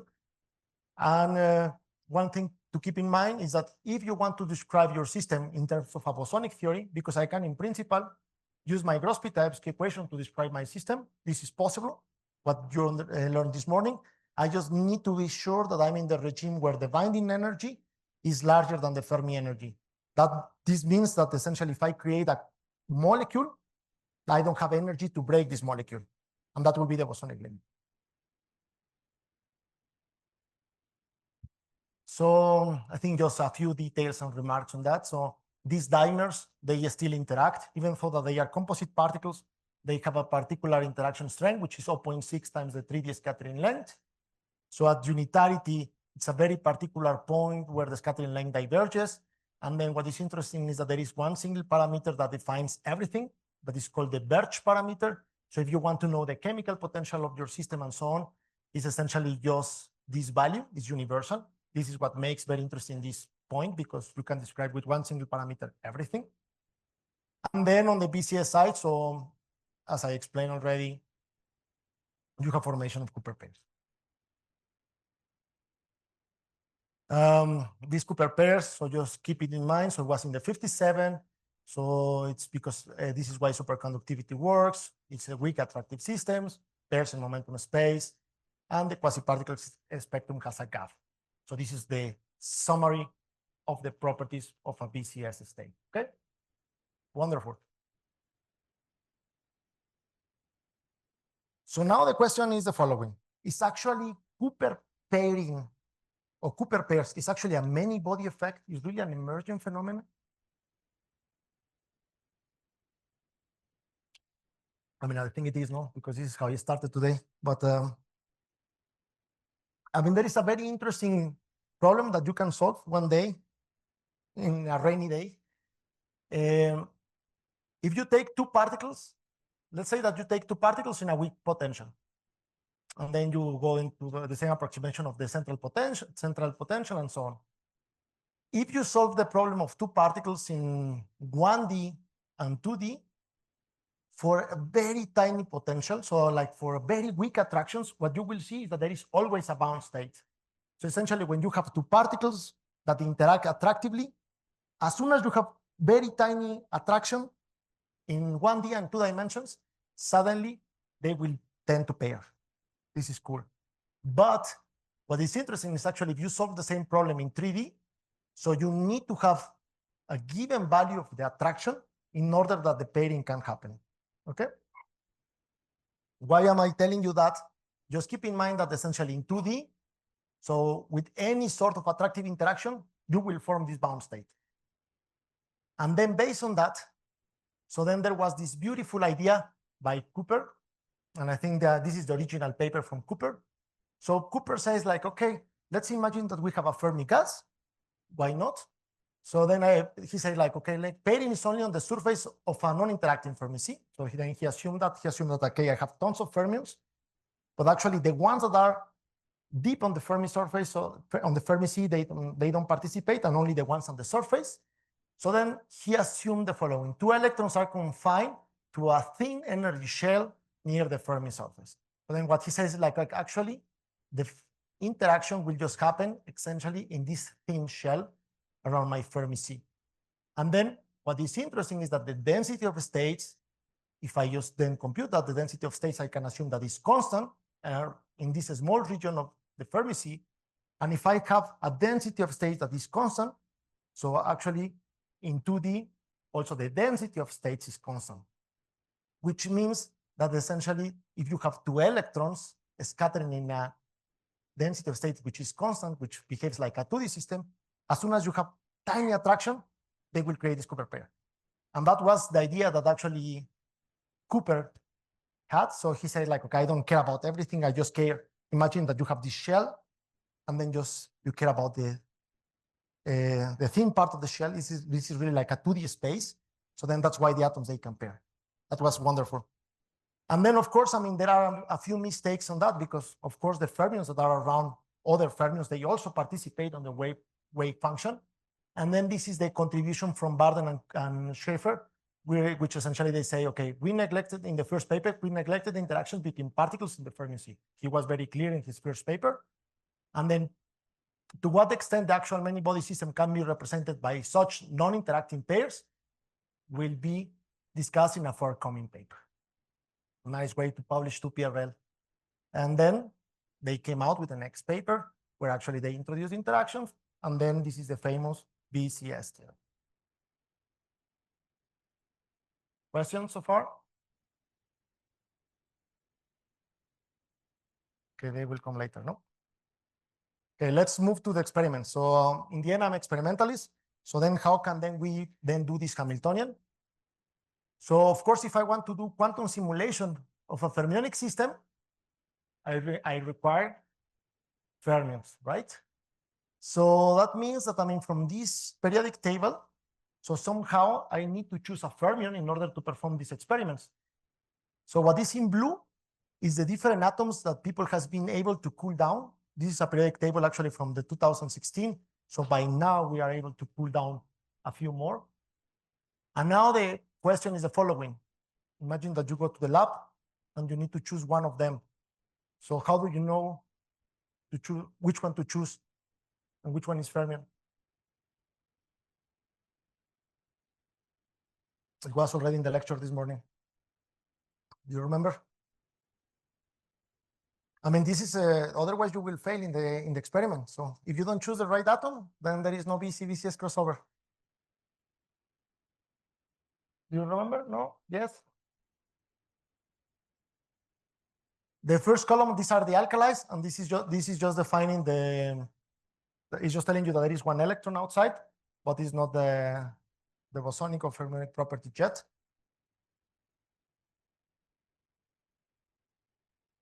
The number of total fermions has to be odd.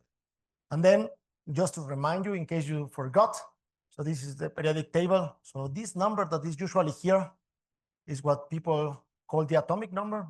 Yes. And this is essentially telling you the number of protons. And since these atoms are electrically neutral, so it's also the number of neutrons, electrons. And then this other number that is not on this periodic table, but I mean, usually it's the atomic mass, is telling you the number of protons plus the number of neutrons, okay?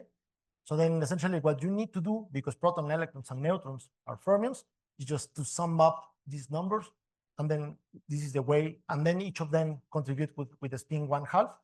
So then if the sum is even or odd, then you will have either a boson or fermion, okay? Cool. So one of the main problems in experiments is that actually there are not many stable fermionic isotopes. This is why it's difficult to find a fermion to work.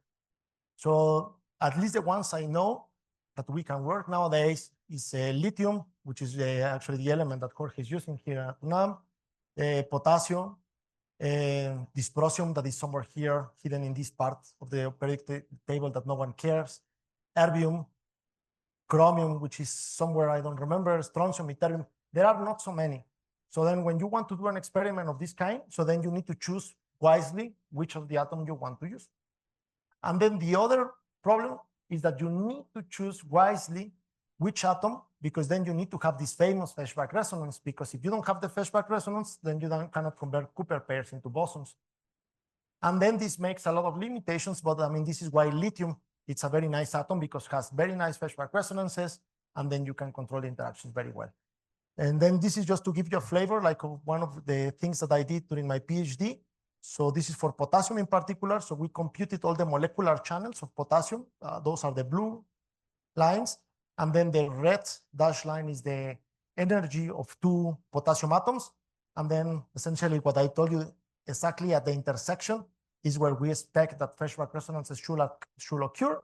And in fact, we went to the lab, we did this calculation, we went to the lab, and then we found these resonances located at these particular intersections. So how a cold atom experiment looks like? Have you ever been in a cold atom experiment? How a quantum computer looks like? You will see one on Thursday. Like a trash. I have to say a very, very expensive trash. So I don't know if we can play the video, please. So this is one of the labs that I built in Munich. So this is to trap cesium. So as Jorge explained on Monday, so we need a lot of lasers to trap the atoms. So the trash is here.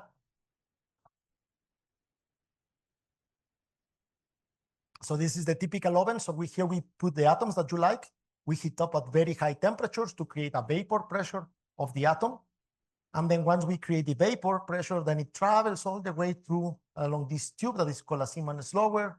And then in the end, in this chamber is where we trap the atoms.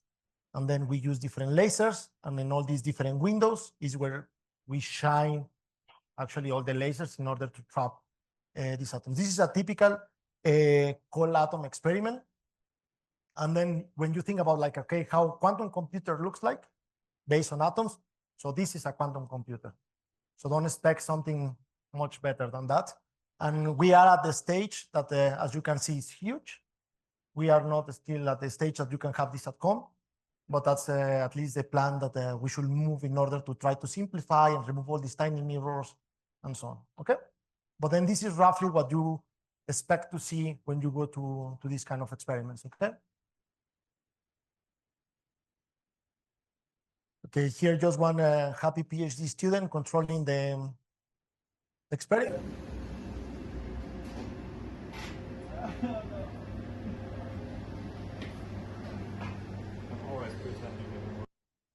Okay, so this is other typical experiment. This is one that I did in my PhD in Barcelona. So this is the typical vacuum system. This is the typical laser system that you need to control all these atoms. And then, yeah, now you know how a quantum computer looks like. So now, with this quantum computer, let's do the following. So then let's study, for instance, non-interacting homogeneous Fermi gases. So we know that it should follow the typical Fermi distribution. So what we can do very nicely is actually then create these homogeneous systems where we can create our fermions here of lithium, for instance, in this experiment. And then we can measure the density profile, as you can see, is flat. And then we can, in time of flight, as I explained before, we can measure the momentum distribution. And then as you can see, this is the Fermi distribution. So when at t equals 0, so then essentially you occupy at 1, you occupy the Fermi C, and then it just goes down at the Fermi energy. And then depending on the temperature, so essentially this is mirror out a bit. And then this is what you see in this kind of plots. So you first see that the plateau is starting to form. And then when I cool down, so then at some point this plateau is 4, and then I have this typical tail. So then I can really measure the Fermi distribution directly in momentum. This was done in 2D, so we did it in 3D. We did it in 2 dimensions in our experiments. So one nice technique that we use at the time is something that is called matter wave imaging. So essentially what we do is that we project our system after t quarter in an harmonic potential. So then we can recover in one single shot the full momentum distribution. This is very simple. So just imagine that you have your atoms in a harmonic trap. And then no matter if you wait for a period of t over 4, they will always tend to go to they will project directly into the momentum part. So let's say that you have a condensate. A Bose-Einstein condensate has a momentum q equals 0. So then if I have an harmonic trap, so then I have my typical Gaussian potential. So then the atoms are localized in this harmonic trap. And then when I switch off, so then all my atoms after t quarter, they will tend to go to the 0. And then I can image exactly this point, and then all will be accumulated there. And this is a q equals 0 in momentum. It's just a Fourier transform. That's super cool. There are many other experiments working with fermions. So then just some important quantities if you want to take a picture, because I always get confused about which quantities to use in which dimension. So then I just took a picture and did my own summary, because each time I was spending a lot of time just finding these quantities of Fermi energy, Fermi momentum, and so on. So you want to take a picture?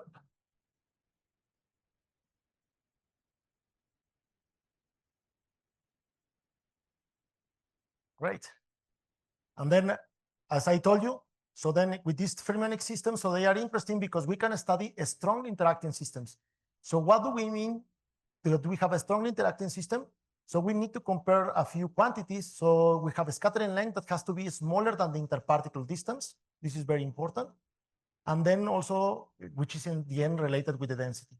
So then the mean field path is comparable to the length. So then that means that actually these particles then can move a lot before colliding with other particles. That means that this is a weakly interacting Fermi gas.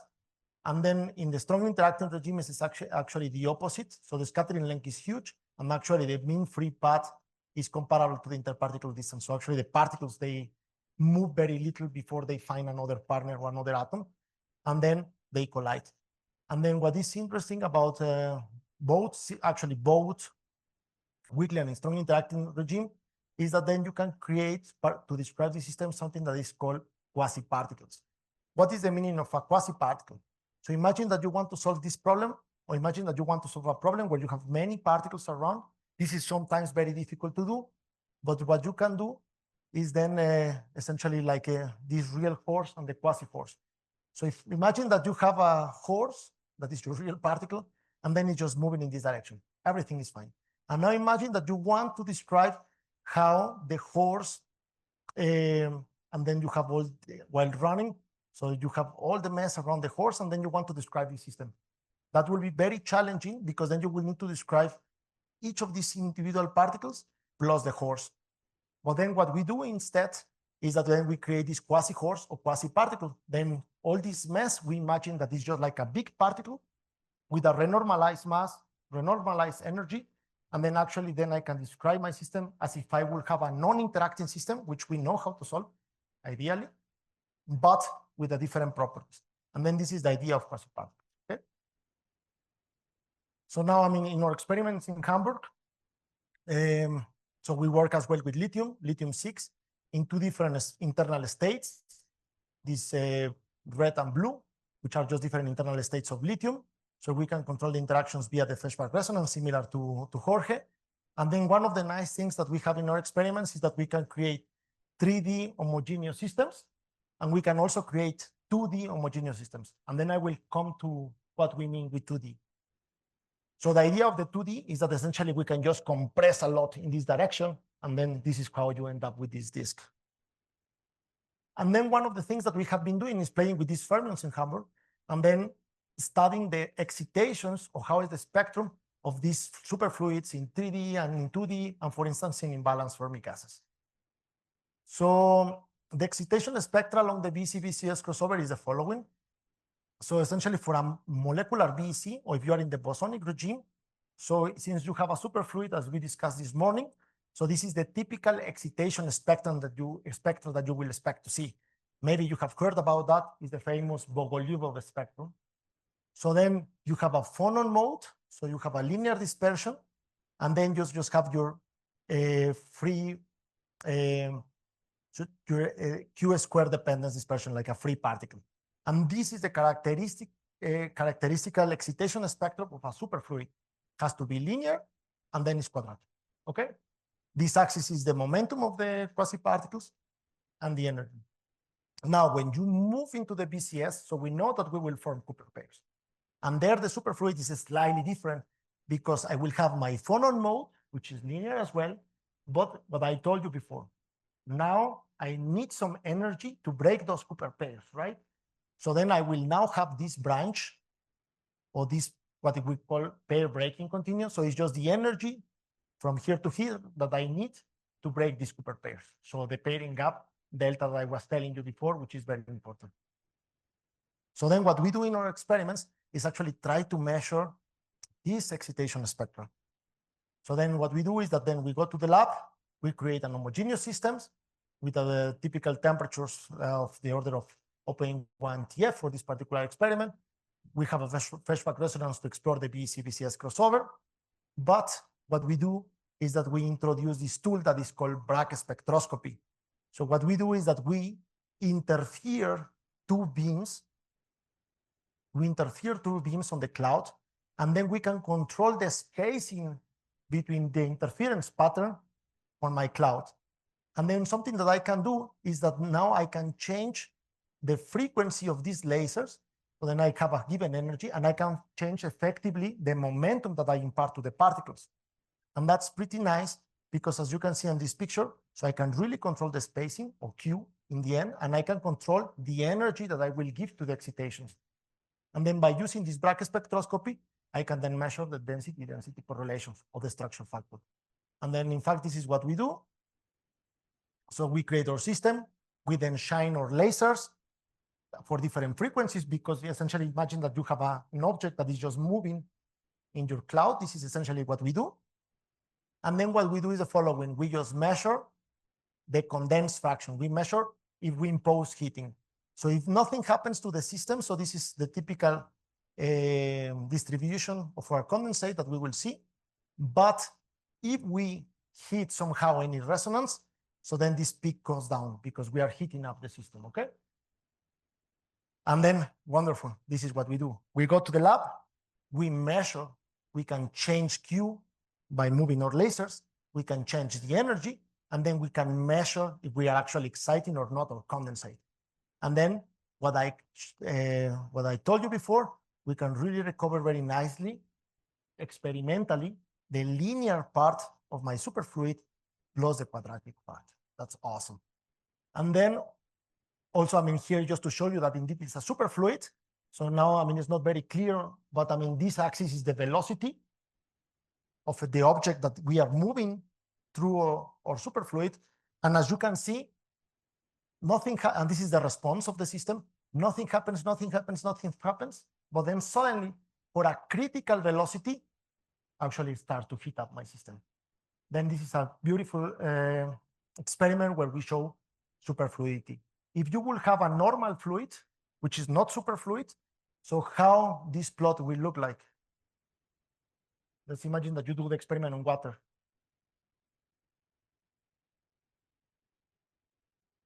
Exactly. That would be just a linear slope, because essentially, if you imagine that you put your hand on water, no matter how fast or how slow you are always exciting the water. You are always creating ripples on the water.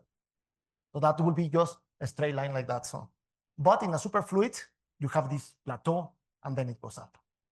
And that's a very peculiar feature of superfluidity. So then, as I promised you, so then we did that on the BC-BCS crossover. So we have our Bogoliubov mode. Then when we go towards unitarity, all these excitations start to appear.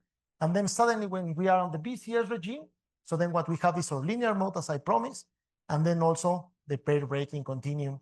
And then from here, we can extract this value of 2 delta, which I told you that is very difficult to simulate. And then this is what we do experimentally. We just simulate that. We measure that as a function of interaction strength. We compared with different theories. So this is just a very mean field theory, very simplified theory. As you can see, it doesn't explain what we see. Then if you add more correlations in your theory, you see that actually the blue line, for instance, is very good to describe the BCS regime, but not on the BC. And then on the other hand, other kind of theories, they describe very nicely the BC, but not the BCS. And this is really quantum simulation, because now essentially we go with theories, we show our data, we try to trust as much as we can as experimentalists our data, and then now they try to find out which theory can describe better a problem. And then we refine our model. So I come back to my first slide. Here I will go relatively fast. So far, all the things that I have done is that you have 2 fermions of different colors, this blue and green, and it's balanced system. So I have, let's say, 50 of this guy, 50 of this guy. Everyone finds a partner. Everyone is fine, is happy. But, no, actually, I jumped into the 2D, sorry. We do the same on 2D. Sorry, I go to the imbalance. So we do the same on 2D Fermi gases, and here is just one slide, essentially. So if we want to create 2D systems, so it's very easy for us in our experiment, because the only thing that we need to do is to compress a lot in the vertical direction. And if we compress so much, at some point, the energy of the harmonic oscillator is so high compared to any other energy scales of my system, interactions in temperature and so on, which essentially I freeze out this one dimension.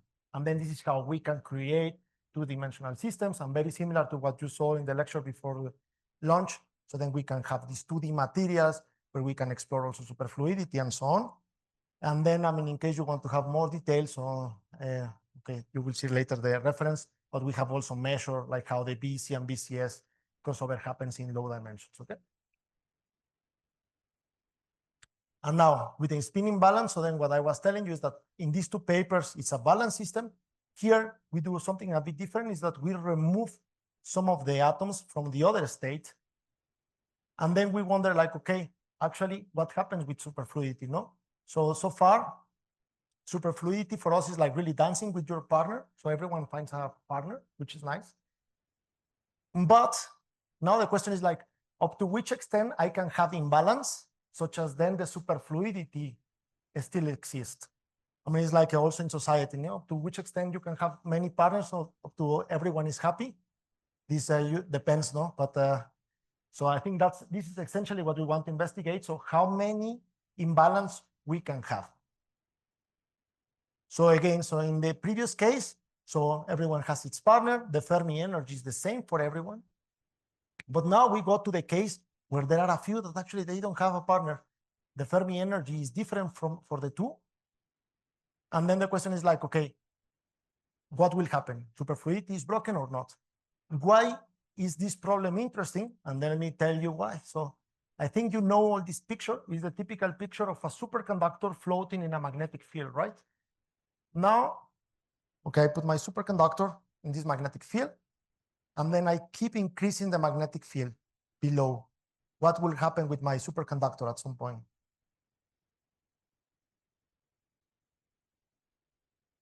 Yeah, yes. At some point, my the superconductivity will be completely destroyed. So I will not have levitation. And this is because essentially the superconductors, as I say, so then you have two fermions in different spins. And then what the magnetic field is trying to do is polarize the system. So essentially trying to flip one of the spins, right? And then at some point you flip so much that then the pairs are completely broken. And then this is essentially, again, one nice example of quantum simulation with these systems. So I can simulate, for instance, the critical magnetic field I will require to break superfluidity or superconductivity, but now instead, just by changing the number of particles. This is what we do in this experiment.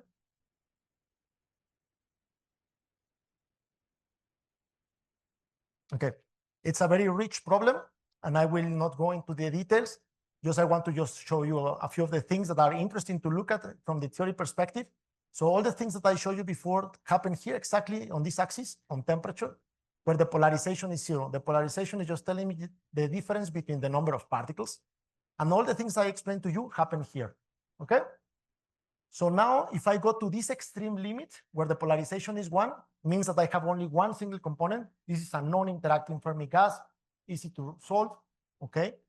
Then I can then go somewhere here where I have like the majority are blue, but then I have a bit of red. This is what is so-called the impurity problem or the Fermi polaron. So it's like what happens when I have an impurity in my quantum vat. And then the things that we are exploring in our group is somewhere here where the polarization is finite, because there are different phases that has been predicted that actually could potentially explain high temperature superconductivity. And then one of them is this is so-called the FFLO phase, where you have this Fermi surface, as I told you before, and then always happens at the Fermi surface. But since I have different Fermi surfaces, so there is a mismatch. But according to this theory, could be possible that you can pair this guy with this guy, even though that they don't live in the same Fermi surface. And that will be, if you think about the momentum or the center of momentum of the Cooper pair, it's actually finite Q. So this Cooper pair is actually moving. So I will not go into the detail to that, but I mean, just keep in mind that we can play with the population and the imbalance, okay? I mean, this is what we have done as well in our experiments. We can create these imbalance systems. So far, I mean, we have been able to measure the Bragg spectra, but I have to say that it's not as conclusive as in the case of the balance. It's very challenging. So this is really work in progress, trying to understand these kind of systems. So I will stop here for 5 minutes. So questions, comments?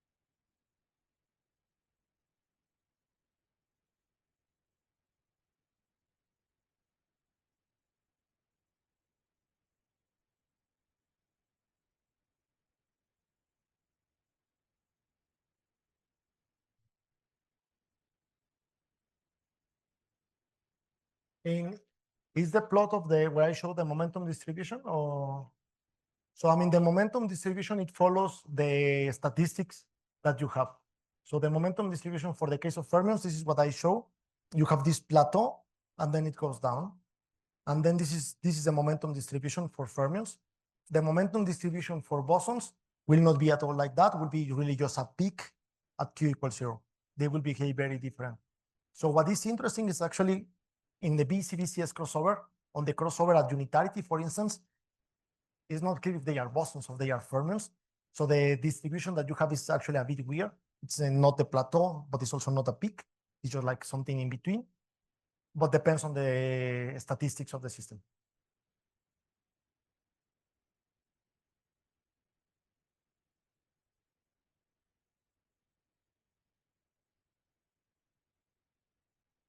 Okay.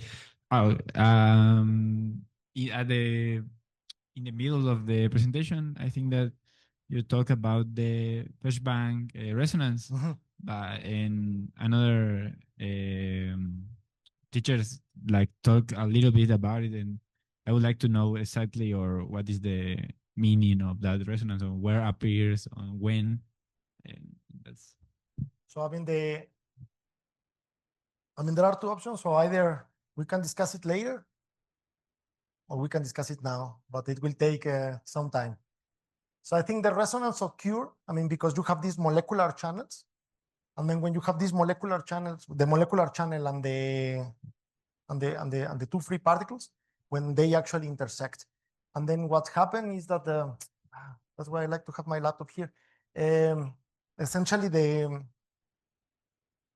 not right. So when you look at the scattering, the phase, or when you look at the wave function after scattering, so then what happens at unitarity is that your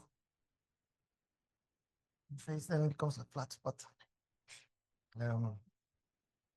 so I can show you with my laptop later. Thanks. Unfortunately, there is nothing to write. So.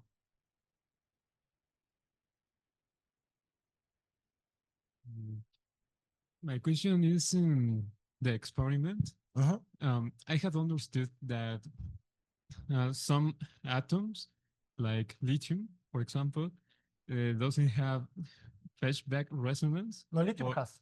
Lithium has. Ah, okay. No, I have. Oh, no. Okay.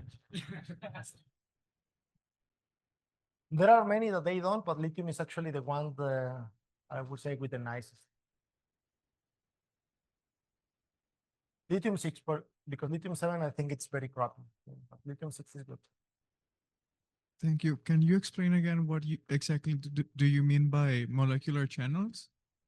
Yes. So the molecular channels is just it's a channel, for instance, in our case, where you can create a real molecule. So we're actually these two molecules where you have two atoms and they pair up and they create this molecule.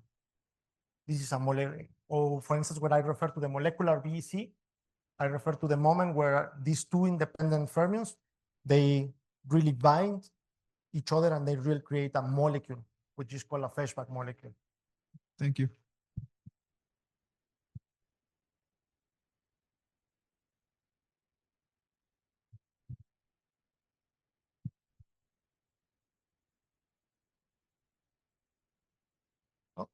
Okay, so great. Otherwise, then you can ask me later. So I have a few minutes. And for the next minute, so then I would like to then ask you the following question. It didn't work, but yeah. So, question for you. All the things that I told you so far, they were very clear from my perspective. So, so essentially, I told you that, I think the main message is that you need distinguishable fermions that they attract each other to pair up. And now the question is the following. Can indistinguishable fermions pair up? Let's say that I give you two blues or two greens. They will form Cooper pairs or not? What do you think?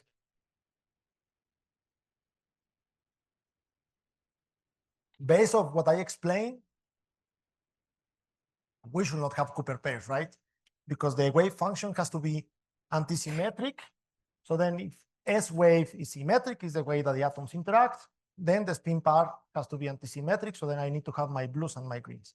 But what will happen if I tell you that actually maybe it's possible? That would be great, no? So, but what will be the consequences for that? And now, this is essentially where I just want to also advertise my group a bit. So essentially, I will start investigating these kind of topics in a new experiment that we are setting up. The idea was in Hamburg, but now most probably I will end up somewhere else.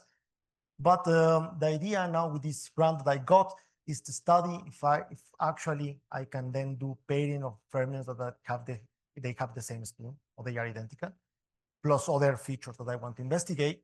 And then let me tell you, in particular, I will use this atom, that is dysprosium, which other fermion that you can find in the periodic table, and then I will tell you why. So I mean, one of the motivations that I had when I wrote this proposal is that I wanted to understand something that is so-called unconventional superconductivity. So essentially, I mean, this table that you see from here, this I took from this paper, that is the room temperature, the roadmap for room temperature superconductivity, is just like a short summary of all the superconductors that are well known nowadays in materials and so on. So the things that I explained to you in the first part of the talk are based on BCS theory, where I have this S-wave pairing, I have the typical Cooper pairs, and then here I will find these typical superconductors that we know very well how to describe, and also that we have found. But something that it has been very interesting and very active topic is that, in fact, I mean, during the last years, we have found, or people have found superconductors where the critical temperature for superconductivity is way higher compared to what you would expect naively from BCS theory.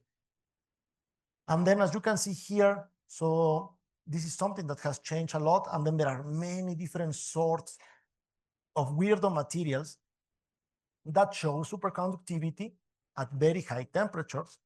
And then what is more interesting is that if I take my famous BCS theory, I'm not able at all to describe what is happening here, why I have this high PC superconductor. So then what I was thinking is like, okay, I mean, in the end, we do quantum simulation all the time. So then why don't we just take a quantum simulator and then try to understand the macroscopic properties of the system? What is the main problem? That with all the experiments that we have been doing so far in the field, it's super nice. We have S-wave interactions, so we can very nicely do BCS theory only, or things related with BCS theory. And then perhaps now to investigate this kind of unconventional superconductors, I need a more complicated way of pairing. Perhaps I need the two atoms that are indistinguishable, they pair up, and then that could potentially create or explain a bit of these features. So then that was the main motivation of this proposal. And then in order to actually explore this kind of physics, so then I go back to one of the slides that we have on Monday by Jorge. So then he showed very nicely these properties of the atom, that I can do absorption. Then what he mentioned also is that the atoms are like tiny magnets. And because they are tiny magnets, so then I can trap them, I can trap the atoms in a magnetic trap. But what is also interesting is that the atoms, because they have this magnetic moment, is also useful for physics. I can actually now use this magnetic moment to create interactions between the atoms. And this is a very popular topic nowadays in the community, which is so-called dipolar gases. So in these dipolar gases, so the idea is that I have an atom, which is very magnetic, and then therefore can interact via S-wave, but can interact also via the dipole-dipole interaction due to the magnetic moment. And then this is the typical potential of the dipole-dipole interaction. As you can see, depends on the angle, and it's a long-range term. And what is interesting is that if I have, for instance, two dipoles next to each other, then this is repulsive interactions. So if I have a dipole on top of the other, this is give you attractive interactions. And then also if I, for instance, rotate my dipoles for a magic angle of 54.7 degrees, so then actually the dipole-dipole interaction vanishes. And then this is something that I can control very nicely in our labs. So then we can really change the orientation and so on. And then we can really engineer other sort of interactions, which is not only the short range S-wave interactions, which I just showed you before. So then, as I just mentioned, so then the interactions go beyond the S-wave description. That's cool. So then now I have other sort of interaction. That's very interesting. And then now the problem is like, okay, let's find a magnetic atom. So I spoiled you a bit because I told you that I will use dysprosium. But I mean, it turns out that actually from all the periodic tables, dysprosium is the atom that has the largest magnetic moment. It's actually the one that gives you the largest long-range dipole-dipole interaction.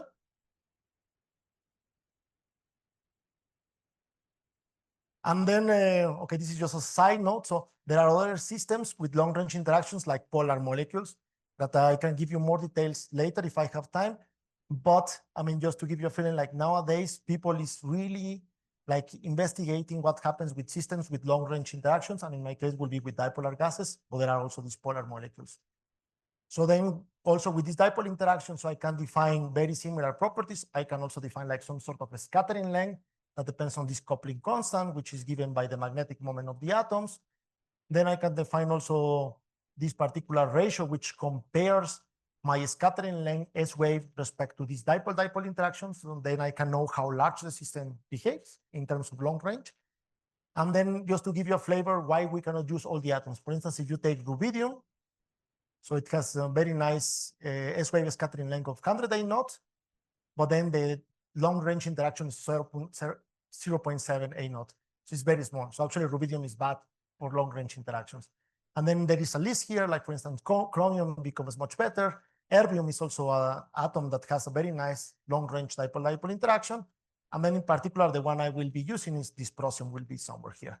Then as I just mentioned, the polar molecules, people is trying to control them. It's very hard, but I mean, they can give you huge values of the long range interaction. But I mean, in particular, I'm a very modest guy, so then I'm happy with 130 knots. So one of the interesting things about dipolar gases in general, so is that, I mean, now the interaction potentially looks like that. So I have this S-wave interacting potential, as we saw, for instance, for bosons this morning, this 4 pi h bar squared times A. But I have this additional term, which depends on the dipole-dipole interaction, which is here, the angle and the distance. And then the excitation spectra is very different compared to what I showed you before. I mean, for a normal condensate, for instance, what we saw is that we have the linear regime and then quadratic, right? This is what we measured before.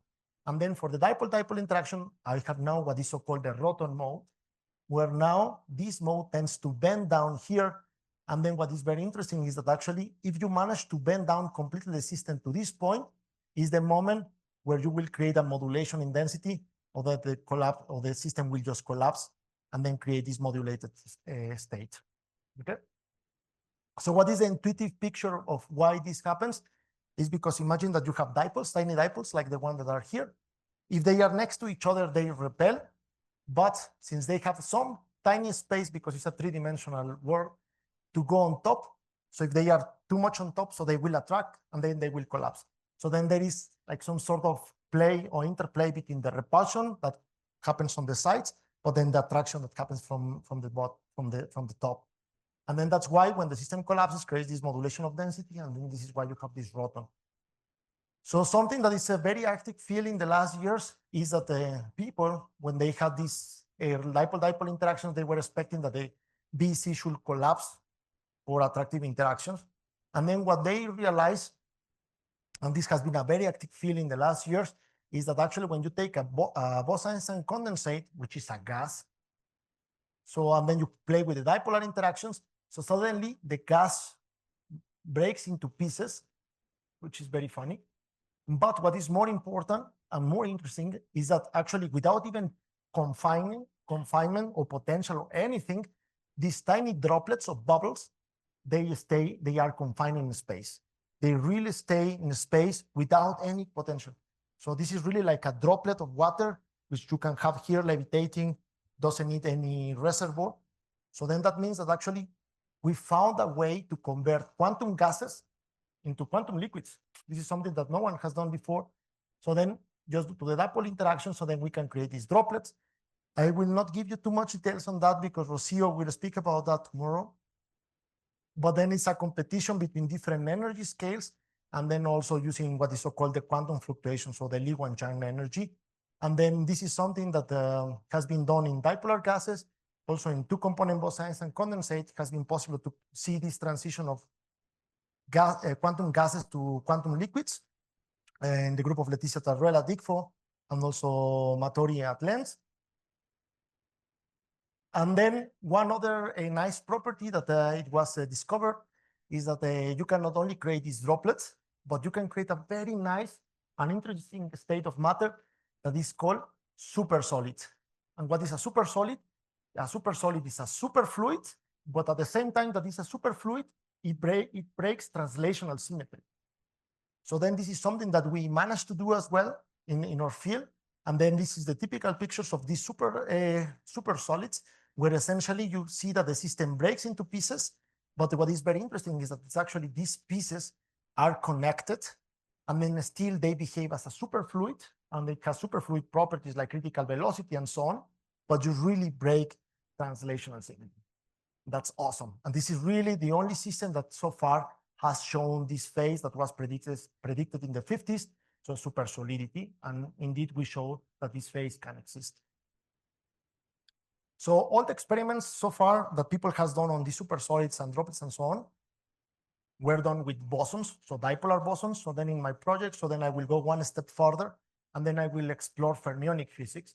So then the idea is to combine these long-range interactions that I just explained to you with these dipolar interactions, plus all the story I told you during the last hour, fermionic pairing and so on.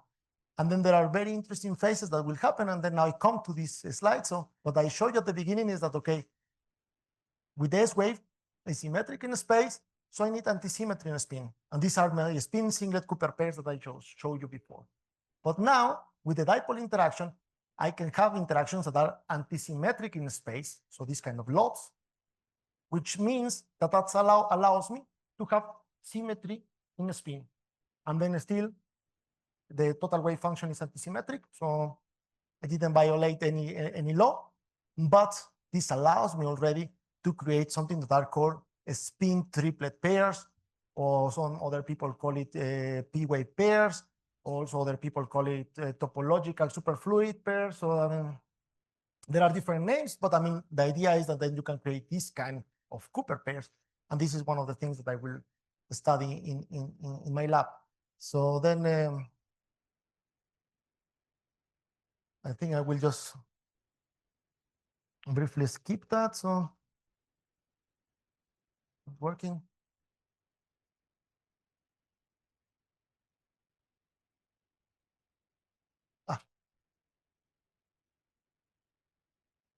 Okay, so then, so one of the things to do is then again create a molecular VC, but of now dipolar dimers. That will be the first molecular VC of dipolar pairs with very long range interaction. So comparable to polar molecules, actually. Then I can also study the physics of superfluids or supersolids, but now with a fermionic system, something that no one has done so far. And then one of the things that I'm more interested is that on this unconventional superfluidity. What I told you first is that actually you have this symmetric interaction, and then you have this Fermi surface, and everything happens here. Even if I have blues and green, but just because of the dipole-dipole interaction, what will happen is that the Fermi surface will be the form, and then already the properties of my superconductor or superfluid will be different depending on the direction. If I measure, for instance, the pairing gap along this direction will be different respect to this direction. So then I break the symmetry of the system. And this is what happens as well in high TC superconductors where you have nematicity. And that was also a long-standing goal in quantum simulation that people wanted to reach. So then, as I just mentioned, so then the order parameter will be anisotropic, also the pairing gap, all the collective NC tension and so on. And then the idea is to essentially use the techniques I have learned. I have a single atom resolution, homogeneous systems, and something that it has been developed recently where we are really able to image in situ single Cooper pairs. We can really see the formation of the Fermi surface and then really see the correlation of Cooper pairs at the single atom level.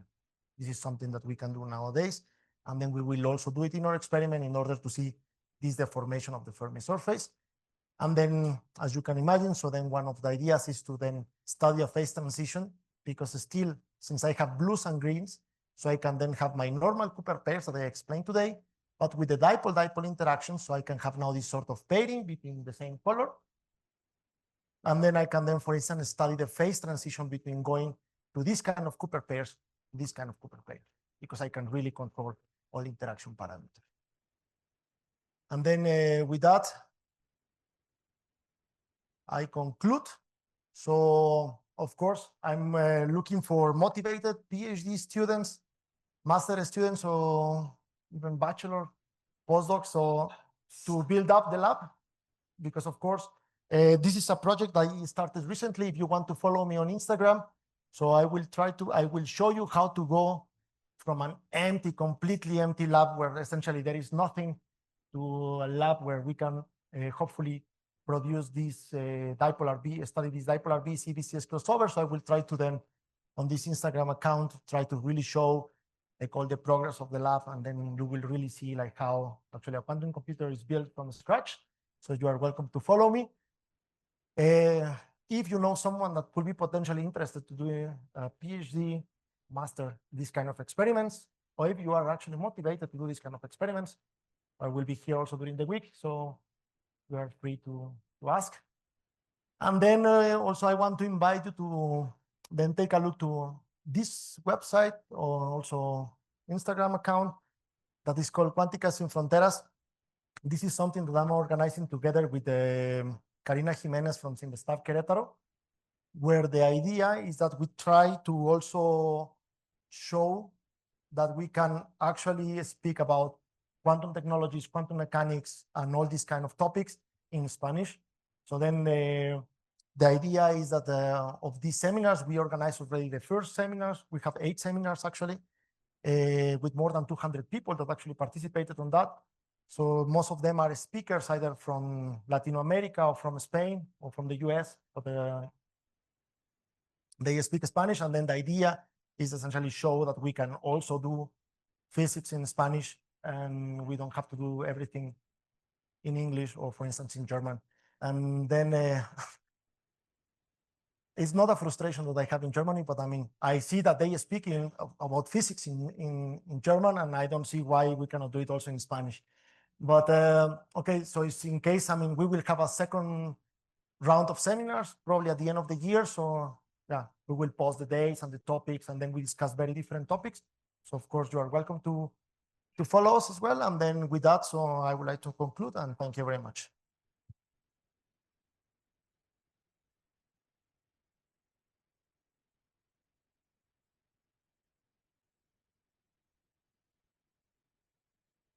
Well, thank you, Cesar, for this amazing talk. So I hope there will be many questions. And please, Fernando.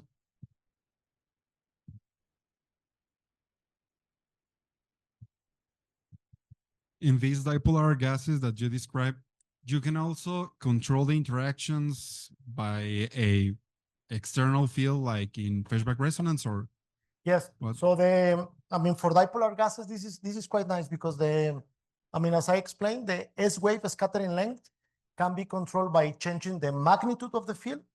And then this is how you have the crossing and then the resonance occurs. But for the dipole interaction, what I need to change is the orientation of this quantization axis. So I don't need to change the magnitude, but I just need to change the pointing. So then I have my coils, and then with my coils, I can change where the magnetic field is pointing, and then the dipoles, they will just follow.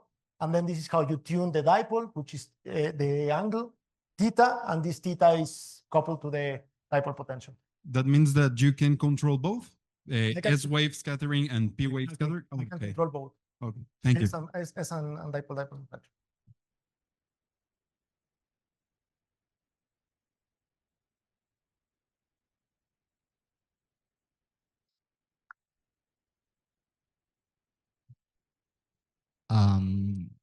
These interactions or these quantum simulations are totally, I mean, they're mainly focused on. Can you speak? Yeah. These interactions, well, these gases that we use for quantum simulations are mainly focused on, for example, you mentioned the example of the copper pairs, but can we extend it to systems in some other areas of physics, for example, quantum chromodynamics, that doing the maths can be very, very. Yes, I mean, I think, what are the limits of the computations that we can perform? Yes. I mean, I think, that's the beauty of cold atoms is that in particular, my background is condensed matter fully. So then I care about condensed matter problems. But as I was explaining, so and essentially you have a Hamiltonian. If you give me a Hamiltonian, we can find a way to engineer this Hamiltonian in this kind of experiment. I think that's the trick. So if you say, okay, I have this Hamiltonian, which these are the operators, this is the interaction term I need, and there is nice physics if we solve that, so then we can find a proposal to do it. So And this can be from particle physics to condensed matter to quantum thermodynamics, whatever. So if you have a Hamiltonian, we can then simulate this Hamiltonian because we can control all the parameters.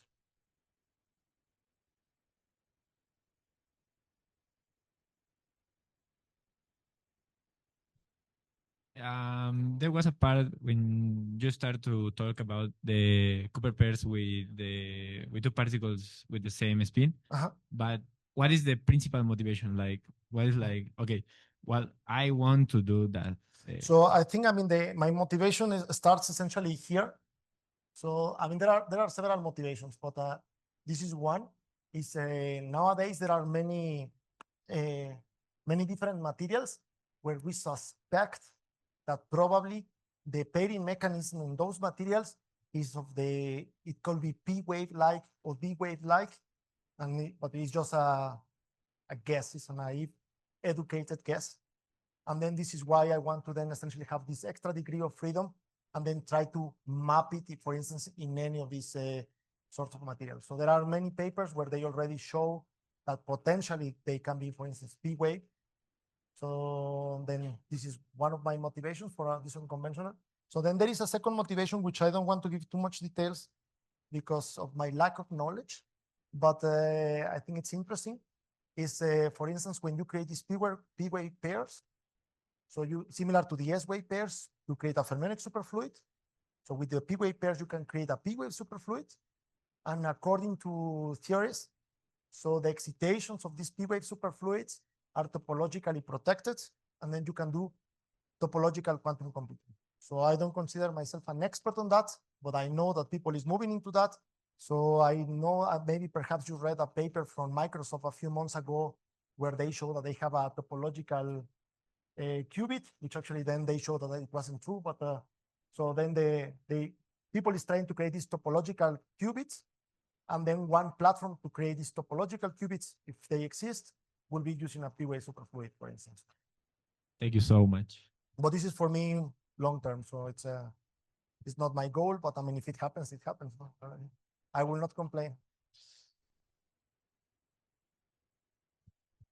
Thank you for your talk. My question is regarding how much control do you have for the size and spacing of quantum droplets, or of the droplets of your ultra-cold gas? For the size and the spacing between the droplets, do you have control on that? So in the case of the dipolar gases, so the size, essentially the size is the distance between the droplets, and the size is mainly given by the equilibrium density. So you need a given density to form the droplet state. So then at some point, so if you have the right density, so then it will just break, and then the next atoms, they will go here. So then this is what defines. So it's a parameter that you can control a bit, because in the end, for instance, imagine that you have a trap that is more elongated. So then the system is it's more dilute. Okay. So then the size will be larger. So then if you compress more the trap, so then you already compress more the droplets, and then the critical density is reached with less atom number, and then it will be smaller. So you can a bit control the size of the droplet. Okay, thank you.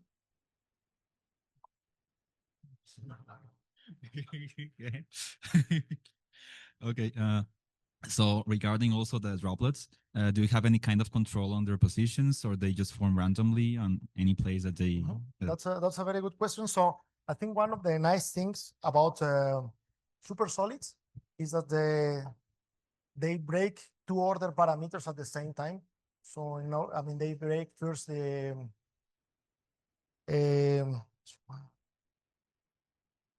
U2 symmetry, U1 symmetry to create a superfluid. They break U1 symmetry to create a superfluid, but then they also, in the order parameter, breaks translational symmetry.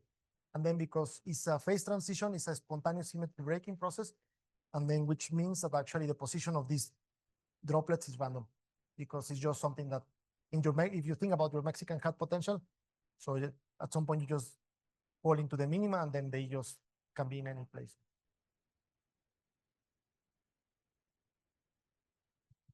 My question is also about the droplets. Uh, I should have extended the talk about that. So. Is it also possible to form patterns like stripes, or is Yeah. the contributions of okay? Yes. So essentially, I mean, this is the easiest case where I have my trap, I put all my dipoles pointing upwards, and then this is when the droplets happen. But then, I mean, for instance, to form stripes, I have a lot of degrees of freedom. I can tilt the dipoles, and then if you solve the Grosby-Tversky equation with tilted dipoles, what you see is that instead of forming the droplets, you form stripes. And then you can form hexagonal shapes and so on. So, I mean, it really depends because you have a lot of degree of freedom. So there are a few publications on that I can share with you later. So Thank you. and then there is one experiment on Heidelberg where they show already that they see the stripes, and I think they will put on archive soon. Very interesting. They showed the results last week or 2 weeks ago. Another conference.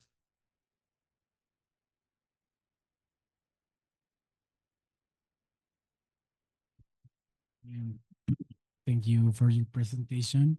My question is again regarding the P-wave pairing, and is can we simulate a quantum nanowire, quantum superconducting nanowire in this kind of systems? And if it's possible, why we haven't seen yet Majorana modes in like cold atomic gas? I don't know if I make me understand. I'm not sure. So if I can, I think I can. no, it's fine in English. Just try. So it's I in Spanish, I think. no, try. Okay. Sorry. No, but, You mentioned that with the dipolar gas, we could enable P-wave pairing in ultra-cold atomic gases, Yes. right? You mentioned that what could be the utility of that type of pairing for your investigation. And you mentioned the possibility of simulate topological phases of topological materials such as the quantum nanowire that Microsoft is currently trying. Topological superplate. Yes. Yes. This kind of nanowires has a lot of problems because has like a lot of requirements like strong orbit coupling, strong magnetic field, very low temperatures. But my question is, if it's possible to simulate this kind of system in a ultra cold atomic gas, and if it is possible, why have been done yet? Why we haven't seen like Majorana modes in this type of systems? Okay, so at least in thanks for asking. So I think I think this is important to remark. So at least in this kind of systems, so people have thought about P-wave superfluidity in this kind of cold atom experiments for very long time, like very long time, because everyone knows that actually have this kind of pairing can help you for these topological superfluids and so on. So the main issue right now is that in order to create these phases with our systems, you need to have this long range interaction, or you need to have some sort of P-wave interaction. So then, as we mentioned, so at low temperatures, so the P-wave channel is completely forbidden. So then it's not easy to access to this sort of interaction. So then the second option is to have now systems with long range interactions. And then my approach is one of these approaches, try to use magnetic atoms. Some other people is now trying to use polar molecules. And then polar molecules, people try for very long time to try molecules, to trap molecules, pull them down, and manipulate interaction between the molecules. And it wasn't possible for really like 2 decades.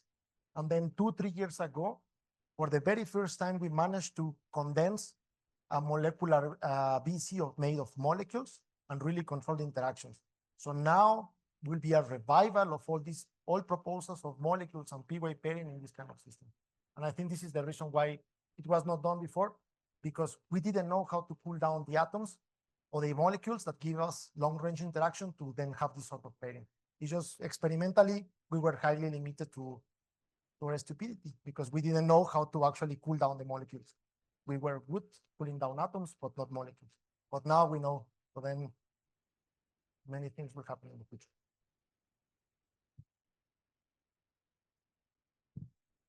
More questions?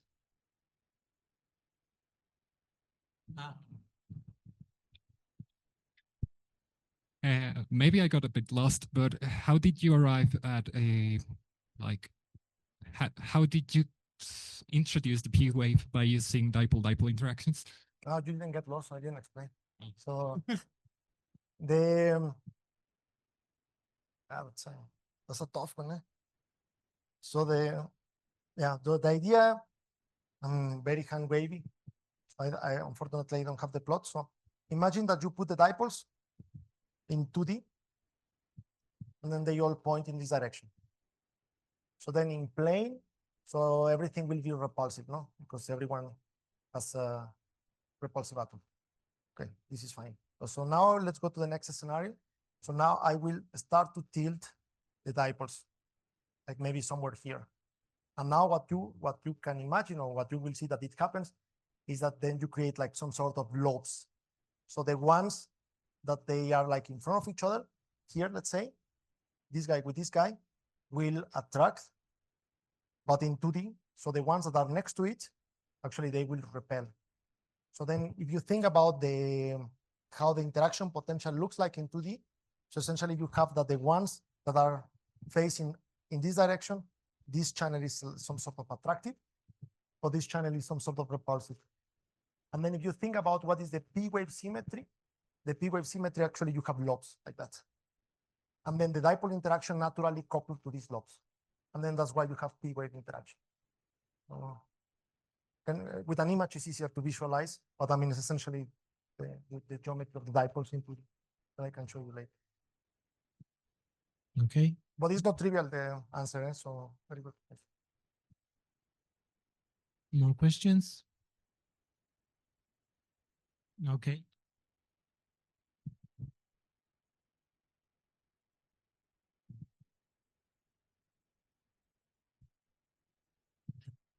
So if I got it correctly, this P wave interaction arises from a game between the dimensionality of the gas with the dipole-dipole interaction with this angle.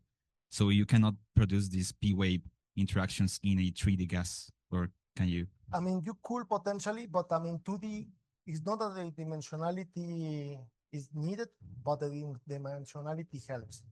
Because I mean, in the end, I mean, if you think about a three-dimensional, just imagine that you have dipoles, no?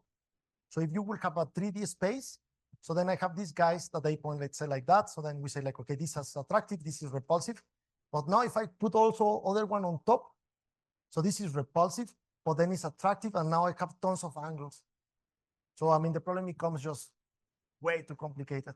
So then in 2D, you restrict everything to one plane, and then it's easy to do. I mean, in potential in 3D, I think it will work as well, just more tricky, because it's just a three-dimensional space, and the things they will just point in many directions.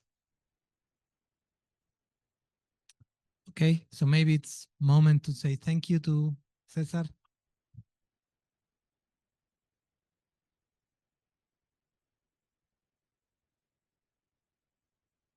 And I have an announcement. So now we have the poster session. The poster session will be really near to the place where we have our lunch. There is a room. There are classrooms there, and it's just next to the place we eat. And right there, you will find a list with numbers and your names, so you can know where to place your poster. Okay. Thank you.